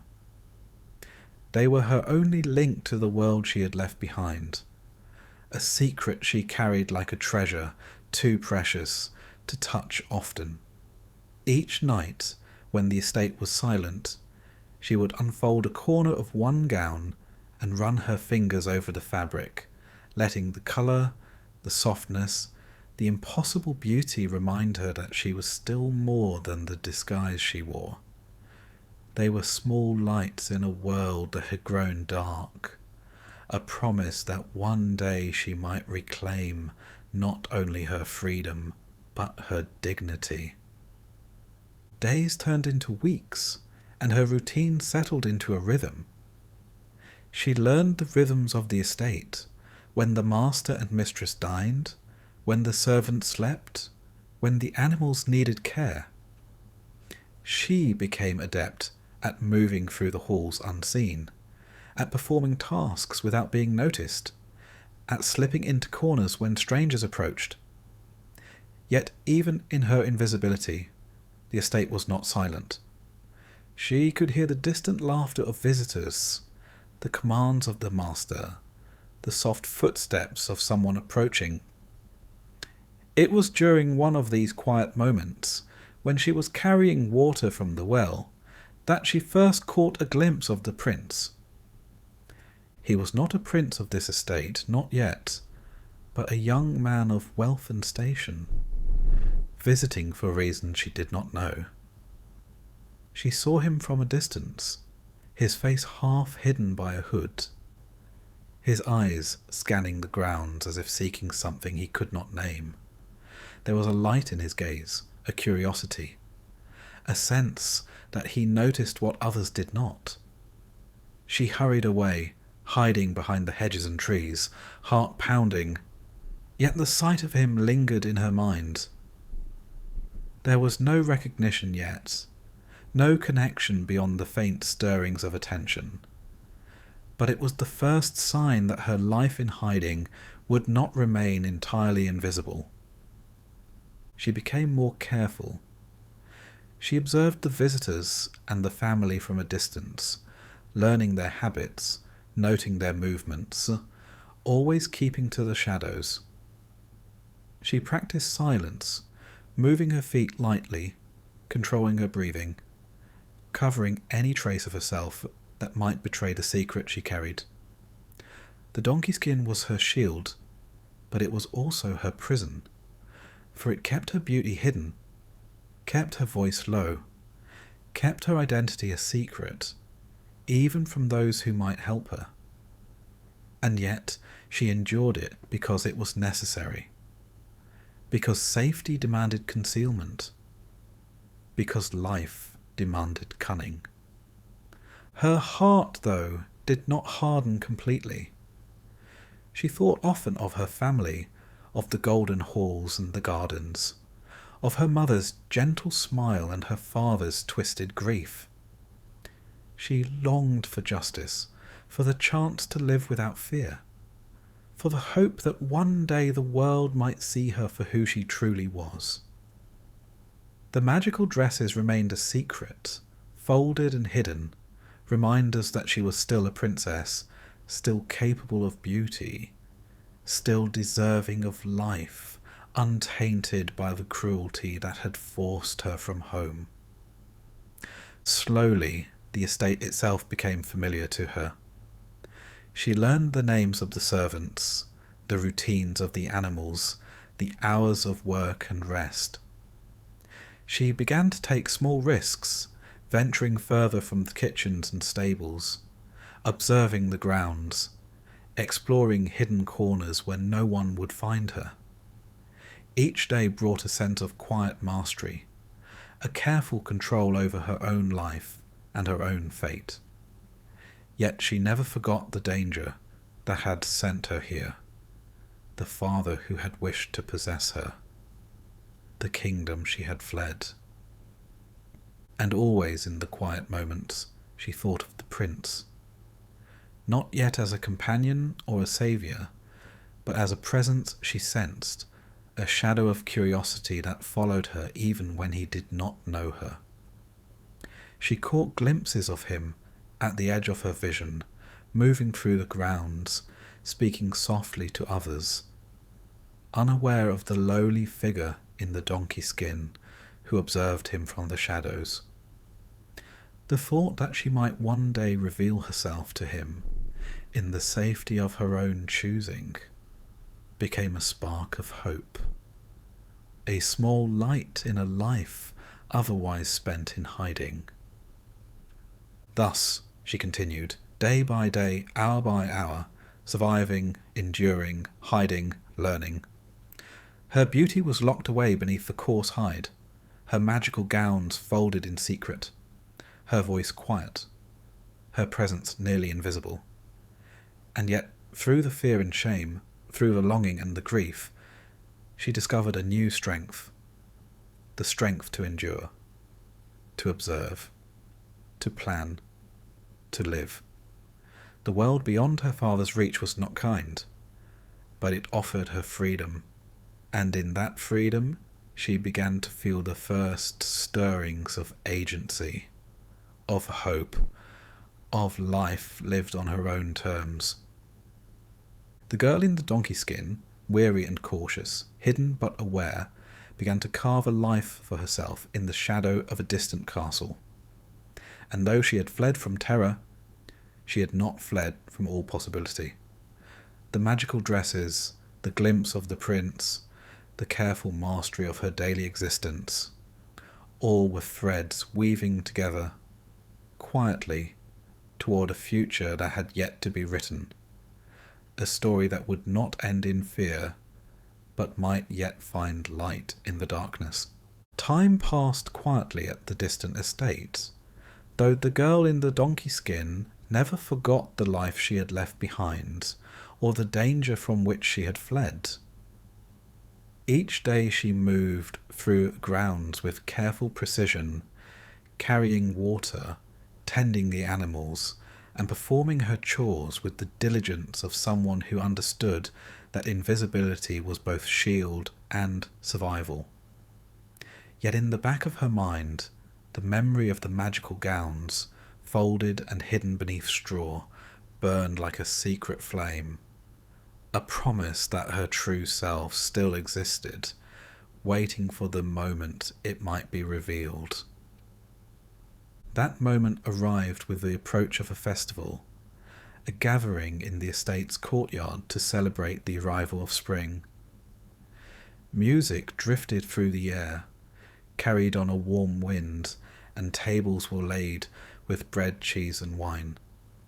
Lanterns were hung from the trees, their flames flickering like captured stars, and the air thrummed with excitement. The girl had never participated in such events openly. Her presence was usually hidden in kitchens or stables. But tonight she resolved to take a small risk, to allow herself a momentary escape from the weight of the Donkeyskin. Carefully, in a quiet corner of the house where no one could see, she unfolded the dress of the dawn, the one woven from the first light of the sun. Its silk shimmered faintly, soft as a sigh, and the colours danced in her eyes as she wrapped it around her. The garment was almost impossible to wear without trembling, for it reminded her of the beauty and privilege she had abandoned and the danger she had escaped. Yet she felt, as she moved through the hallways toward the courtyard, that she was reclaiming a part of herself that had lain dormant for months. From the shadows of the crowd, the prince watched. He had come to the estate for reasons of his own, obligations, curiosity, or perhaps the same invisible thread that had drawn him to notice her in passing. But he was unprepared for the sight that greeted him. Among the dancers and musicians, moving with a grace that seemed almost otherworldly, was a figure radiant and unfamiliar. Her presence was commanding, not because she spoke or demanded attention, but because she seemed untouched by the ordinary, a creature of beauty that both fascinated and unsettled him. He watched her with a careful, growing attention, noting the subtle movements, the way her eyes scanned the crowd, yet never lingered too long, the faint humility in her bearing despite the grandeur of her dress.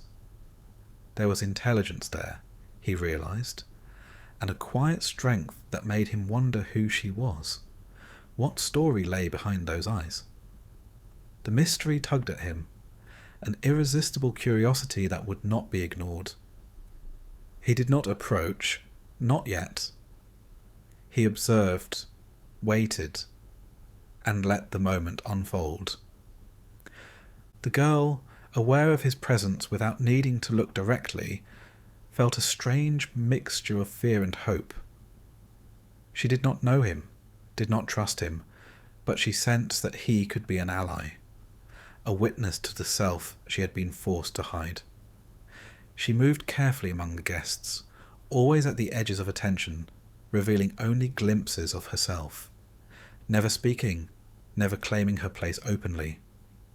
Yet in every gesture, every subtle smile, every careful motion, she spoke in a language the prince could understand, a language of resilience, survival, and quiet command. Over the course of the evening, she revealed herself in stages, slipping into the dress of night, its deep velvet dotted with tiny sparkling stars, and then into the dress of the moon, silver and luminous. Each transformation was secret, hidden from the ordinary eyes of the estate, but observed by the prince from his distant vantage. With every change, his fascination grew. He was not seeing a servant or a wandering traveller. He was seeing someone extraordinary, someone who carried her past and her danger with a grace that was almost terrifying in its perfection. Slowly, the prince began to understand. This was no ordinary visitor, no mere beauty to be admired from afar. There was intelligence, cunning, and deliberate choice in every action. The magical gowns were not simply ornaments, but tools, ways to reveal truth without force, to command attention without words. The girl was orchestrating her own story, unfolding it on her terms, and he recognized the power in that. The girl in turn realized that she had been seen, that the prince had understood more than she had intended. But she also saw in him no threat, only interest, and the careful consideration of someone who might respect her boundaries.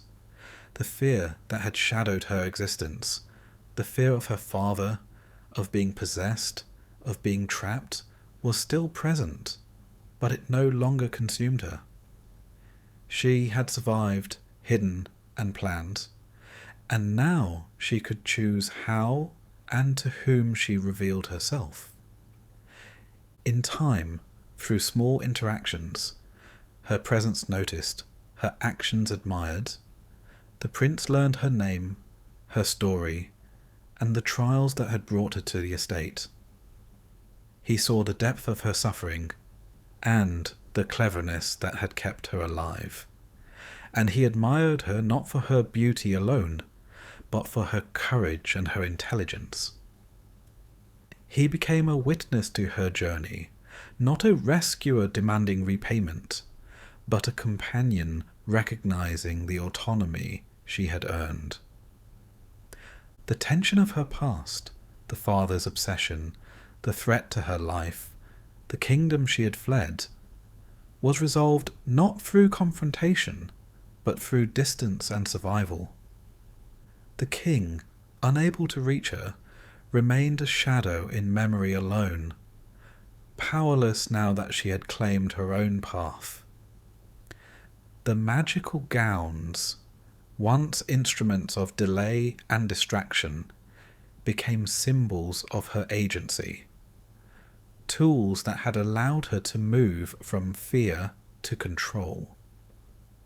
Eventually the girl stepped fully into her own life.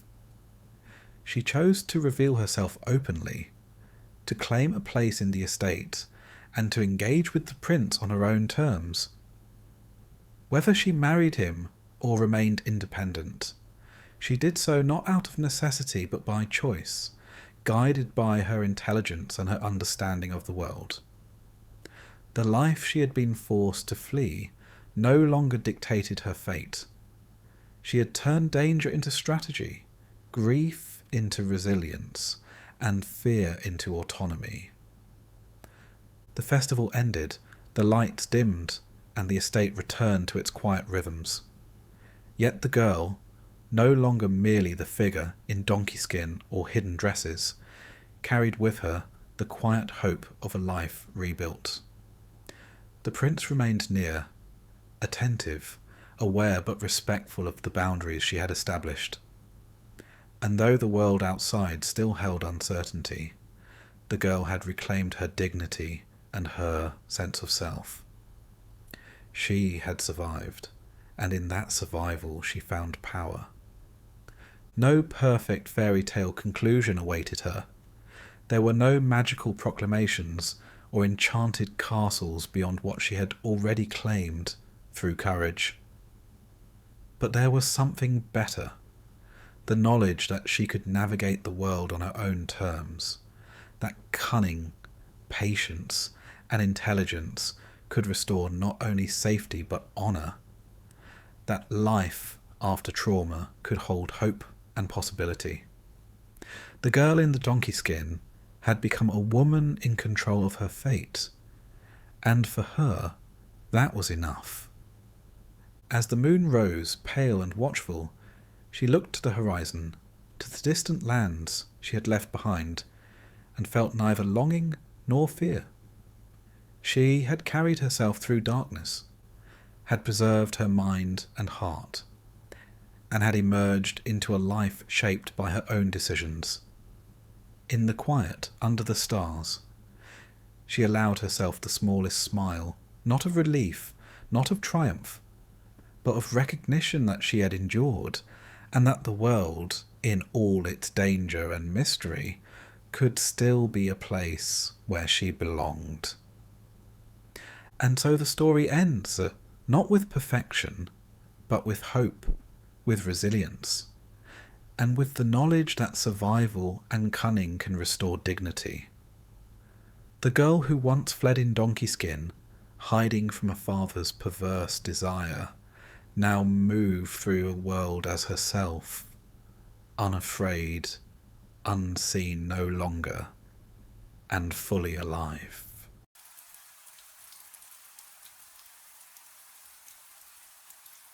In a quiet village, tucked between the forest and the hills, a mother goat lived with her 7 young children in a small sunlit house. The world outside was not kind, and she knew it. Shadows moved in the woods, hungry and patient, and the wind carried whispers of danger that even the innocent could not hear. She warned her children of the dangers beyond the door, but childhood is blind to the weight of fear, and innocence often walks straight into peril. This is a tale of trust, cunning, and the sharp edge of hunger, where survival is never guaranteed, and the shadows are always watching. The mother goat lived in a small house at the edge of the forest, a modest dwelling of wood and stone that smelled of hay and fresh milk. Inside, 7 children played, each full of life, innocence, and a little mischief. There was the eldest, strong and cautious, who often tried to look after the others, though sometimes pride got in the way of prudence. Next was a careful one, always noticing small details, from the sound of the wind to the colour of a bird's feathers. Then came the playful pair, twins so alike in voice and gesture that it was difficult to tell where one ended and the other began, their laughter echoing through the house like soft bells. The youngest 4 were more fragile, smaller, gentler, but each with its own spark. A quiet thinker, a curious wanderer, a shy dreamer, and the tiniest, a child who spoke little, but whose eyes were wide and sharp, missing nothing of what happened around him.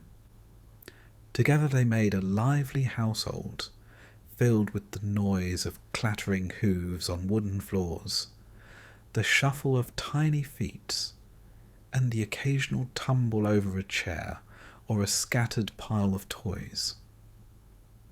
The mother goat was gentle but firm, her voice carrying both warmth and the authority of experience. She knew the forest well and the creatures that lurked within it, and she had reason to be cautious.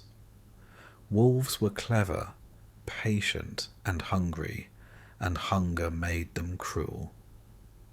Before leaving one morning to fetch food from a distant part of the woods, she gathered her children in the centre of the room, their little faces attentive and serious. She warned them, explaining with careful words that no matter who knocked, no matter how sweetly they called, no one must be let inside. The forest was full of deceit, and the children must remember her instructions or face grave danger. The children nodded, some with solemn understanding, others with the kind of distracted attention only children can afford. They promised obedience, though their minds, already filled with games and imagined adventures, only half grasped the weight of her warnings. The mother kissed each one, lingering on the youngest with a long, worried glance, before leaving. The door shut behind her, leaving the children in the soft sunlight, the house quiet but for the distant rustle of leaves and the occasional creak of the wooden floor. Outside, the forest was alive with shadow and movement. Among the trees, a wolf crouched, his dark eyes gleaming with hunger and cunning. He had long watched the mother goat and her children, learning their habits, the rhythms of their voices, the times they were most vulnerable. Hunger gnawed at him, sharp and relentless, and the sight of 7 young goats, unprotected and trusting, filled him with dangerous anticipation. He moved with silent steps, circling the house, listening to the children at play, noting the sound of their hooves and laughter, cataloguing the differences in their voices. He knew the mother was away, and that gave him courage. The wolf understood that brute strength alone would not serve him. The children were small, but they were many, and some were clever enough to resist. He needed trickery, patience, and cunning, for this prey required more than teeth to capture. The wolf retired for a moment into the shadowed woods and considered his plan. He would alter his voice, soften it, sweeten it with false kindness, and cover his dark face with false innocence. Wolves cannot speak as humans do, but he had learned, by watching the mother and listening to the children, how to imitate their sounds, how to make his intentions seem harmless. He sharpened his teeth on a tree branch, feeling the excitement of the hunt pulse in his chest. Soon, the wolf approached the house, his voice low and measured. At first, it was a poor imitation, rough and foreign, and the children stiffened at the sound. The youngest, the sharp-eyed dreamer, ran to the window and peered outside. She saw the dark shape, the bright eyes, the cruel curve of teeth, and recoiled, warning her siblings with urgent cries. Some of the children's hearts pounded, but the eldest, ever proud and sometimes stubborn, was not easily frightened. The wolf's voice wavered at first, betraying him, but he quickly improved, softening his tone, mimicking the gentle voice of their mother. The children hesitated, listening. "Mother?" some whispered. The wolf's imitation was almost perfect, and his disguise clever. He had even dusted his paws with flour, and powdered them with chalk from the path, to whiten them, softening the harsh darkness of his fur. The youngest 4, small and timid, clung together in fear, but the twins, curious and brave in their way, crept forward to look, their heads cocked and ears perked. The wolf spoke again, more convincingly now, coaxing, warning, pleading in words not his own, and the eldest, wanting to protect but not fully seeing the danger, was fooled. He could not resist the sweet sound of the mother's voice, so familiar and comforting, and he opened the door. The wolf slipped inside like a shadow. His fur brushed the walls, and the air seemed to grow colder with his presence, though the children did not yet fully understand why. Their laughter had ceased, replaced by whispers of unease. The wolf circled, his eyes bright, studying them like one might examine fruit before choosing the ripest. One by one, the children realized their mistake too late. Fear filled the room, sharp and immediate, but the wolf was quicker. He seized them with swift, terrifying force. Screams echoed through the wooden house, sharp and dreadful, but the forest muffled them. The youngest child, who had watched from the shadows, hid beneath a table, heart pounding, too small to resist and too quick to be caught. From this vantage, he saw the wolf's cruel success, the shadows of his siblings consumed, the finality of the predator's hunger made real. It was a brutal lesson, stark and merciless, in the harshness of the world beyond the doors of their home. The wolf, sated with half of the children, paused, letting the weight of his greed and the warmth of the house lull him into a temporary rest. Outside, the forest waited, indifferent to the tragedy within the small walls. Inside, the youngest child trembled, silent and small, knowing that the fight for survival had only begun. Shadows lingered longer now, and the sunlight through the windows seemed weaker, as if the house itself understood the danger that had entered and had yet to leave. The wolf, cunning and cruel, had claimed his first victory. The mother goat, still far away in the forest, remained unaware, and the child left hiding could only watch, waiting for a chance to undo what had been done. Outside, the wind whispered through the trees, and the house stood quiet once more, holding within it the tension of innocence betrayed, the first dark chapter of a tale that was only beginning to unfold. The house, once bright with laughter and small footsteps, now smelled heavy with smoke of fear and the sharp, metallic tang of the wolf's hunger. One by one, the 6 older children fell to the predator's cunning. The eldest, who had thought himself clever enough to protect the others, had been the first. The wolf's sharp teeth closed around him before he could call out a warning. The careful one, who noticed every detail of the room, every shadow on the floor, had tried to hide behind a chair, but the wolf's eyes, dark and unerring, found him easily. The playful twins had tumbled over one another in their attempts to flee, and the wolf took advantage of their clumsy speed. The fragile 4, curious, quiet, and small, were seized one after the other, their whimpers swallowed by the house itself. Through it all, the youngest child crouched beneath the table, frozen in terror, his small body pressed against the rough wood, his heart thumping like a drum.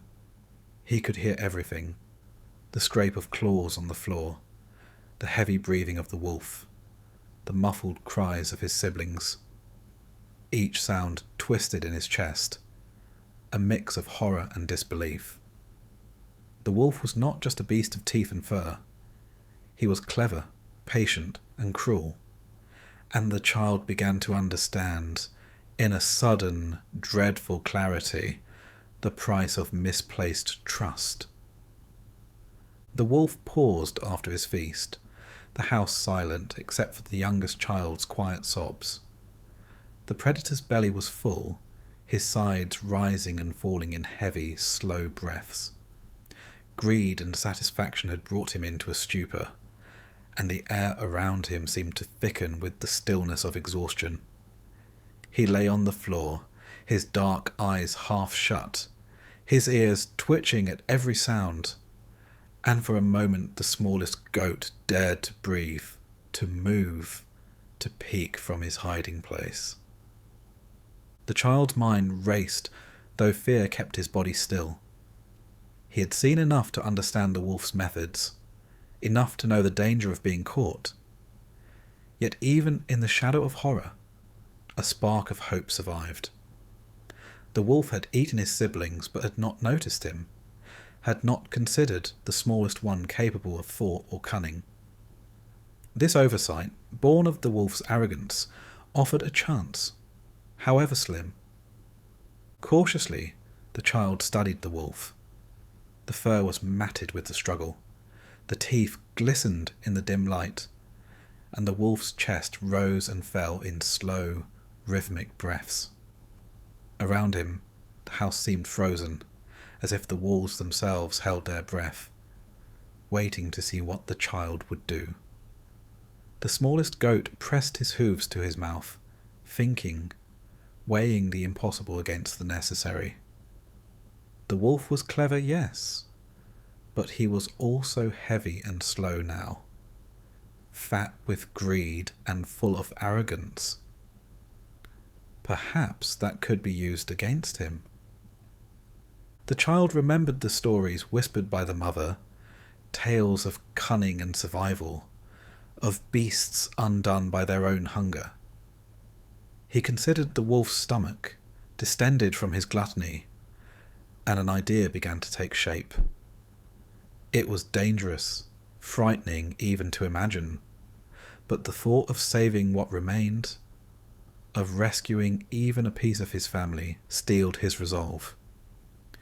He would have to act quickly, quietly, and with precision. The house offered tools, knives left from their mother's cooking, a pair of scissors on the table, and the sharp edge of a small carving blade tucked away in a drawer. Yet even with tools, the plan was fraught with peril. One wrong movement could awaken the wolf, and a single mistake could mean the end. The child's mind worked furiously, weighing each possibility, tracing the wolf's breathing, and imagining every sound that might give him away. He knew he could not fight the wolf directly. Brute force would only bring disaster. He would have to rely on stealth, cunning, and the wolf's current weakness, his heavy, slow sleep. As the wolf's breathing deepened, the child crept from under the table, pressing himself against walls, sliding along the floor like a shadow. Every step was measured, every breath held, until he reached the wolf's side. The scent of blood and fur filled his nostrils, making his stomach turn, but he did not falter. The image of his siblings, helpless and consumed, forced his mind to focus, to overcome fear with necessity. The knife felt heavy in his small hoof, but it was the only chance he had, the only way to restore what had been lost.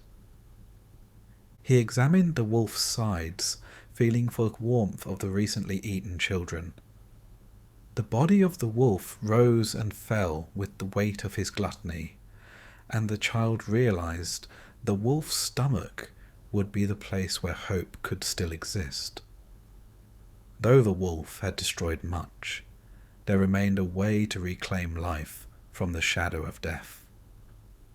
The child pressed the blade against the wolf, steadying his shaking body, and considered the moment ahead. There was no turning back. In the quiet house, the child's small, brave heart became a vessel of courage born of necessity. The wolf's complete victory was not yet absolute. Even in the darkest moment, the chance for redemption, for restoration lingered. The youngest goat understood that fear was not weakness, but a signal, a guide, and a companion in the task ahead. Every instinct sharpened, every sense heightened, he prepared to act, knowing the wolf's heavy sleep offered a fleeting window. Outside, the forest waited in silence, indifferent and unyielding. The sun had climbed higher in the sky, but the house remained a chamber of shadows, filled with the weight of cruelty and the lingering cries of what had been lost. Within, the child stood poised at the brink of action, knowing that survival demanded both intelligence and bravery. The wolf, fat with greed and blinded by triumph, had left a door open for the smallest, most cunning of the children, a door that might yet restore some measure of life to the household. The stage was set. The wolf, sated and arrogant, snored lightly, the rhythm slow and predictable. The youngest goat, hidden in shadow until now, prepared to act, devising a plan that could undo the horror and reclaim his siblings. He would need courage, timing, and a sharp mind. The quiet of the house held its breath, waiting for the moment when innocence, sharpened by fear, would confront cruelty and greed. The first act of survival had been endured. The next would require cunning as well as bravery. The child pressed closer to the wolf, small and nimble, eyes bright with determination, understanding that in the face of absolute darkness, even the smallest light could guide the way. The wolf's power, absolute in his hunger, was now vulnerable in his gluttony, and the youngest goat saw that where 6 had fallen, 1 could still act. Hope, fragile yet undeniable, stirred in the child's chest, ready to turn fear into action and despair into a plan that might save the remainder of his family. The air in the house was thick with tension, each second stretching like a wire ready to snap. The wolf dreamed, perhaps, of the feast he had claimed, but the child, alert and clever, watched, waited and planned. The balance had shifted, if only slightly. The shadow of the predator loomed large, but the smallest goat, with all the innocence that remained, would now be the instrument of what the forest and the wolf had not yet destroyed. The forest was quiet as the mother goat made her way home, her hooves soft on the dirt path. Her mind weighed with concern for her children. She had been gone longer than usual, gathering food and tending to the needs of the household, and a shadow of unease had begun to grow within her. The wind whispered among the trees, carrying the faintest echoes of the house she had left behind, and though she could not yet hear the truth, she felt it in the hollow place inside her chest. The small home at the edge of the forest appeared peaceful from a distance, the sun spilling across the roof and walls, yet something in the air was wrong. The birds were silent, and even the wind seemed to pause as she drew near. Inside the house, the youngest child moved cautiously. The wolf lay asleep, his sides full and his breathing slow and heavy, a dangerous and greedy creature lulled into temporary vulnerability. The smallest goat had acted with careful thought, cutting small slits in the wolf's fur to confirm the shape and warmth of his stomach, feeling for the bodies of the eaten siblings. Relief and horror mingled within him. The 6 children, though trapped inside the wolf, still lived in some small, miraculous way. The plan had to be executed carefully, for one misstep could awaken the beast and end what remained of his family. With trembling hooves and a steady heart, The youngest goat gathered the sharpest knives and scissors from the kitchen drawers, tools meant for ordinary tasks transformed into instruments of hope. He worked quietly, pressing the blade against the wolf's thick fur, cutting just enough to reach the stomach without rousing the sleeping predator. The room seemed to hold its breath, as if the walls themselves understood the gravity of the act. The wolf stirred occasionally in his dreams, a soft grunt, a twitch of his tail. But the smallest goat persisted, moving with patience and care that belied his size. One by one, the trapped children were freed from the wolf's belly, their small bodies pale and trembling, but alive. Relief washed through the youngest goat, though he dared not celebrate. There was still the matter of the wolf, a creature of gluttony and cruelty who had nearly destroyed his family. He could not be allowed to live, not if the lessons of fear and survival were to hold meaning. The children, still weak and shocked, huddled together, and the smallest led them to the tools, teaching them with quiet authority how to ensure the wolf could no longer harm them. When the act was done, the wolf's body lay still, but his eyes, wide and unseeing, reflected the finality of punishment. The forest outside seemed to echo the moral of the moment.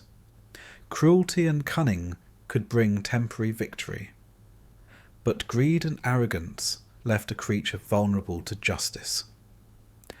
The mother goat, returning now with the sound of the wind rustling the trees, would soon see the result of both horror and courage, the mingling of loss and survival that marked the passage from innocence to awareness. She entered the house with her usual quiet steps, and immediately the atmosphere struck her. The scent of blood and fur, the weight of silence, and the pale, trembling forms of her children told her that something terrible had happened. Her eyes fell first on the youngest, the smallest of all, who had acted with courage and cunning beyond his years. Relief and grief warred within her. 6 of her children had been devoured, yet here, by a mixture of ingenuity and luck, the rest remained alive. The mother goat gathered her children close, holding them with a strength born of sorrow and relief. She inspected them carefully, ensuring that each was unharmed, though the terror they had endured left marks that would not fade quickly. She kissed the youngest, whose bravery had saved them all, and for a moment the room felt like it had returned to the warmth of family. Yet the shadows lingered, long and dark, a reminder that the woods outside remained dangerous, and that even home was not completely safe from cunning and cruelty. Outside, the wolf's body was taken to a place where it could be buried and marked, a grim testament to the consequences of unchecked hunger and deceit. The punishment was not cruel for cruelty's sake. It was a lesson, stark and simple, in the balance of justice. The children, though safe, would carry the memory of what had been lost, and the mother goat knew that the forest, the shadows, and the cunning of predators were lessons they must never forget. Her warnings, once abstract, had become real, etched into the lives of those who survived. Days passed, and the household began to regain some semblance of routine. The children, though scarred and quiet, played again in small bursts, their laughter tentative but genuine. The youngest, once merely the smallest and most observant, now bore the mark of experience and courage, the knowledge that even the darkest moment could be met with cleverness and bravery.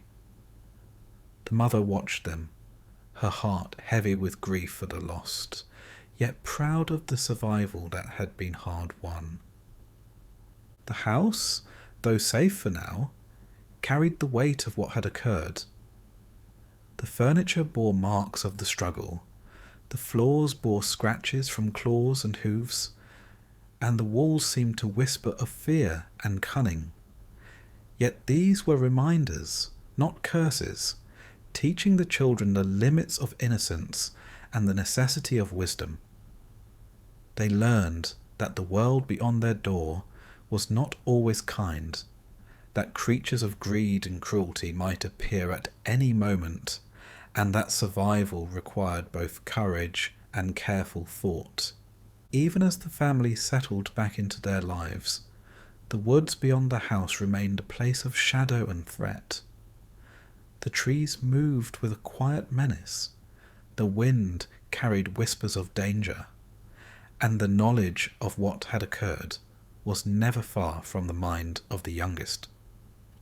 He understood now that innocence alone could not protect, that cleverness, courage, and vigilance were as necessary as warmth and love.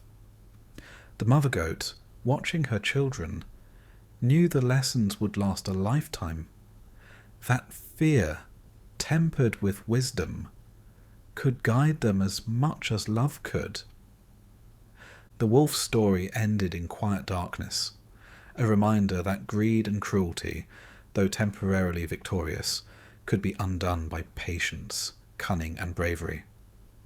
The children who survived were scarred, yet alive, and the family, reunited, carried with them both grief and hope. The sun shone through the windows, soft and gentle, but the shadows remained longer in the corners, and the wind whispered through the trees. A warning and a lesson that life was never completely safe, that even in the warmth of home, vigilance must not falter. And so the family lived, forever changed, their laughter tempered by memory, their joy mingled with sorrow. The house was safe once more, yet the forest waited, patient and hungry, its shadows long and cunning, its whispers of danger never ceasing. The mother goat taught her children to be cautious. The children learned to be clever, and the youngest, whose bravery had saved them all, carried the knowledge that even in the darkest hour, the smallest spark of courage could light the way. The story closed, but not entirely. The world outside remained wild and dangerous, and the children, though safe, understood that life demanded respect for both shadow and sun, for cunning and for love, for fear and for hope.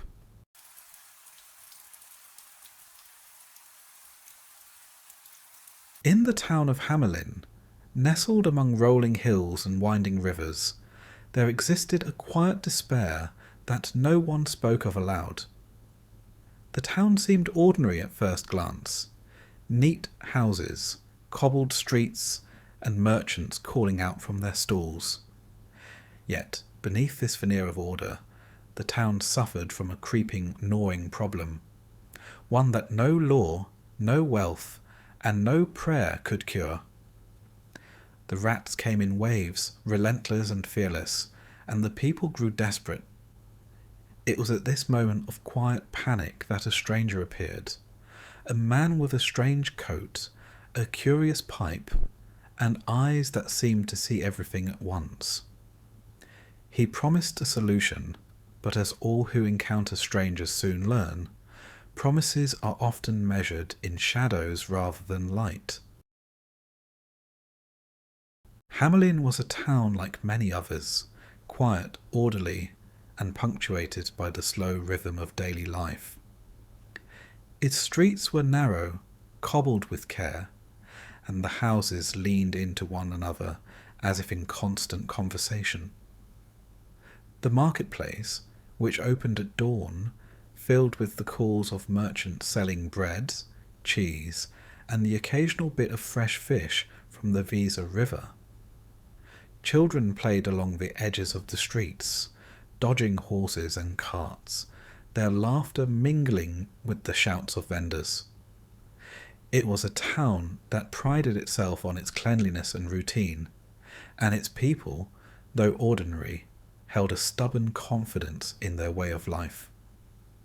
For years, the rhythm of Hamelin had gone uninterrupted, a small harmony of work, leisure, and commerce. But one summer, that harmony began to fray. It started subtly at first. A discarded loaf gone missing, a few scraps of cheese vanished from kitchen counters, and the occasional squeal in the night that some tried to dismiss as cats or rodents of little consequence. By the time the second week of July arrived, the problem had become impossible to ignore.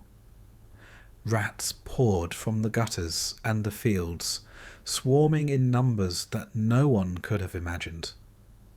They crept through doors left ajar, slipped between cracks in floorboards, and scaled walls with unnerving ease. The sound of their scratching and gnawing filled the nights, relentless and mocking, a chorus that kept the townspeople awake and anxious. Every household felt their presence, the vermin's tiny claws leaving marks, their teeth gnawing through grain stores and furniture alike. Hamelin's council, composed of the mayor and several prominent merchants, gathered in the town hall to discuss the crisis. Every plan seemed futile. They tried traps, poisoned bait, and even hired hunters. But the rats proved clever, avoiding dangers with almost human cunning. By the third week, the population grew desperate. Fear replaced irritation, and irritation grew into panic. Merchants spoke in hushed tones of ruined business and spoiled goods. Mothers stayed up at night, clutching their children and listening to the skittering in the rafters, imagining the creatures gnawing at more than just bread. The rats were everywhere, and no one could claim to understand how they had multiplied so quickly. Amid this panic, whispers of a stranger began to circulate. Some said he had appeared on the edges of the town the day before, standing on the hill where the old windmill had long ceased to turn. His coat was of a colour that seemed impossible to name, shifting from green to red to gold depending on the light. He carried a pipe, simple in appearance yet strangely commanding, and his steps made no sound upon the cobblestones. Those who had glimpsed him spoke in nervous tones of eyes that glinted with a sharp intelligence, as though he could see the inside of every building and the thoughts of every resident. Rumour had it he had travelled from towns plagued by similar vermin, offering a solution that worked where no others could. The council, weary and sceptical, debated whether to summon him. They had little choice. On the fourth morning after his arrival, the stranger approached the town hall without invitation. He moved with a calm authority, the pipe resting against his shoulder. The mayor, wary yet desperate, allowed him to speak, though few dared enter the room with him. The stranger did not speak in words at first. Instead, he raised his pipe to his lips, producing a note so clear and pure that even the councilmen, seasoned by years of negotiation and commerce, felt a strange unease. The sound seemed to reach past their ears, curling into their minds, promising something more than mere relief, a certainty that order could be restored if they would only follow his terms. He made his request simple and direct, a payment for his services to be given once the task was completed. The council bristled. Such boldness was unusual, and the sum he demanded was generous, perhaps too generous for a town already strained by loss. Yet the sight of rats gnawing through the walls of the hall, crawling over the floorboards, and disappearing into the corners with impunity silenced most objections. In a voice that betrayed their hesitation, they agreed to his terms, promising him the reward he requested and hoping silently that they would not regret it. No one truly understood the nature of his music. When he raised the pipe again, the sound was not just heard, it was felt. It rolled through the streets, winding through alleys and doorways, brushing against the hearts of those who listened. And then, as if answering some invisible summons, the rats began to stir. They paused, their gnawing ceasing abruptly, as if the music held them in place. One by one, they emerged from their hiding places, drawn toward the tune with a devotion that terrified onlookers. The townspeople watched in a mixture of awe and horror as the creatures left homes, warehouses, and cellars, moving in a long, undulating line that followed the piper with uncanny obedience. The parade of vermin continued through the streets, out past the marketplace and the church, winding toward the hills. Some townsfolk tried to intervene, but it was as if the piper and his music existed in a separate reality, untouchable and irresistible. Even the bravest of the hunters, who had failed to catch the rat with traps or poison, were powerless. At last, the river came into view, the Weser shining dark and calm beneath the morning sun. The piper played with renewed vigour, and the rats, without hesitation or fear, plunged into the waters.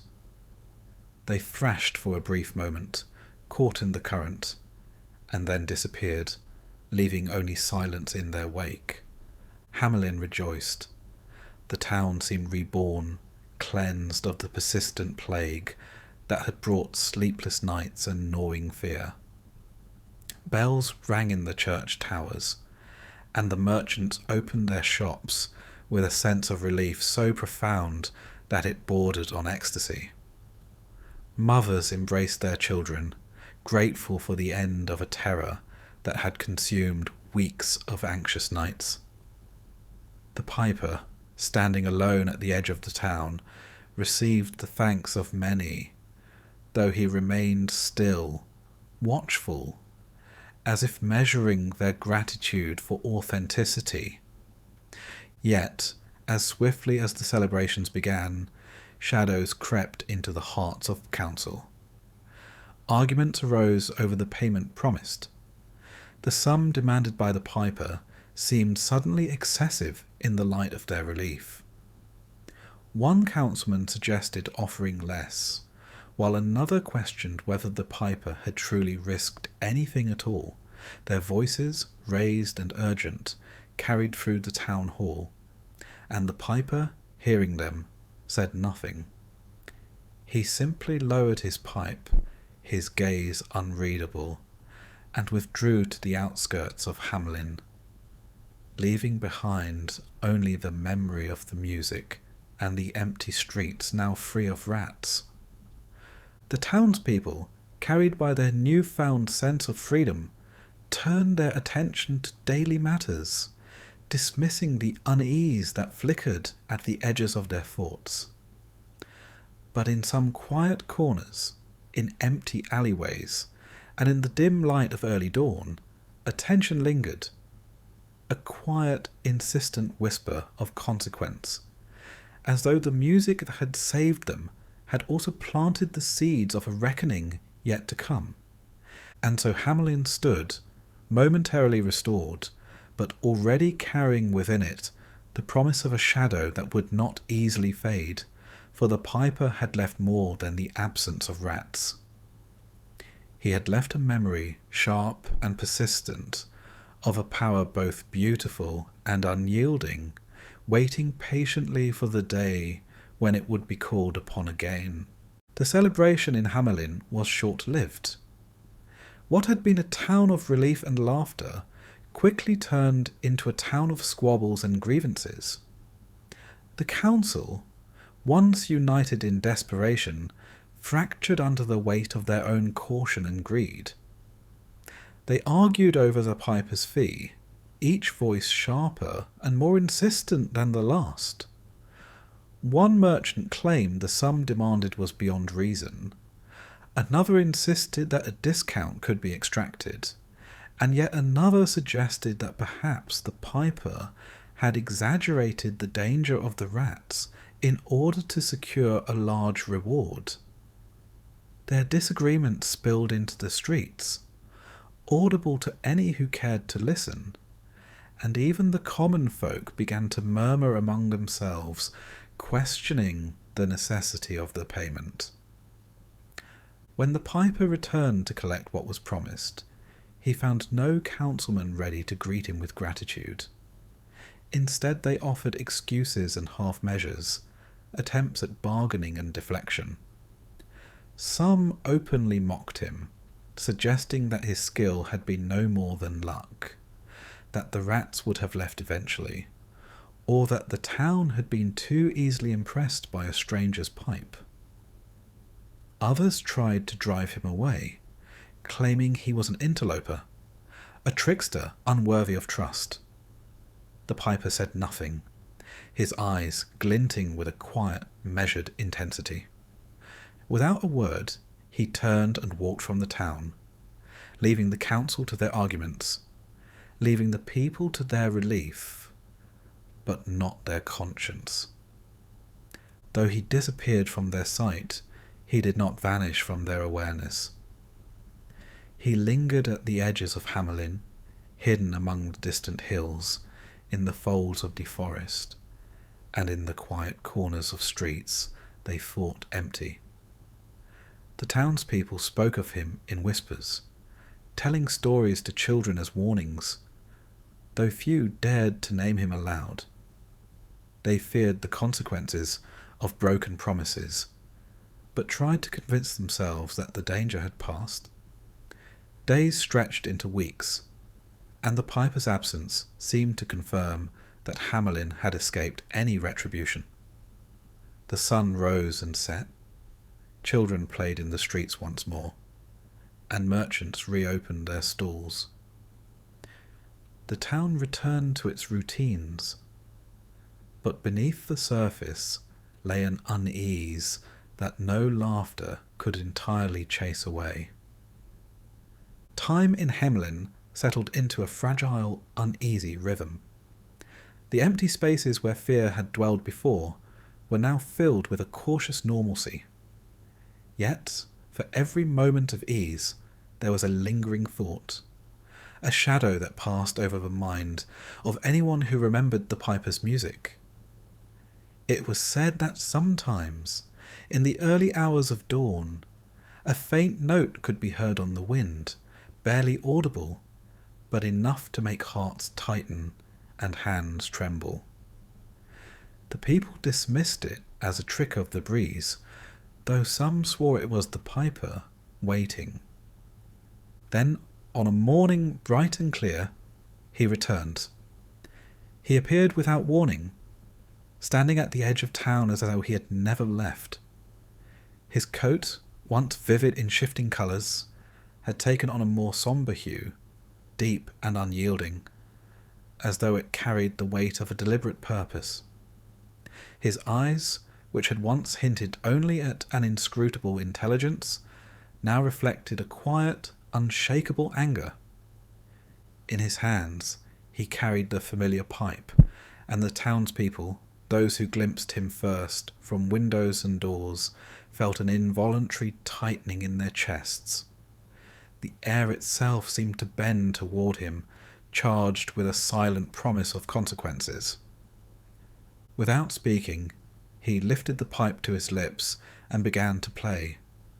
The sound was the same as before, yet different, deeper, more insistent, drawing on a resonance that went beyond hearing.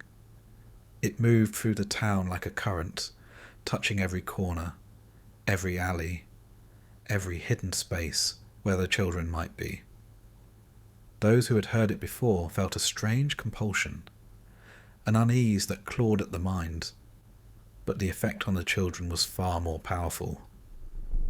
One by one, they paused in their play, their small faces turned toward the sound, as though drawn by an invisible hand.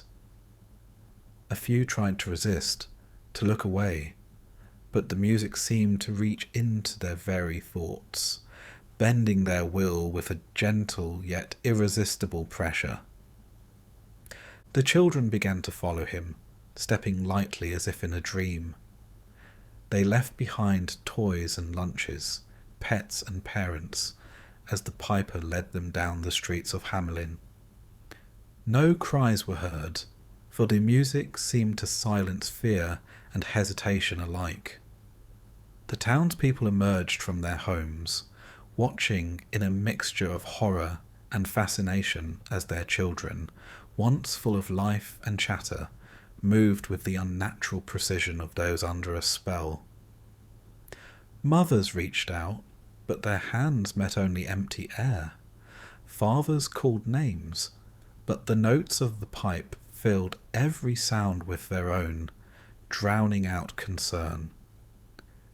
He led them past the marketplace, past the church, and into the hills where forests stood dense and shadowed.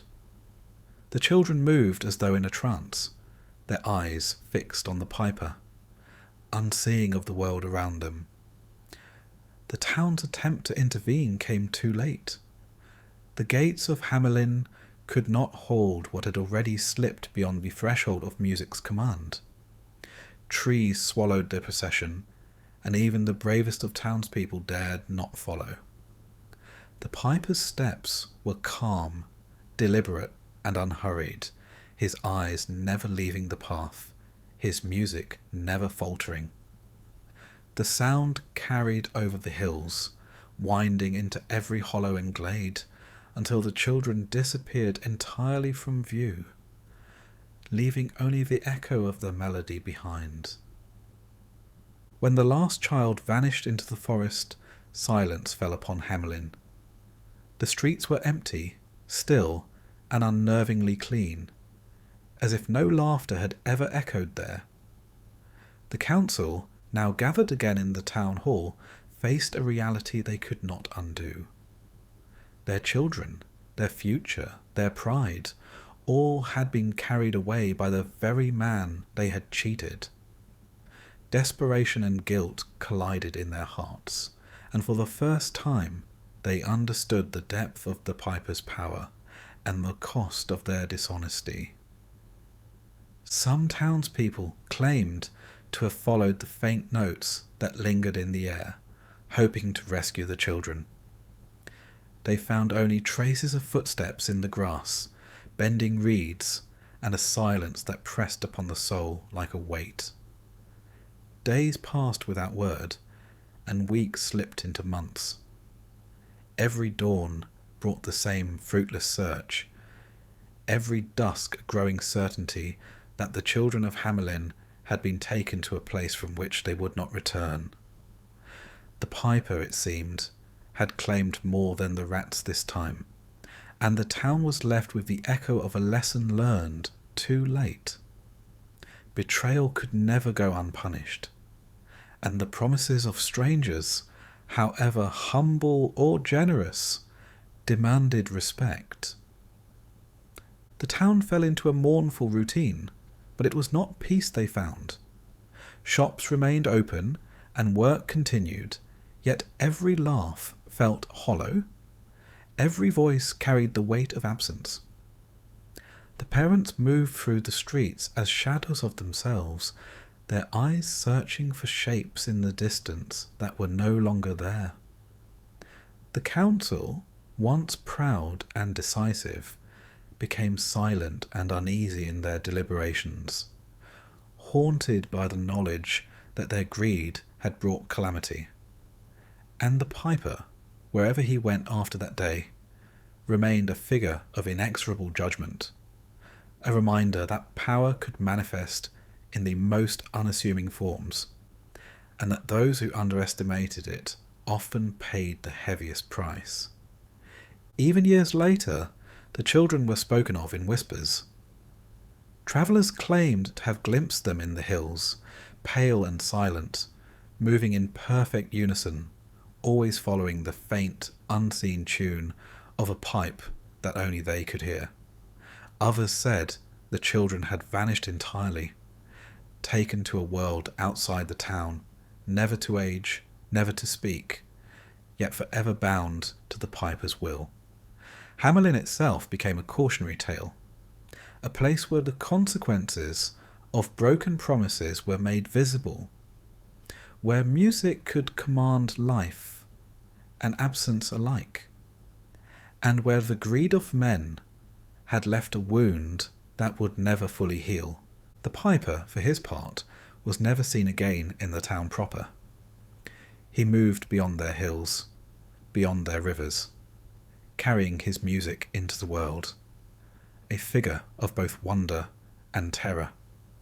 His revenge had been complete yet silent, leaving Hamelin to reckon with its guilt, its loss, and the echoing lesson that no act of deception goes unpunished. The streets remained empty where children had played, and the air carried a lingering tension, as if the town itself held its breath, remembering the melody that had once promised salvation and had delivered something far darker. Hamelin had once been alive with the ordinary sounds of life. Children laughing along the streets, merchants calling their wares, the clip-clop of horses and the rhythm of the river flowing through the town. But after the piper led the children away, an emptiness settled over the town that no effort could erase. The silence was not merely the absence of sound, it was a living presence, heavy and persistent, pressing into every corner, every empty doorway, and every abandoned playground.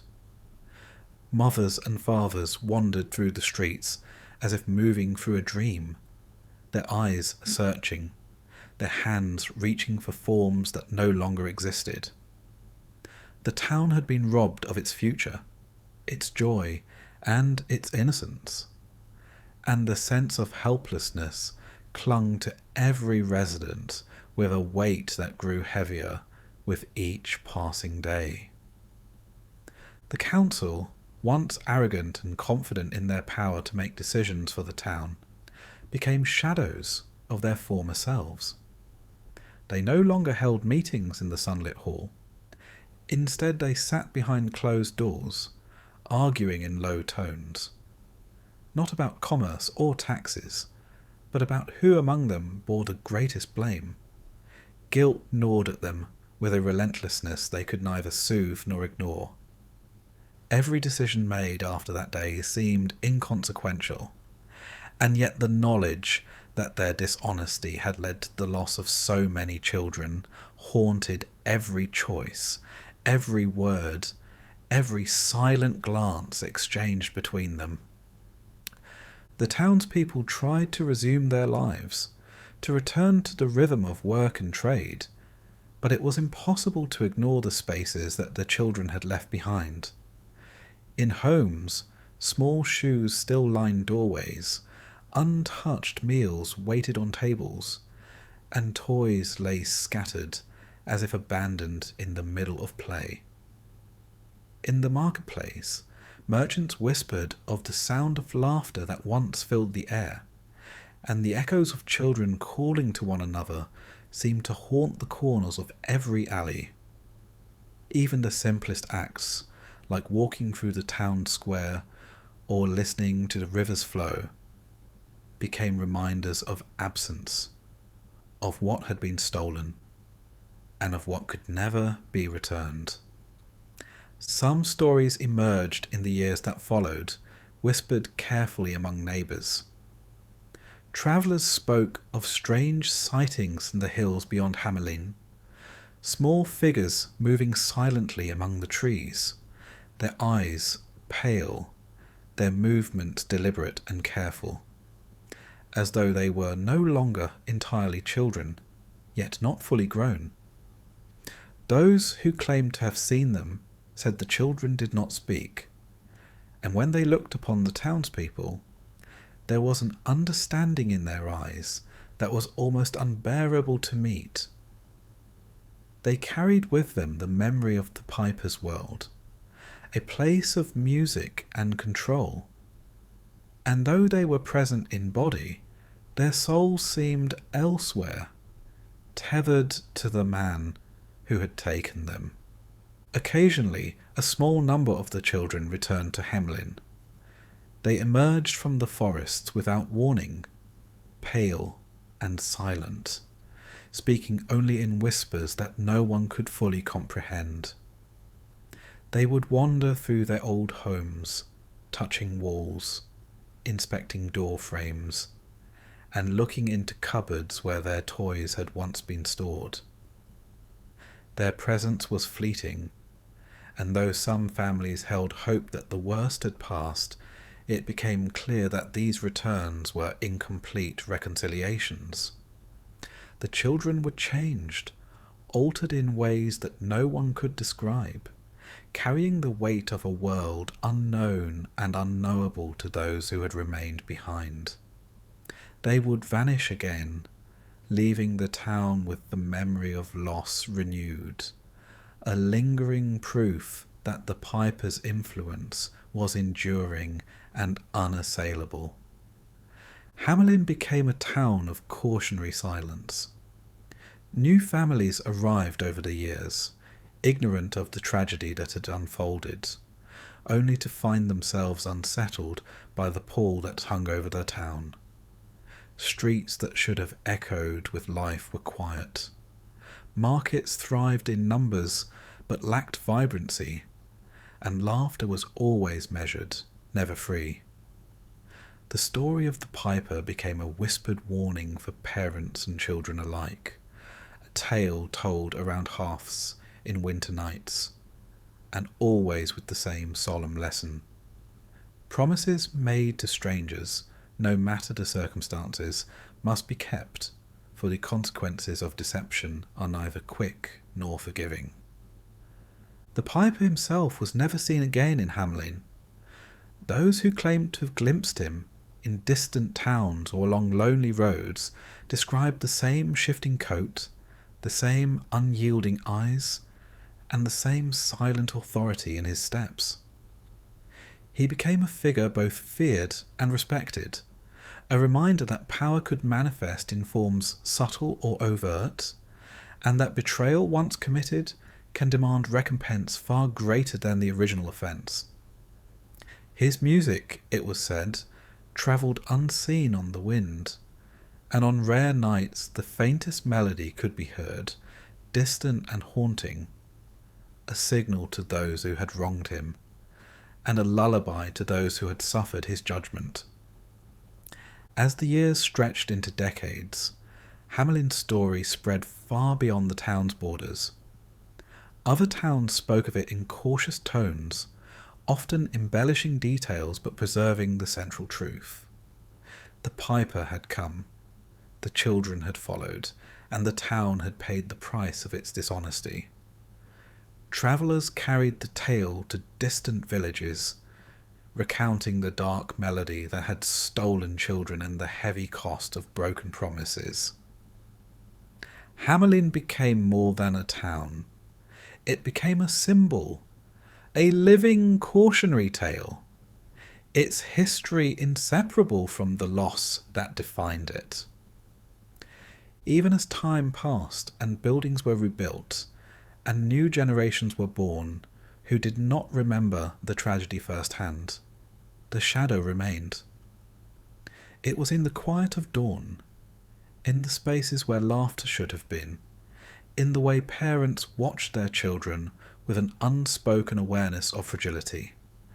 Hamelin existed in two states at once, one of ordinary life, with streets and homes, markets and rivers, and one of remembrance, where absence shaped the rhythm of days and the weight of lessons never forgotten.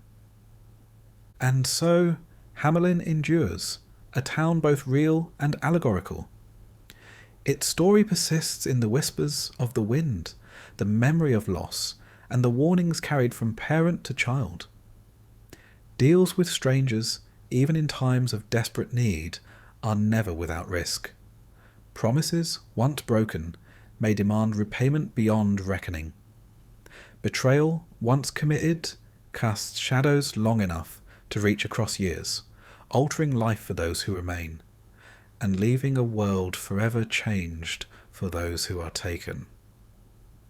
The piper's music, though unheard, remains in the corners of memory, a reminder that every choice carries consequence, and that the unseen weight of truth is often more enduring than any triumph or escape. Hamelin lives somewhere still, quiet and ordinary in appearance, yet haunted by memory, shaped by absence, and forever marked by the cost of trust betrayed. And in its emptiness there is a warning, eternal and clear. The power of promises, the peril of deceit, and the reach of those who wield influence quietly and completely are not to be ignored. For the piper, wherever he walks, moves with purpose, unseen but present. And Hamelin, in its silence, bears witness to all who would fail to understand the depth of consequence.